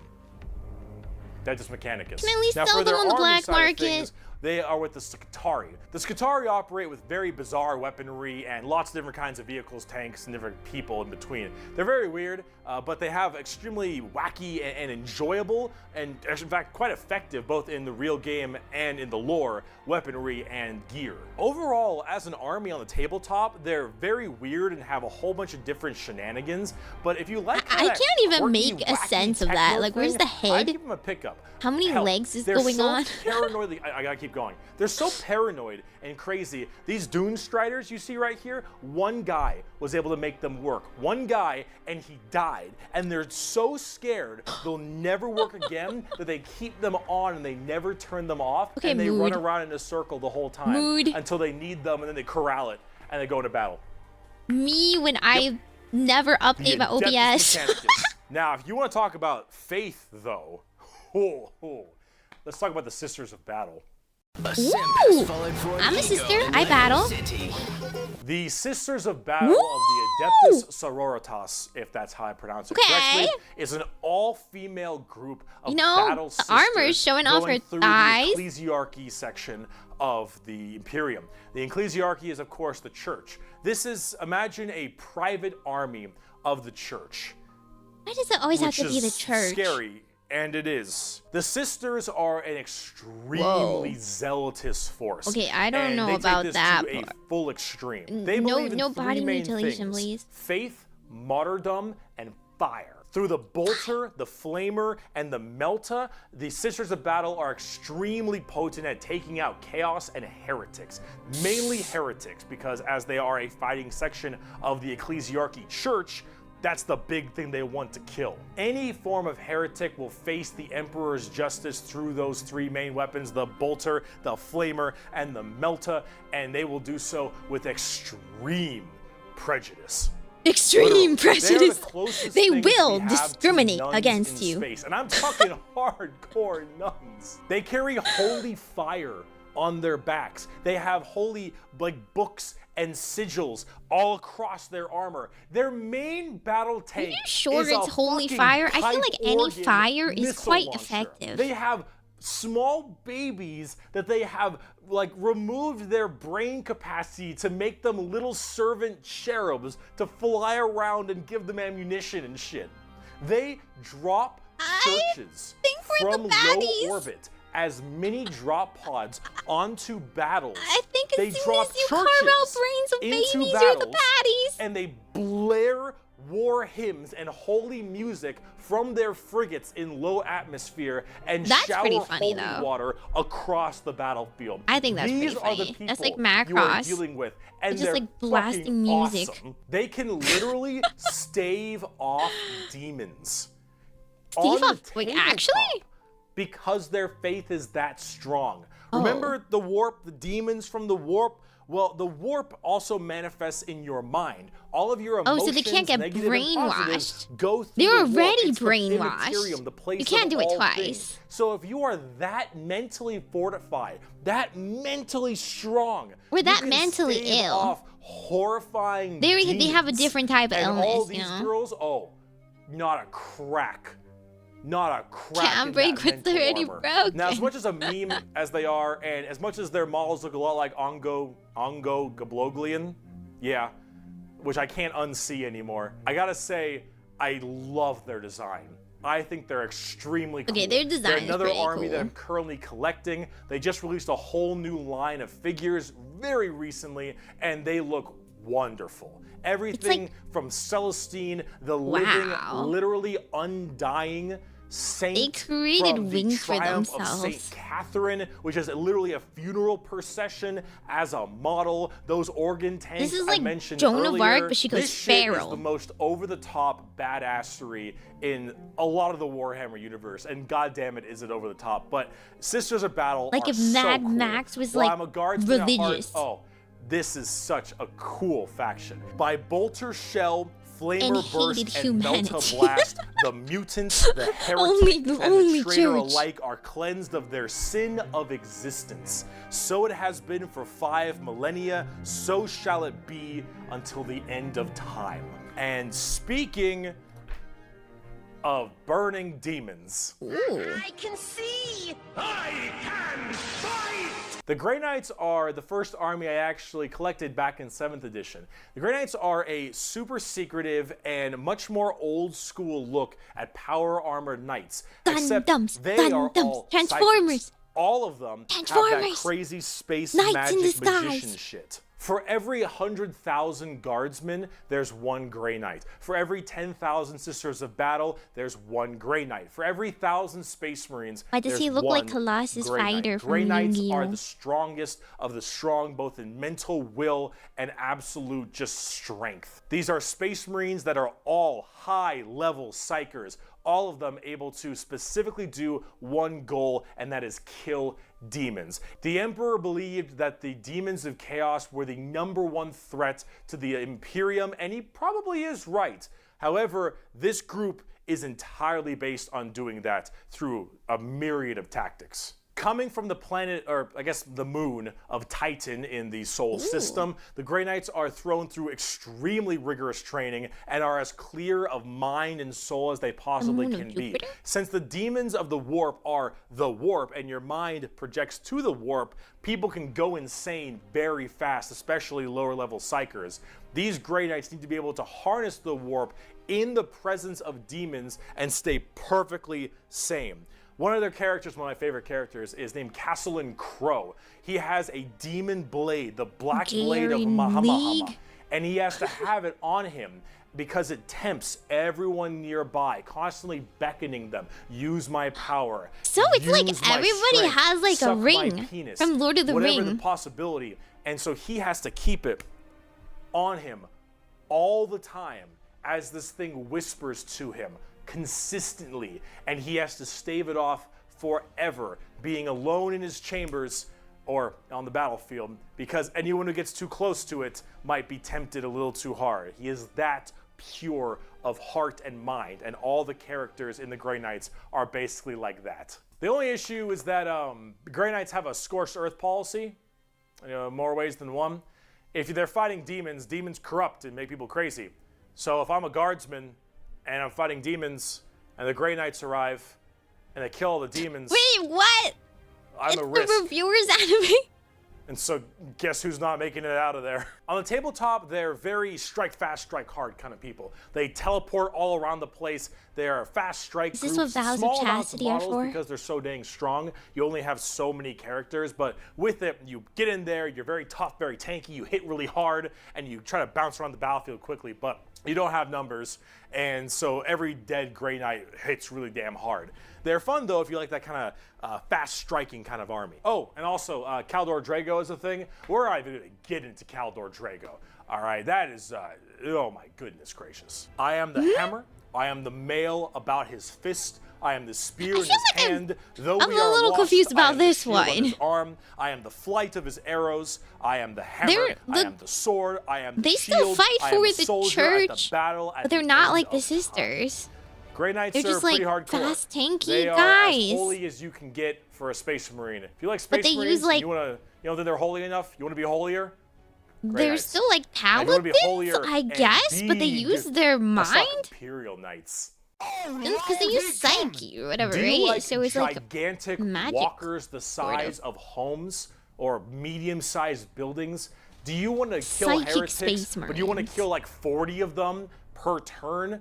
Do you want a gigantic old-school knight noble house style of walkers with giant chainsaw arms? Then you got Imperial This Knights. is this the Imperial Knights, Transformers don't one have a lot to actually? talk about them because they're just gigantic walkers, but they have this old Kinda look like school Bionicles. like house feel to them. Like literally like they're houses. Each Imperial Knight comes Except from the a top house, looks like, and each of them act in their own special like a turtle. way. These behemoth of walkers also destroy almost everything in their path, killing full swaths of squads in a couple shots, stepping on legions of troops. Like, these things do not mess around, and they look so cool. Imperial Knights and Chaos Knights, actually, for that matter, don't have a whole lot to discuss. The They're Mech just Knights. super big, heavy walkers, and they look different depending on your house or chaos god you currently believe in.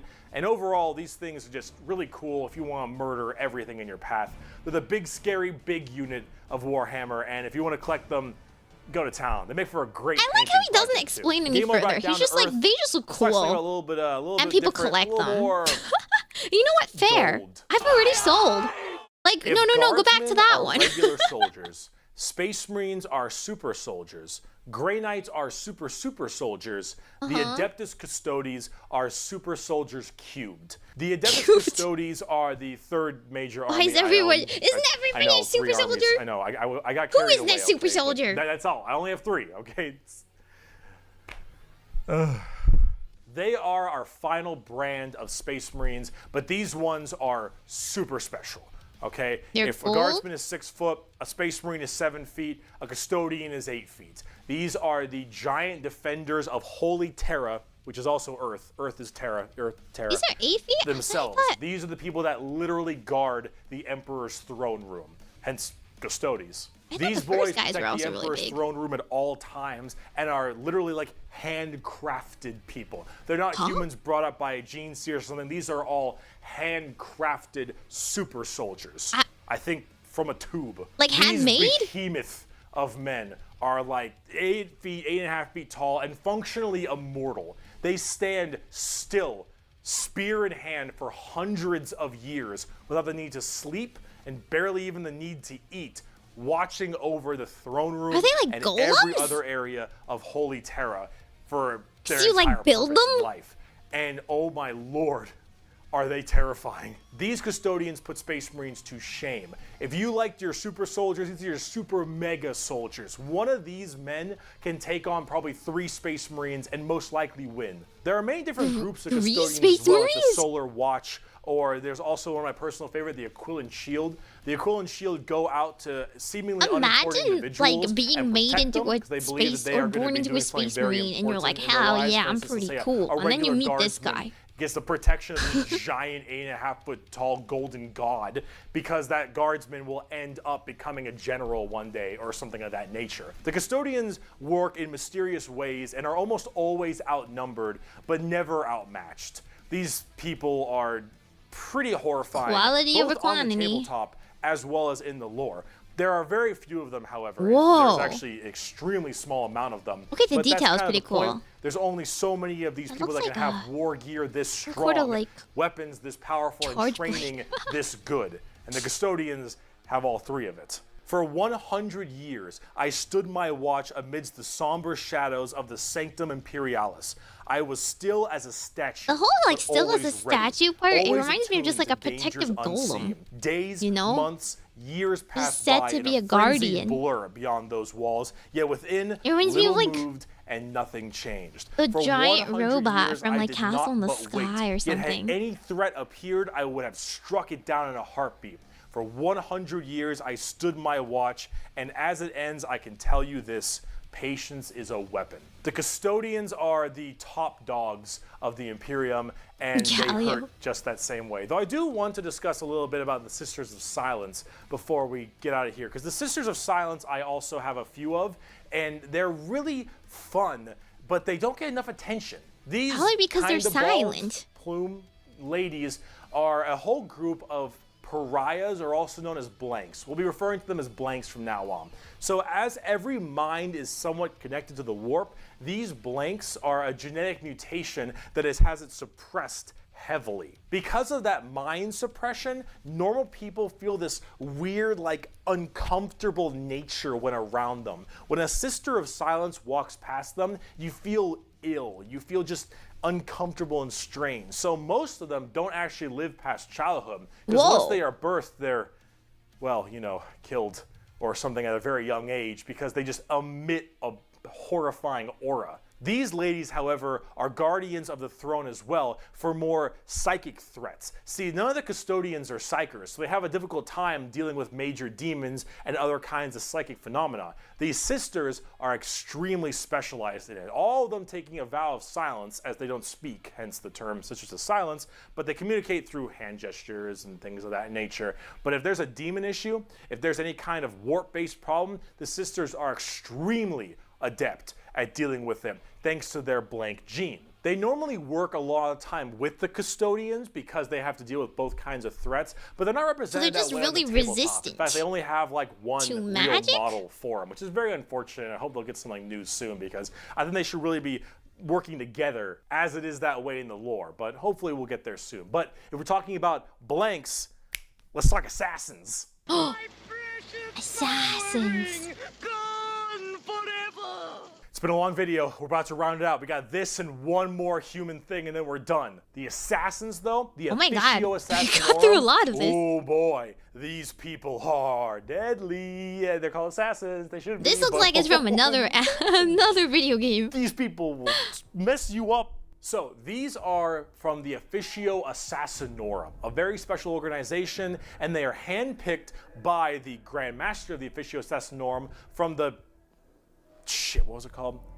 Mood. Progenium. It's basically an orphan school. Your parents got murdered by demons or something. You get sent to this and you get trained to be whatever. Welcome. Did your parents die recently? Batman wasn't there to pick you up. The Sisters of Silence. We got you. Sometimes you can murder. When you are taken, however, you go to one of 4 temples because the Assassinorum works in the temple style of things. These temples are the Vindicare, Caluxus, Calidus, I cannot believe he learned all this and can pronounce all this. I've been sitting here for 3 weeks. Poof! The Vindicare Temple is the main sniper-based temple. Gigantic sniper rifles for all these assassins.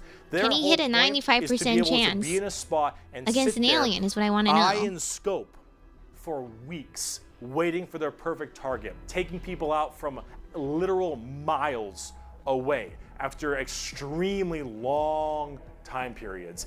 The Vindicare Temple is about precise, perfect aim. There have been reports of Vindicares being able to single out particular body parts from over 2-3 miles away. Temples in the head, the jugular, for instance, and been sitting there after weeks. And when they're ready, take that shot. Time is done. And yet my X-Con sniper can't hit a still target in front of him. A lot more about shape-shifting and deviant art. It's mostly a female-based one, or at least it seems to be, and this allows a lot of body augmentation for certain individuals to be able to kind of transmorph themselves and infiltrate areas that are problems. These assassins will end up taking missions that take them years, 2-3 years, to infiltrate a heretical group and slowly work their way up just to get enough time to put a bullet into the main target's head and then escape unharmed. Or become the main target and sabotage it from within. These are all completely about deception, mind tricks, polymorphing, and everything in between. And lots of drawings. Lots of drawings. The Eversor Temple. Yeah, I guess there aren't that many women. One. The Eversor Temple is about when you don't want anything to come back alive, friend or foe. You want it all dead. An Eversor is psychogenically conditioned when they say just body psychotherapy morphing, and psychological is that torture natural? to only feel violence, hatred, and anger. It does the Clockwork Orange style of thing, do you really need to program someone to only feel pain and hatred and anger? I feel like everyone I guess is born naturally in this world with it. Full of tons of psychedelic drugs, and they cryo freeze you. And then they drop you in an area where they just want to make sure everything is dead. Winter Soldier. Defrost, full of just all this insane, mind-boggling psychotherapy and psychedelic drugs, and you just go to town. Yeah, if you don't care if anyone comes back alive. You're like, all right, lost cause, send them in. Finally, there's the most bizarre temple, the Caluxus Temple. The Caluxus assassins are feared even among the other temples. So you look a little freaky. The people will go to the Caluxus Temple with this as well. You look very freaky. This is where they can harness that to be massively anti-psyker or even just anti-regular people. They're anti-regular extreme people fear usually works. and distrust among many, many people. They are described by the Eldar by quote as being pure evil. Imagine that uncomfortable feeling from that blank gene I mentioned, and then imagine them being taught and given equipment to amplify it by 100. If normally regular people feel uncomfortable, now they are basically akin to being a siren wailing directly in your ear. And if you're a psyker, no, that's a banshee. The sheer presence of a Caluxus assassin just, like, is enough for you to tear your skin off. You around would rather them. gouge your eyes out and rip your nails off than even being near this person. The Caluxus assassin is when you want psychers to literally lose their minds, and they will go on their knees and ask you to gun them down because it is a suitable choice over being anywhere near you. The motto of that temple is, "That which is unknown and unseen commands the greatest fear." Now, for the tabletop, assassins aren't that special. You can call them in no matter what Imperium faction you are, and they do a lot of work for themselves, but at the same time, they're very specialized and require a lot of finesse. Mercenaries? And they work the way you generally want them to, though. You want to cause some distortion and weird stuff, you take a Calidus. You want to just murder swaths of infantry and then blow up Eversor. You want to kill that one guy, Vindicare, and if you have a lot of Psychers, Caluxus. It's a nice little, like, jack of all trades if you have a specific thing you want to kill. And you get to choose which is really fun. You get to but now, choose. Let's talk about the last human faction. Would you like to do this the chaotic way or the secretive way? And we have a lot to talk about with them. Inquisition? I feel like everyone has been acting as an Inquisition so far. The Inquisition. Take every secret police you can think of. The KGB, the Gestapo, the CIA, FBI. The sisters you just mentioned earlier? I guess they weren't that secret. Mark it up by about 10 and give them the most power in the entire Imperium. No, you know what? How about this? This right here, it's not just a quote. This is the Imperial motto, the motto of the Inquisition. I apologize for my bad pronunciation. Innocentia nihil probat. Innocence proves nothing. But are you really the most powerful organization in the Imperium, the secret police, their #1 motto is innocence proves nothing. The Inquisition goes around like the secret police or like detectives to find issues in the Imperium. And they have different ordos depending on which one we're talking about. The Ordo just looking for Hereticus, the Ordo Xenos, the Ordo Malleus, for instance, and a whole bunch of other ones. Hereticus is obvious, they deal with heretics. Xenos tries to find alien threats, and Malleus is demons. They all have different specializations in what they're trying to go for as this Inquisitor. And that's what they're called, Inquisitors. Each of them, as an Inquisitor, has their own free reign. I don't think I would ever want to be a demon or an alien in this society. Go out to find problems and interrogate people a lot. They are above the law in every department over Space Marines. Now, the Space Marines might argue against them and stuff, and there might be a lot of blowback, but technically they are above them as Inquisitors. They are looking to investigate and figure out coups and cults and demonic incursions and possible Xenos issues like gene stealers or a new threat coming into an area. I'm just gonna assume there's witch burning every single day of their lives. They're pretty good at it. The Inquisition having all of this power does make them a little bit power hungry and frantic sometimes. And yes, it is still a bad thing, but most of them are pretty good at their job. And they spend a lot of time being very diligent to make sure that all of these leads they follow are proper and correct. They're basically space detectives with just enormous power and sometimes a bit of a power complex. And we haven't even talked about Exterminatus yet. Exterminatus. Exterminatus is deeming a planet unfit to be saved. I deem that this planet is demon infested and taking it back will cost too many resources and is not worth it. I have now committed exterminatus on this planet. I will now sign the death warrant just get of a Death Star Imperium all the time, as it is unfit to take and just better blow to it be all destroyed than allow the enemy to hold it. This can mean saturation bombardment. This can mean cracking the planet's core and breaking it apart. Doesn't matter. Render this planet inhospitable to all life. Yes, the innocence proves nothing people are the only people who can choose this planet must die in its entirety.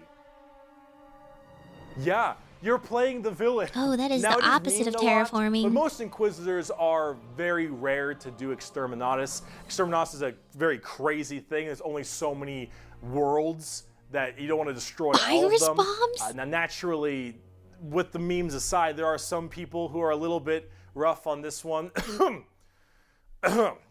But most Inquisitors generally don't like to do Exterminatus a ton, but it is an option they have. And it's a crazy option when you think about it. Secret Police Inquisition are unfortunately not represented on the tabletop very much. You generally kind of put one in your army if you feel like it. You have a couple special options there and some side content, but they're not really fleshed out very well, and personally they need a lot more stuff put in there, and they really need a lot more effort put into them, and they're not quite where I want them to be. Overall, the Inquisition makes for a lot of the best storytelling as well, because it's a little bit hard to talk about a big story of a whole bunch of Space Marines killing something, right? It's just a big battle story. It's not as interesting. Yeah, it's probably pretty easy to make a detective story. Moral dilemma that an Inquisitor has. You can just start off a story with like a... And honestly, the more people do like it, like an alien that's pretending to be a human, to the Warhammer, right? Horrible, catches on to their suspicion. And wow, we just finished the humans. And there was all right, forbidden come back love. to part 2. Just kidding. We There's talk probably about forbidden chaos nuking. and Xenos, because we got to talk about the 4 Chaos Gods and all the Chaos Marine legions and the Tau and the Necrons and the Orcs, and oh boy, we got a lot. I'll see you in part 2. There's a part 2. What do you mean? We didn't even talk about demons and aliens yet. Can you be demons and aliens, or are you just always shooting demons and aliens? Are demons and aliens always evil? Are they always discriminated against? Is there no justice for alien lovers? Asking for a friend, not myself. There was forbidden love sometimes. I was right. Oh my goodness. 51 minutes of lore, just a brief explanation, and we're not even done. No way! Oh my god, do I have to? Alrighty. Hey all, this is part 2 in a 2-part series on the Warhammer races. If you haven't seen part 1 yet, we do the Imperium of Man. You can check that out in the description, and I would highly recommend you watch that. I like how he goes like, this is the toughest man in the world. If you already have, but wait, there's more. This is the toughest man times 2. But wait, there's more. This one's the toughest man in the world times 10. Which involves humans again. This is all of your worst nightmares, embodied in a person with intense trauma. What? Like hard, Nick. So, as I've mentioned many times before, we've discussed the warp, the immaterium, the hellish landscape, the purgatory dimension realm between the material realm of our existence. Now, in the warp, it's terrifying, horrible. There are demons everywhere. Things are crazy. All your minds and thoughts and emotions get projected there. It is both formless and empty. It is vast and tiny. It obeys the laws of time and physics while simultaneously does absolutely nothing of the sort. It is a hodgepodge and a culmination of just unknowable, eldritch, horrifying shit. And there are 4 gods that permeate in chaos and the warp. These are the 4 major chaos gods. And if we wish to learn about chaos, we need to learn about each and every single one of these chaos gods. I think gods with small G's? I thought we only worship the one. Korn is your classic. Are these all heretics? He is all about anger, murder, fighting, blood, guts, death. You ever heard the term blood for the blood god, skull for the skull throne? Oh, That's I've heard of that one. The whole idea Blood for the blood god. He is all about the fury and strength of battle. He doesn't care where blood comes from so long as blood is flowing. He wants to fight and murder and carnage and slaughter and death. You know what? Death. Somehow the very simple to understand. You know, Next up, you have 10,000-year-old Zeech, corpse. and Zeech is the human god of change. king is However, slightly better the than god that. of change, it's permeates in so many different other ways. He's the most eldritch of all the demon gods. He has this weird way has to a always mouth be near plucking his at the strings of the universe. He's always conniving and scheming and doing his best to cause as much little bullshit and as too he many can. teeth. Zeech is unknowable. Everything that makes sense, he will and won't do. Every future and setting and every type of destiny or fate is all foretold and also changeable. It is set in stone while also completely random. He's just a He knows paradox what everything is going to happen and also that none of it's going to happen. You would ask Zeech a question. That question leads to 3 more questions. And those questions lead to the heat death of the universe, which asks 4 answers to those questions. And then he thinks to himself, what are questions even really? And are you even asking the questions? Or are you simply giving paths to answers and other horse shit? Zeech is just, I'm gonna fuck with stuff. He is yes and he is no. He is the understanding and he is complexity. He is unknowable. And that's what the God of Change is about. Very bizarre. And he likes birds a lot. By the way, he likes birds. Next up, we got Papa Nurgle. Papa Nurgle, oh my God. He loves you for who you are. Probably not. He will murder you just the same. But Papa Nurgle is about rot, pestilence, death, and decay. He is remind me of the guy end from of Star everything. Wars. Him and Zeech do not like each other very much because Jabba the where Hutt. Zeech represents change and adjustment, Nurgle represents stagnation and death. He is all about miasma. I'm sorry. I thought the other guys were all also about death. Bloat and pus and organs and people just being sedentary, sloth. He is the idea that everything will rot and decay and die. Nothing Either is way, you will certain die. besides decay You die from and death. number 1 All guy, of us will violence. end Number up 2 the guy, same way, broken losing down your mind, through apparently. just sheer, Number 3 guy, never-ending just decomposition. So the joke never that taking Nurgle a always bath. loves you is generally because of that, because we all end up the same. We all rot and we all die and wither. That's Nurgle, and he's got a general theme of course, pestilence and different kinds of diseases and sickness and things of that nature. That's generally Nurgle. He's pretty easy to understand as well, and he chonk. Finally, we have the youngest of the Chaos Gods, and that is Slaanesh, also known as the Prince of Pleasure or the God of Unspeakable That's a lot of black. Slaanesh is generally referred to with sex, but it's not only sex. It's just that's a good avenue if you want to make stuff. Slaanesh is just the idea of the senses of the body being cranked to not just 11, but more like 17. So we'll discuss Slaanesh a little bit more when we talk about the Eldar, because they done fucked up, but it or whatever is mainly about just the excess of emotions, and therefore sex is generally a large part of it. However, it's mostly pain and torture. Mostly lots pain. Of pain and torture, but sometimes sexually related or drug related. Lots of drugs. Slaanesh gets off on everything. Extremes in happiness, extremes in sadness, extremes in pain and sadism and masochism. I guess. And of course that goes along with the sex We part of it as well. We It's don't generally referred to with sex because of the color scheme, very purple, lots of exposed genitalia. A lot of their models have like exposed nipples and stuff. And that is generally the theme you go for from a physical side. We can't have presenting everything. nipples on Mainly YouTube. Pain and also the excessive amounts of emotion. So when it comes down to it, you'll find a lot of them have things it's like Scorpios, spikes I get or it. whips or any kind of BDSM style gear, because it is unspeakable excess, the Prince of Pleasure, everything in excess to the point where it is just sheer frightening. That is Slaanesh in a nutshell. A little bit bizarre and a little hard to describe sometimes, but as we talk more about the Dark Eldar layer in this video, you'll understand it far feel like better Leah would and still far be more into than you this. want to. Now you might be thinking, why would anyone ever want to join Chaos? They all look horrifying, screwed up, and just frightening things, right? Well, the thing is that, of course, one, your mind is put into into the warp and the immaterium, so you can be easily swayed by chaos demons when they get into your head, especially if you're a psyker. Sometimes regiments of the less mentally strong people, whether they be civilians or say low-level guardsmen or conscripts, can be easily swayed by this and become chaos cultists and stuff, and they serve their dark gods and whatever god they personally prefer. However, and this might seem strange, chaos in their own right isn't necessarily evil. See, the warp is every manifestation of emotion and being, every soul, everything just like of existence. carnal This impulse? includes all the good things. All the different chaos gods have another side to their coin. Khorne might be death, murder, slaughter, slaughter, but he's also got this weird sense of survival of the fittest, trial by combat, and honor. Khorne will never lie to you. Khorne will never stab you in the back.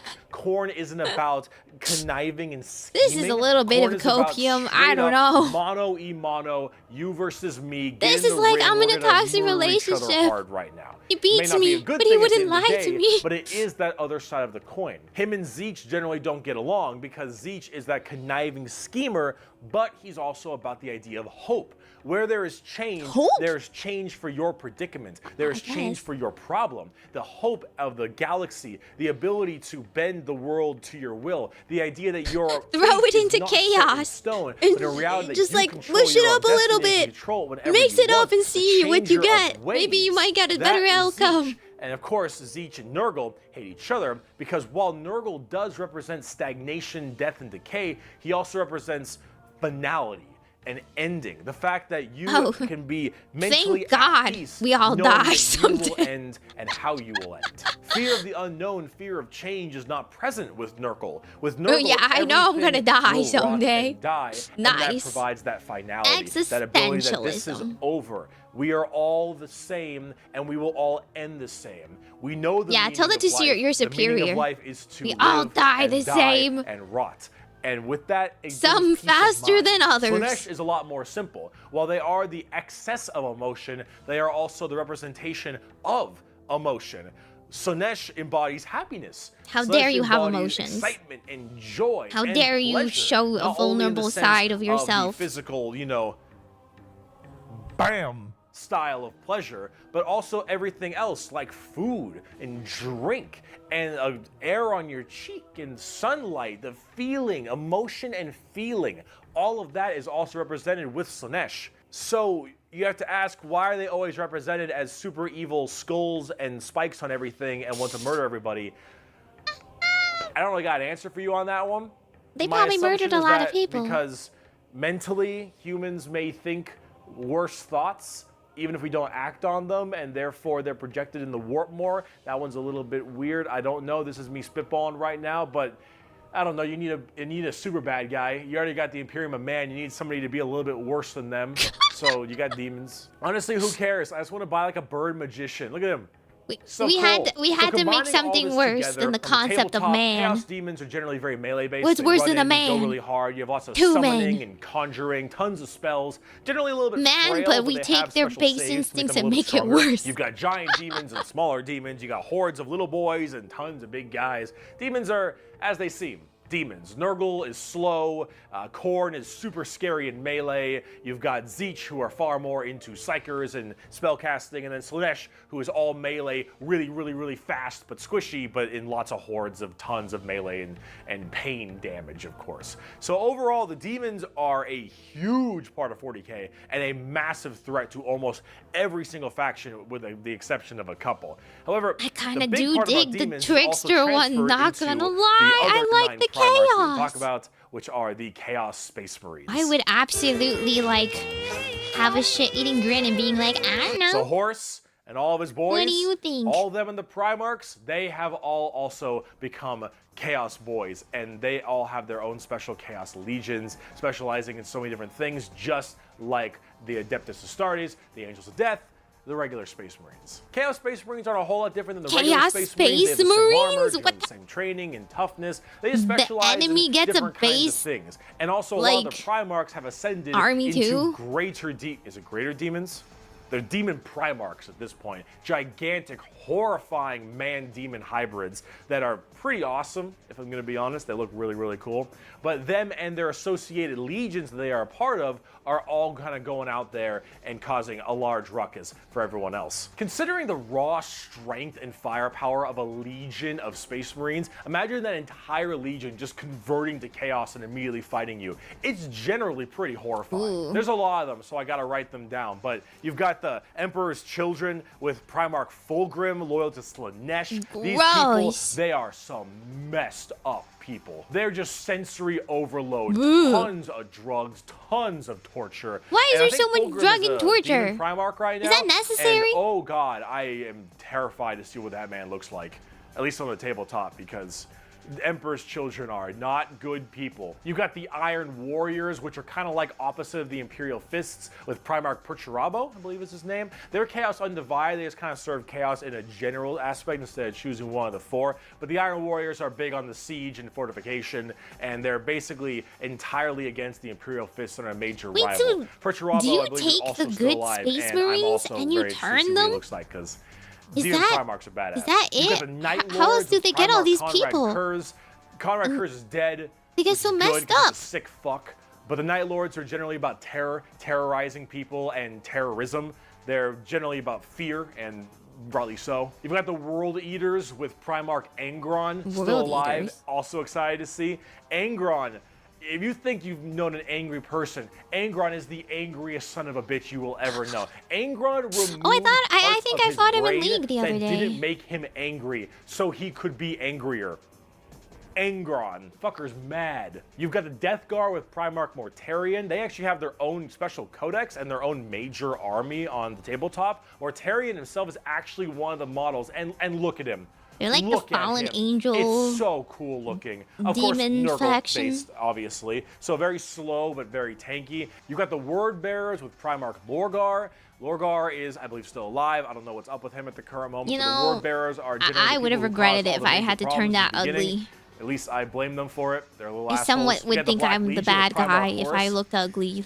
Get fucked, nerd. You've got the Alpha Legion with Primarch Alfarius Omegon, Chaos, I think.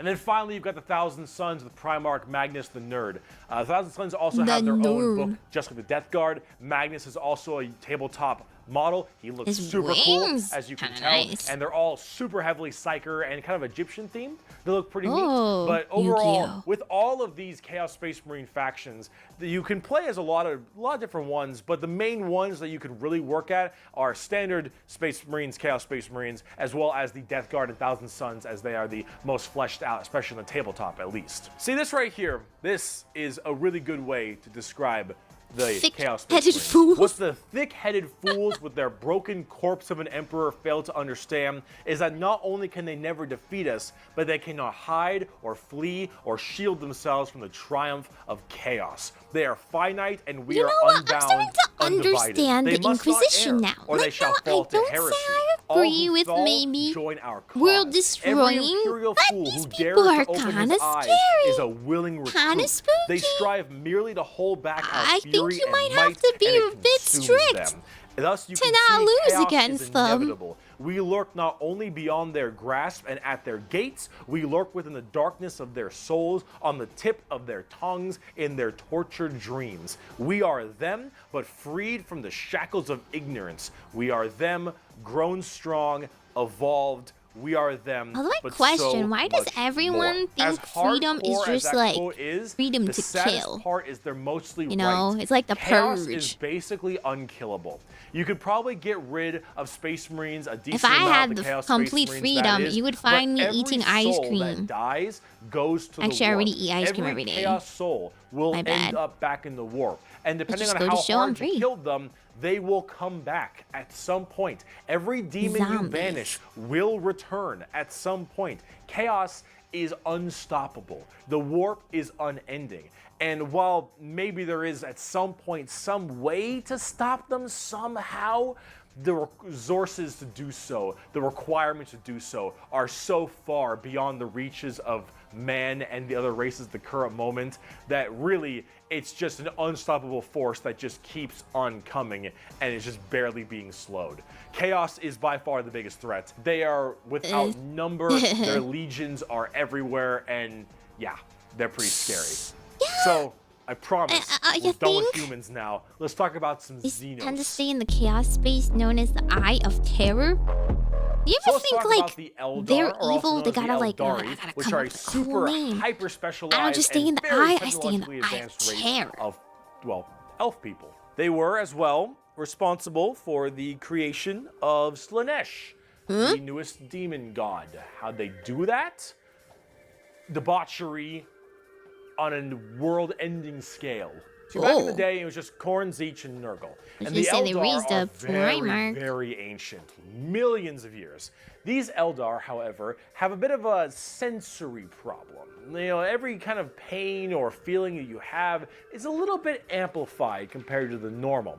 However, with Eldar, as their race advanced so excessively, and they became so self-reliant, and everything became so easy, there was no requirement for food production anymore, there was no shortages, everything was basically done. Everyone was so comfortable, and that comfort breeded this weird sedation, and that sedation breeded the requirement for more and more debauchery. Debauchery! Debauchery! Debauchery! We got too comfy. Who wants a utopia? You will end up down this road of pure debauchery. All of the senses I'm starting to understand when he said this is the grimmest, darkest kind of lore ever. This is just the feeling good. All needed to be satisfied that there is no such thing as peace in the human's heart. Desire to satiate these senses. Every person has a hidden desire. Worse and worse debauchery. For like, it started off with things like stuff. Sex and drugs becoming so much more rampant. The writers never met a calm person in their life. Living are so easily accessible. It would get to the point that made Sander Cohen in BioShock look sane. All right, this is the kind of debauchery it led to.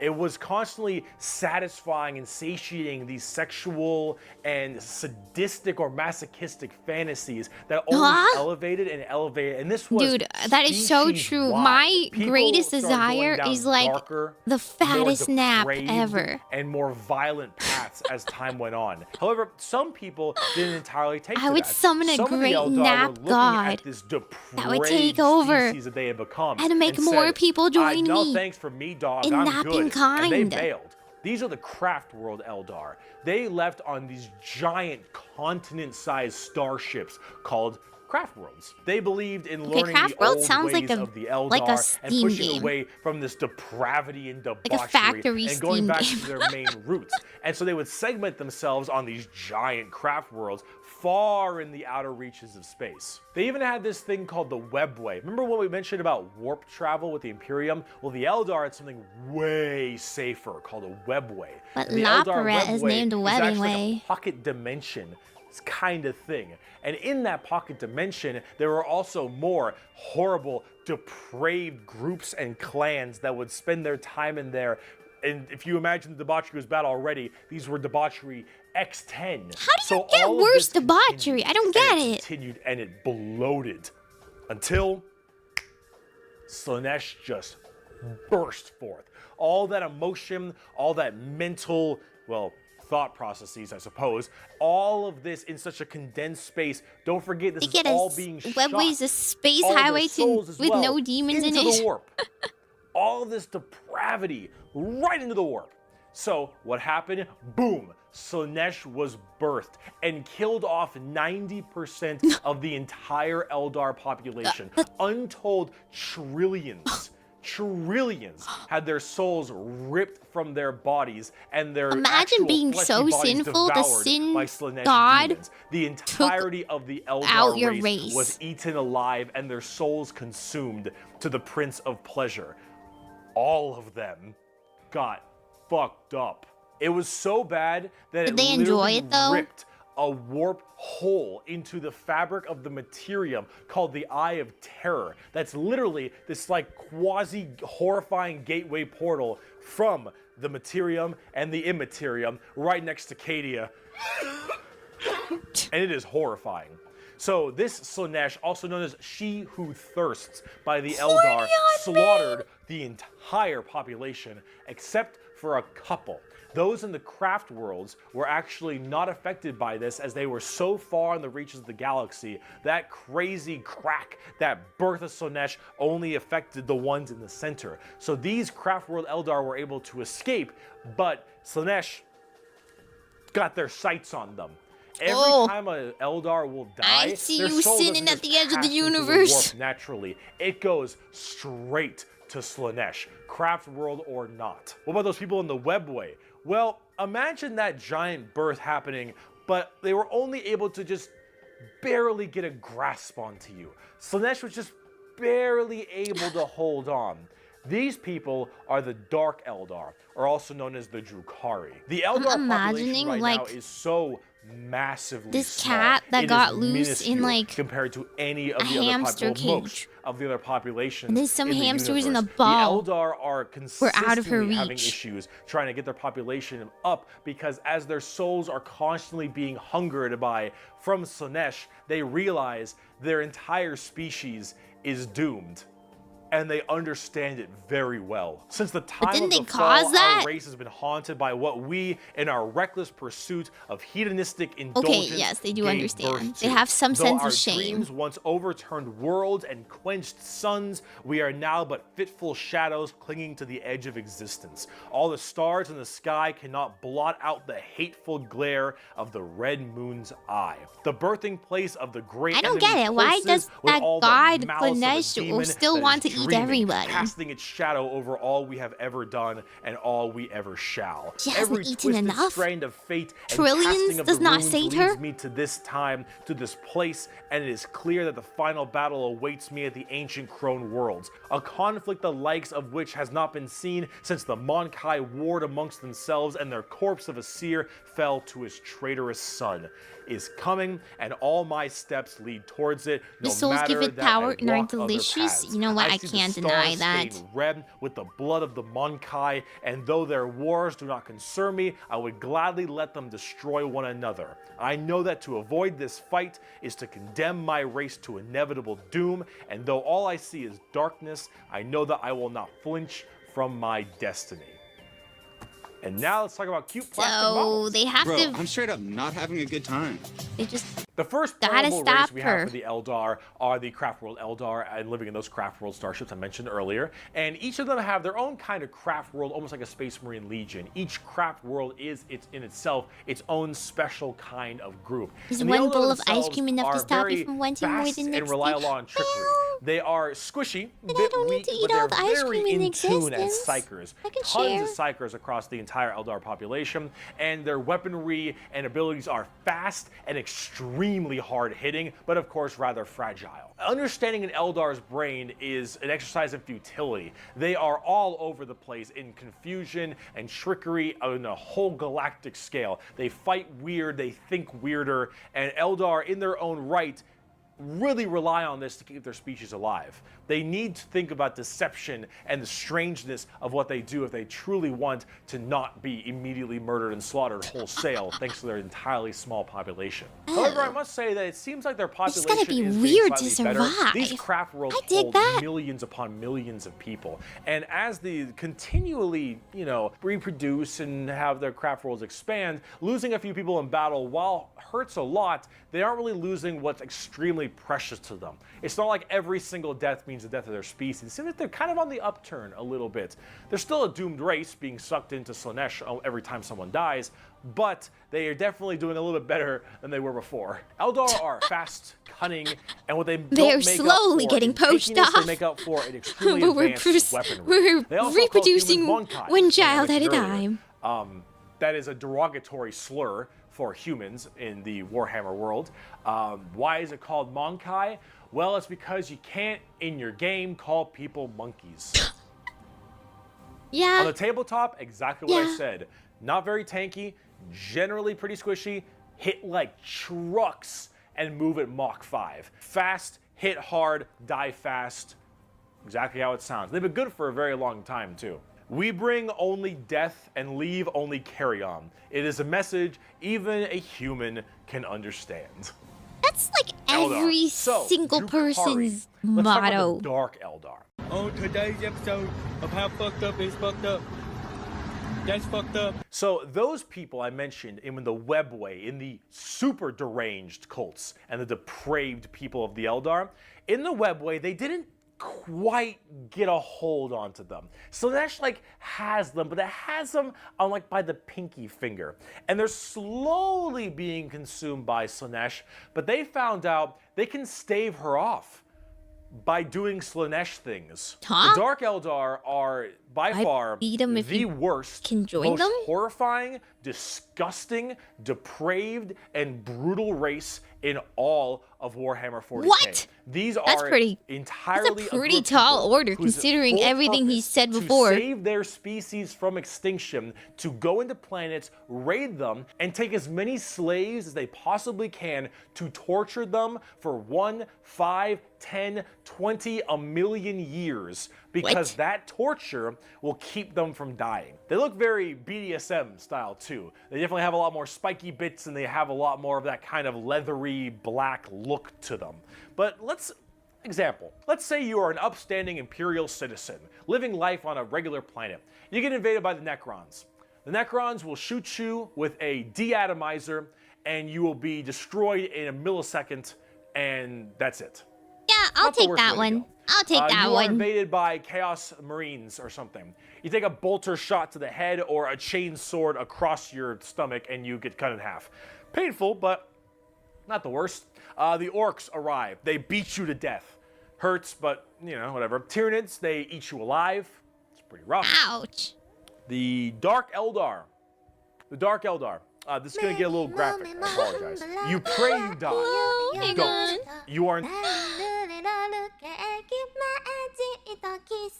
Maple! Welcome! We're talking about depravity in Warhammer 40k.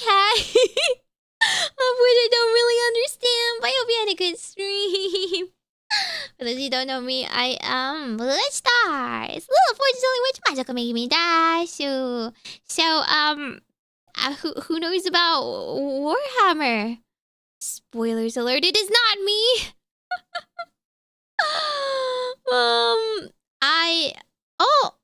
There's me too. Hello. Oh my God! What? Don't say my catchphrase for me. Fine. Majokko Meimi Dash. 50% sassy, 50% sleepy. No, actually, I'm like 70, give or take 80% sleepy right now. 100% sure to go what? While watching this video. Yeah, we're playing Pokemon actually. This is our Pokemon of the day. Apparently they capture. We don't call Pokemon, and then we don't say torture. We say battle with them for millennia because we're friends forever. Yay! Oh my gosh! I hope you all had a good time. I assume you guys had a group collab or something. I am very confused. Yes, this is Dark Elder the Mewtwo. Yes, the extra arms. They're very necessary for hugging very close and never letting go.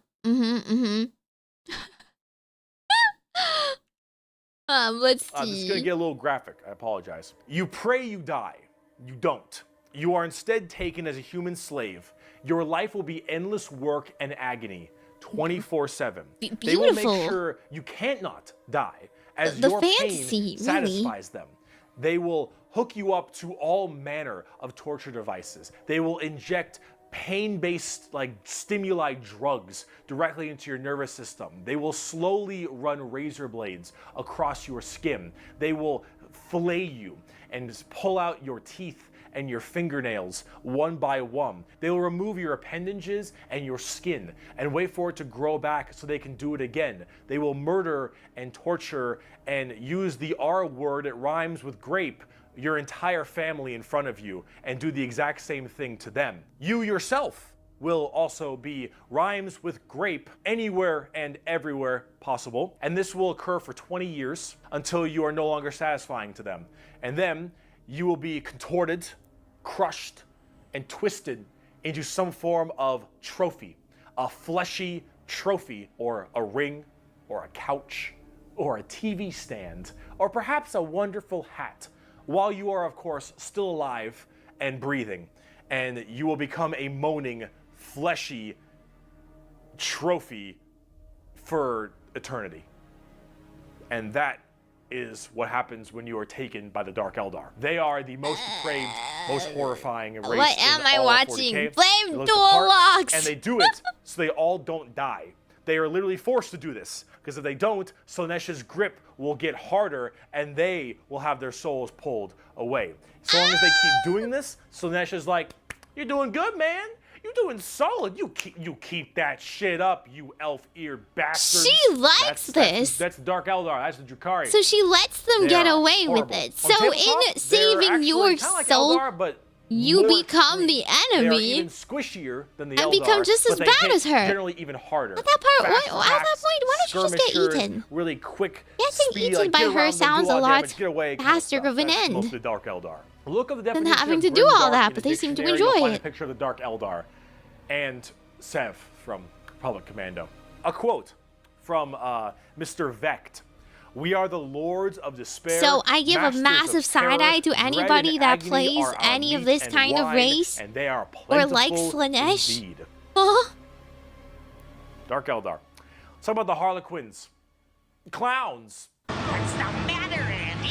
Don't you want to have some fun? The Harlequins Anyone are with a clown bizarre race of phobias. Eldar. They're demonic clown performers.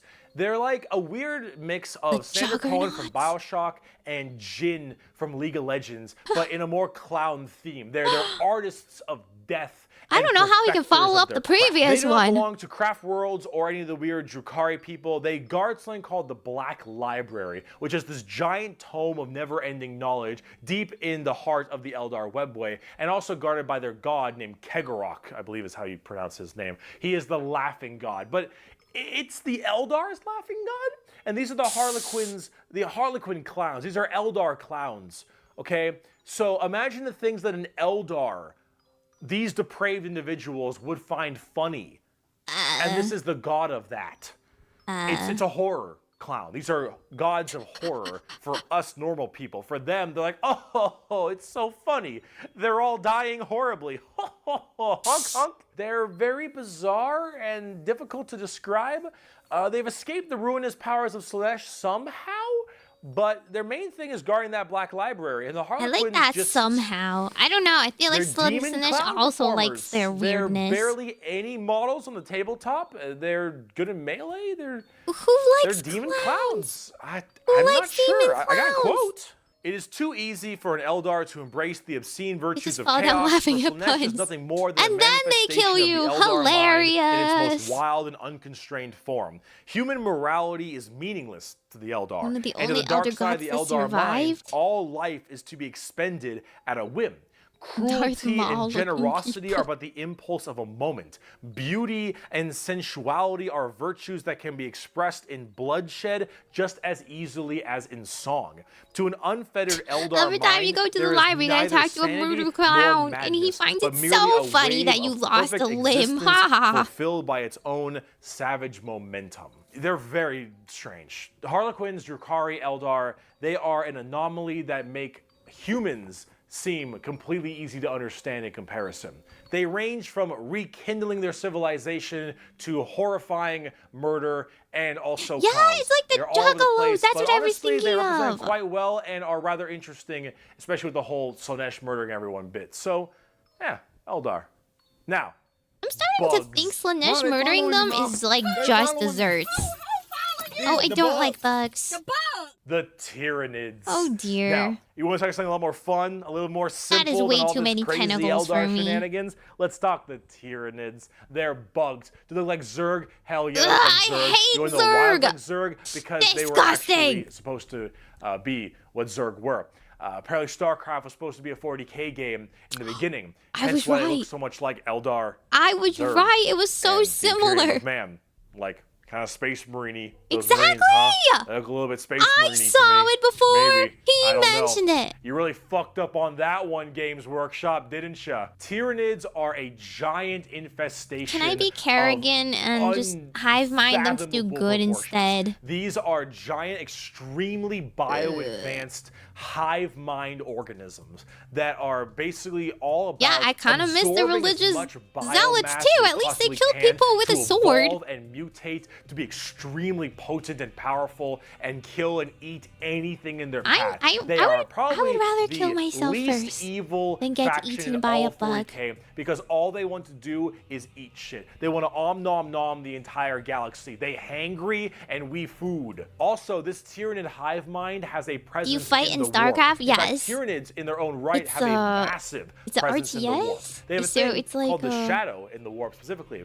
where when they are coming in I don't to know, invade Age of a Empire? planet, they have this weird ability to kind of cut off. We don't have the a sexy warp on queen all for the these cycles bugs. on that planet. We And need to- how we you need to get write the help story across in. the stars. Well, you need Pick, the warp choose a because you need queen. that for interstellar travel. So with people unable to call for help from the Tyranids, these are just easy pickings. And an entire giant Tyranid hive fleet comes out of orbit and just will massacre, absorbing all that biomass and turning them and all of their other Tyranids into even more advanced monsters. How is there anything of a universe left after all of these murdering, genociding ripper swarms for races scouting and having little dudes to eat people up, survive to the Hormagons, next to each Termagons, other? and Gene Stealers, all the way to the Hive Guard and the Exocrines and the Swarm Lord, to Hive Tyrants and their giant battle fleets, and even something as crazy as the Hierophant Bio Titan. The Whoa. Tyranids come in all forms and sizes depending on what they require.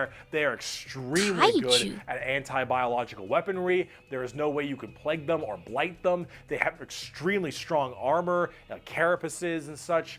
Tyranids are nigh perfect organisms and are pretty spooky when it comes down to how they handle This all is of their like the genetic thing where material. everyone evolves Keep into feeding them, crab. they'll keep evolving. They keep on creating They new, evolve into more horrifying bug. organisms to spread across the galaxy. And you want to know what the most terrifying part of the Tyranids is? We might be surrounded. There have been like around 6 or 7 Tyranid hive fleets. Behemoth, Kronos, Only all one these different kinds galaxy, of not hive even fleets. across the and they've universe? all arrived in the galaxy. They're kind of close to from us. different points, different sections of the Milky They're Way even galaxy. scarier things have outside of had the galaxy. different Tyranids come through. This is a cruel And world that to live is in. horrifying because as far You as could just we be know, born and then we just be could just taken be as a surrounded slave or on all eaten sides any by moment. Tyranids. How do people the only survive? reason you may not hear a whole lot about Tyranids is because it's a little bit hard to have a bunch of story off of one hive mind genocidal monsters. All these giant bugs swarming yet in, killing and StarCraft eating everybody managed and it. evolving. Oh, I mean, as cool as there are, there's some cool characters, the Swarm Lord, Old One Eye. You can't really have a whole bunch of major character-based stories around them. As awesome as they are, they're simple. They want to eat you. They want to eat you and absorb your biomass. They are simple bugs. If you want something a little more complex, talk Gene Stealer cults. I can have all the pot I want, I get around faster than walking, and wherever I need a seat, I can just sit on my balls. Gene Stealer cults are a special brand of Tyranid that can slowly infect themselves into different kinds of society. And by infecting them, they can rise up to where they all pray and believe in these regular humans, pray and believe into their Tyranid hive mind gods. Why? And these brood lords and I think they're called patriarchs all can turn an entire world all based into Gene Stealers, and these are called Gene Stealer cults. An entire hive world of the Imperium can be turned into nothing but servants of the Tyranid masters just by infecting them and screwing with their genetic code a little bit. They also have this stab cool, you like, when your Mad Max DNA look. changes? It's really neat. They are Everyone definitely becomes one of the bigger Spider-Man? threats to the Imperium besides Chaos. like, I keep saying bad? the biggest threat to the Imperium. They're up there though, because you, dingus, stepped on a bug in middle school. See? asshole. There is a cancer eating at the Imperium. With each decade, it advances deeper, leaving drained, dead worlds in its wake. This horror, this abomination, has thought and purpose that functions on an unimaginable galactic scale. And all we can do is to try to stop the swarms of bioengineered monsters it unleashes upon us by instinct. We have given the horror a name to salvage our fears. We call it the Tyranid race. Salvage. But if it is aware of us, it must know us as nothing but prey. Tyranids. They're cool. True. We're just like pork to them. Screen's gone red. That means I'm super fast. Orcs, orcs, orcs, orcs, orcs, orcs, orcs, orcs, orcs, orcs, orcs. Orcs. I fucking love orcs. Why? So, yes, the green monsters, the green tide, the green skins. These orcs, they are in fact a race in 40K. The orcs are as exactly what you expect them. They have archaic weapons, they're big boys, they have axes, and they have got big old teeth, and they want to kill everything, and there are so many of them. The only reason they haven't taken over the entire galaxy is they can't stop murdering each other. Orcs are so cool. Orcs don't have philosophy. Orcs don't have existential crisis. What matters is who's the biggest orc. You listen to that guy because he the biggest orc. He big orc. Big orc knows best. You win through the power of imagination. Of all the races I have battled throughout the galaxy, the orc is the hardest to comprehend. They wage war with machines that should not work, have big care rock. little for strategic gains, and are just Follow lucky me to or I slaughter hit each you with other it. as the enemy. How does one battle an enemy that defies all logic? As an orc, you're enjoying life. You're enjoying the life you're given. Your whole life. It's great. You punched a dude the other day. And beat you each other killed to 5 death more. You can. The biggest orc is the man who understands everything. He is the boss. And orcs have this really weird, like, big, dumb, stereotype British accent. Which is just hilarious to me. Those Never are trust orcs. the British. You fight. You like to fight. Your whole purpose is to fight. You wage war because you want to wage war. You got your boss over there, and you better listen to the boss, because if you don't listen to the boss will squish you and make you an example for the other orcs. And then you can't fight because orc dead. And orc dead can't fight because orc dead can't fight. Orc must make other orc dead instead. Out of parts that don't make any sense, and because they believe, they have the mental imagination that that machine will run, it'll run. If that machine's out of gas, you're driving that machine with your fellow orcs, and the biggest orc is behind the wheel, and you run out of gas, some orc behind you is like, oh, Zog, we're out of gas. And the big orc is like, no, we're not. I filled the fucking gas tank up earlier. And all the other orcs are like, oh yeah, you did do that. And then you turn the fucking mech back on and it works again. Does it have gas? Probably not, but it works. The power of imagination. They paint things red because it makes them think that goes faster. But bad. They paint things purple this is like because it's the sneakiest clap for color. fairies. You wanna know why? You ever seen a purple orc? Send your imagination and belief like ancient as hell. to the They're orcs. back in the Eldari time frame. But back then they were called Krorks, and they were much larger and scarier and far more intelligent. Now they're just orcs, and they're big, dumb, and they smack things. But they're pretty spooky. They're not very well armored, but they hit really hard, and it's called the Green Tide because there are so many orcs. There are about as many orcs as there are Tyranids, maybe more, who knows, but they keep on, murdering each other, so it's not too bad of an issue. Orcs are entirely comic relief. Their stuff is slapped together. Airdrop the that makes orcs no onto sense. the Their Tyranids? vehicles don't work Problem the way it's supposed to, solved. but they work because they think it works, because they imagine that it works. Their Orcs tiny care pea only about brain who is the says biggest they orc, can't and they will follow the possibly biggest orc. lose. And then if they So want to it be works. the biggest orc, they'll challenge the biggest orc. And then when they go and they issue a wa is just war in orc, they murder everybody and everything in this giant tide of green orcs who are just excited to be hitting something. They don't care that they're hitting Eldar or the Imperium or Tau or anyone in between. They're just so they get to beat shit up. That's orcs. And on the tabletop, they are a total coin flip, and they're really fun. I have never met a humanity salty orc player. is wrong I have for never thinking met too someone much. who plays orcs and is ever just a bad guy or that guy. Orc players have this kind of fun to them because when you play them, you are completely submitting yourself to RNG. So here's the thing. Guardsmen, Imperial Guardsmen, when they shoot, they roll a dice, and on a 4 up, they'll hit their target. They have a 50% chance. Space Marines, pretty good. They hit on a 3 or higher because they're well trained. Adeptus Custodians, they hit on 2s because they're just super well trained. Orcs, they hit on a 5 or higher. But if they roll a 6, they get to make another shot with anything, from the dinkiest pistol to the biggest rocket launcher. It doesn't matter. Half of their stuff will blow up on a whim. One of their medics, if you roll a 1 to heal someone, you fuck up your surgery and you just kill an orc. They're so wacky and silly.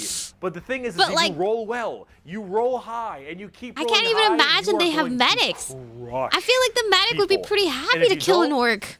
You lose. He's like, oh gee, yay, I killed another one. On to the next patient. When you play orc, it's a coin flip. Which is why you can't be a salty bitch when you play orcs, because things won't go your way. It's just the roll of the dice. You're playing a dice game. But if you're going to have fun, and you want to be stupid, and you want to be silly, you're going to play some damn orcs. Listen, that's like the average player in D&D. Let's talk about the Necrons. The Necrons are spooky, scary skeletons and very grimdark again. They have a much more fleshed out lore than before. Back in the day, they were just undead Egyptian space terminators, and they still look that way, but now they actually have a story. So way back in the day, you had the Necron tier. Kind of see a theme here: Eldari, Eldar, Krork, Orc, Necron, Necron tier. So the Necron tier were this race of generally kind of shitty people. Not because they were personally shitty, because their lives were awful. They were ill-fated to a horrible existence of like radiation. Unlike the very pleasant other races everything just really you've just mentioned in the past 2 hours, really the very privileged other races. They were extremely getting eaten and eating on the others. hope that they would eventually find the key to living forever and to stave off this horrible nature that they were thrust upon them. I see, so and they all have depression. They could depression. become the most dominant race in the galaxy. And they found this group. They're called the Old Ones. Imagine them kind of like the Forerunners in Halo or the Xel'Naga in StarCraft, right? These Old Ones were these strong, pretty much omnipotent beings. And they, of course, knew the key to immortality. So the Necrons went to them and said, please, show us your ways. And the Old Ones said, piss off. Not really. They were a lot more humble about it, but they did not want to share their secret of immortality. Yeah, I wouldn't either. The Necrons, of course, took this very well and waged war with them, kind of under this united banner. The Necron different dynasties definitely makes didn't really like you less depressed. Good job. The Great Silent choice. King, he thought the best way to unite his race was to do this giant war with the Old Ones out of spite for them keeping the secret of immortality to them. This was known as the War in Heaven, and this is actually like a multi-stage war, because during this War in Heaven, they discovered the Star Gods, a whole new race of people known as the Catan, or the Catan. These Settlers Star of Gods Catan? were also very much like Old Ones, almost omnipotent beings, and they too had the key to immortality. And so the Necrons Why does everyone have the key to immortality? Can you help us fight off the Old Ones? Can you help us kill these Old Ones, you, the Catan? And the Catan said yes. And in fact, we can help provide you with the immortality you so desperately seek. So the Silent King of the Necrons decided to make a pact with the Catan to allow them to accept this generous gift of immortality upon them.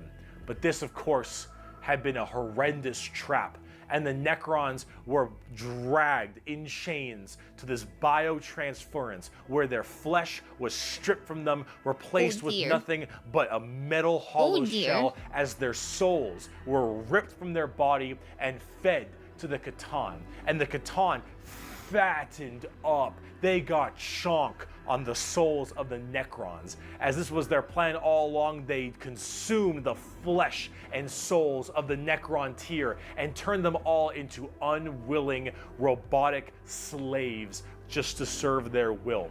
And then, with their new-founded Necron army, they pointed their guns at the Old Ones. You're alive and forever now. Continued as their an undying robot slave for their war. Genocide, complete and full. What is this? Punishing Grey Raven or something worse? The old ones did their best to stave it off. They even created other races, the Eldari and the Orcs, to try to fight off the horrifying Necron army and the Catan above them. But there was absolutely no possible chance for them. And the old ones were absolutely extinguished across the galaxy. Their entire race completely removed.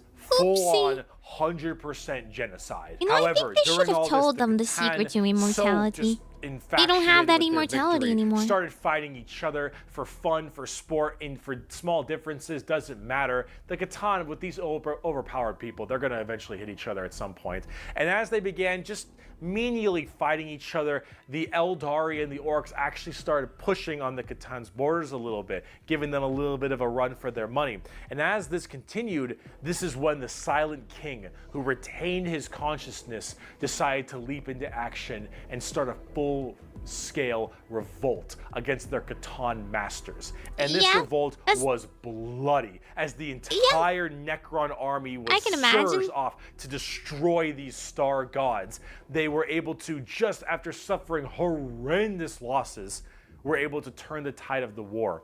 And they took these Catan and they blasted them. Because as these star gods are unkillable, they were able to break them into thousands of shards and entrap them in giant stasis vaults to now actually be slaves to the Necrons. And with the Necrons having the entirety of their old gods enslaved to them, they realized that soon their race was about to be attacked by the overcoming new races, the Eldari and the Krorks. And so what they did is they retreated into giant stasis tombs in order to preserve their energy and their strength for when one day they would be reawakened and they would be able to rule I'll the go into cold sleep so that we can fight another day. Dingus Adeptus Mechanicus guy diddled with a green console, and now the Necrons are back and they see all these primitive races on their lawns. I tell you, somebody had to press the button. Release the Necrons. Super advanced,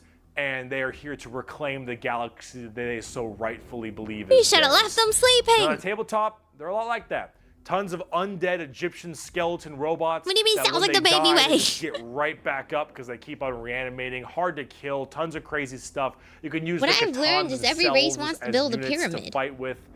Pretty cool. Every the few Necrons are one of the three major events in 40k. The Horus Heresy, the Fall of the Eldar, and the Awakening of the Necrons are all pretty substantial events. And the Necrons themselves are pretty dang cool as well. Here's a good quote from a wonderful Dawn of War game.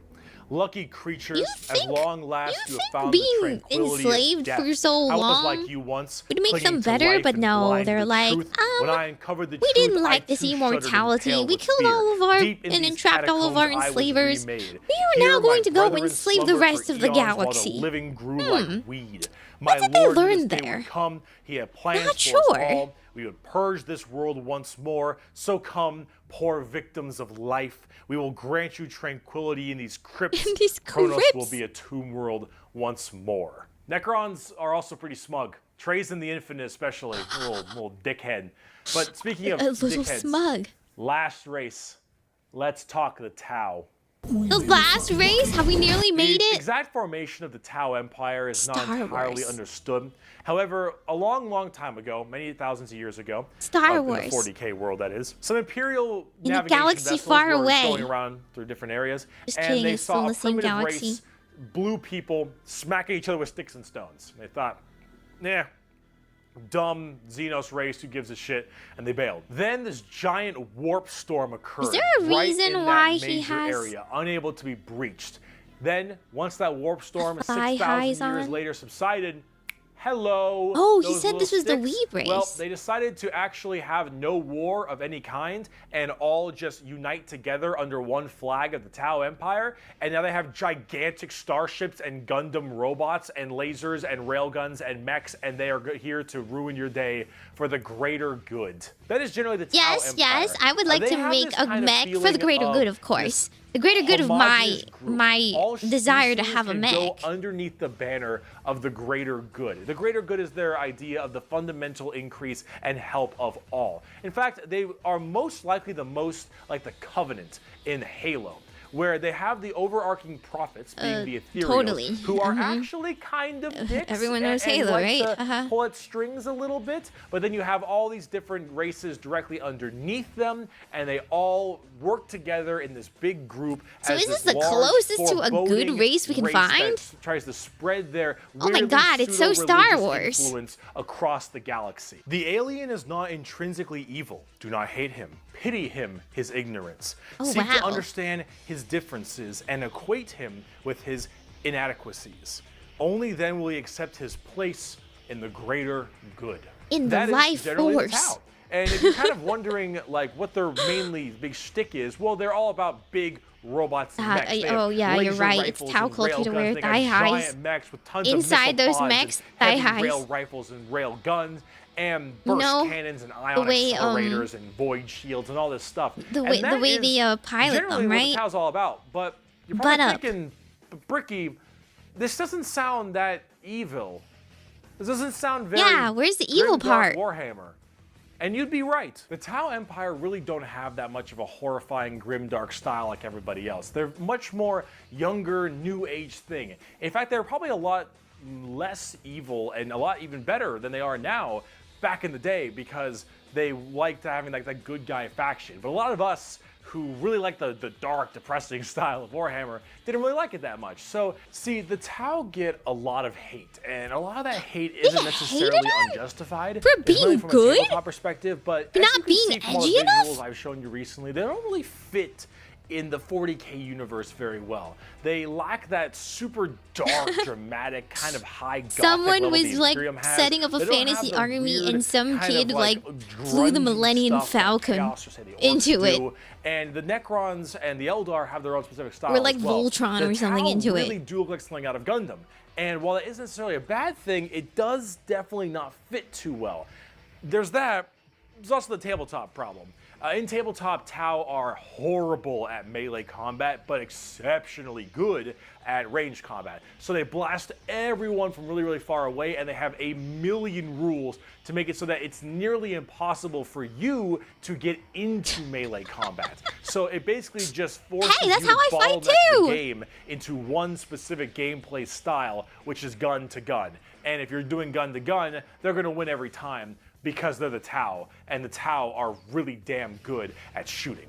So it's one of those Unlike things that makes the Tau XCOM. generally rather hated, and a lot of different reasons for that, both from style and such. But this is actually one of the things I wanted to end this video with, is that the Tau, while they have their issues, you should not be discouraged from playing them. I'll make plenty of Tau weeaboo jokes, of course I will, but it's all generally in good fun. Anyone who legitimately doesn't want you to play a faction is an idiot, and you shouldn't be giving them the time of day. How you pick dare what you think try to is be a cool good and person what you instead of being like. at the In Warhammer, depraved especially now, factions get better and they BDSM get worse. elf. They grow How and then dare they you try fall. to be a You Star should Wars only be playing OC what you when think I is am cool. here You like the worshipping look, some you like old the king models. with If that you're talking 1,000 tabletop, that souls is what you per should be going day. for every time is what you You think should is think about your badass, because actions and things why you change all the play time. Warhammer. But the universe of Warhammer has And so go back much to your going for anime it. Every girls. faction has something interesting. Every character has a story, and there's a million stories to be told. The universe is vast and exciting, and while it is dark, And depressing, probably going to horrible, kill that you. is the damn charm. And out of The everything charm I've of told you in these which two way will videos, you anything die? you can take away is the reason why so many of us are so into this series and why we like it so much. Because with so much variety, such an expansive There's universe, so many and so much ways that to can be kill done, people. you can find yourself having a pretty great time. Thank you so much for watching this video. I hope it has been informative to you. If you'd like to see more of me, Bricky, you have twitch.tv/Bricky for my streams. You have my merchandise site. in which Somehow, I was wearing all of my... I understand more and then not at all. I think he lost me on the, there's so much fun to be had. I'm like, shall I contemplate zealotry? Heresy? Unga bunga? Shall I eat people? Shall I cut people up? Shall I just be a regular old dude that may or may not only have a laser gun and a dream against, you know, The elder gods of the universe trying to eat my planet from the inside out? Lots of debauchery! The debauchery is unfortunately sticking! There's so many choices to be had! Which one's your favorite? And then you get a little caveat at the end. Well, there's one slightly nice race. Oh, but you're kind of a weeaboo. You're kind of a cop-out. You kind of are not imaginative if you want to be happy and hopeful and think that there's a way for a better future. I think you should just play the guy that's like...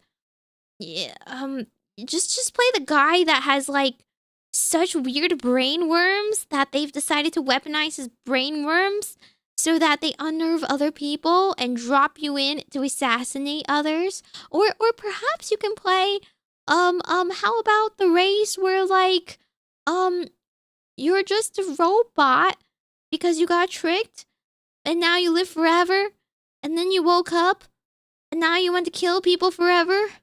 Yeah. Beautiful cycle, isn't it? Glorious life to live out there.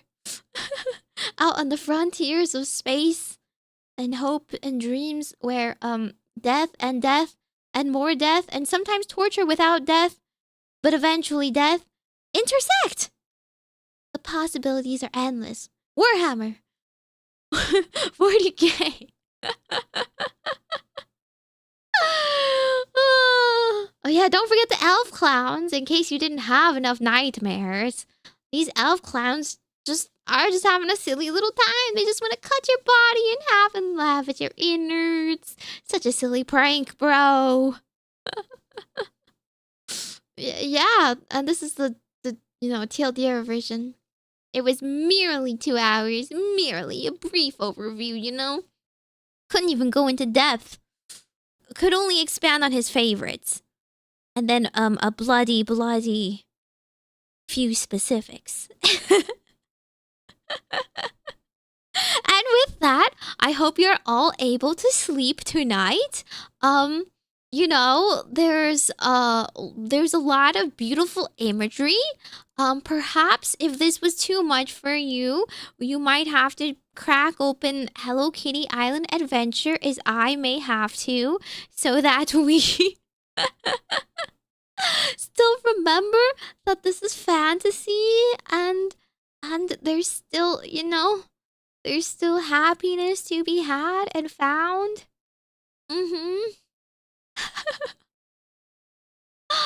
Yeah, exactly. Yeah, Game of the Year. Except a few Steam reviews by Karens that think that this game is overrated and should not be a full price game for what is essentially a port. But I say boo-hoo. Give me my easy time gathering fetch quests for Kuromi. Okay, with that, I guess I shall bid you adieu. I really will pass out now. I must pass out. The bed calls me. The bed. I'm going to sleep so hard. The heat death of the universe will simultaneously arrive, but then my sleepy energy will call upon an elder sleep god. And that elder sleep god will put the world to sleep, and in putting the world to sleep, we will dream up different things, and we will not actually combust simultaneously. We will find a way.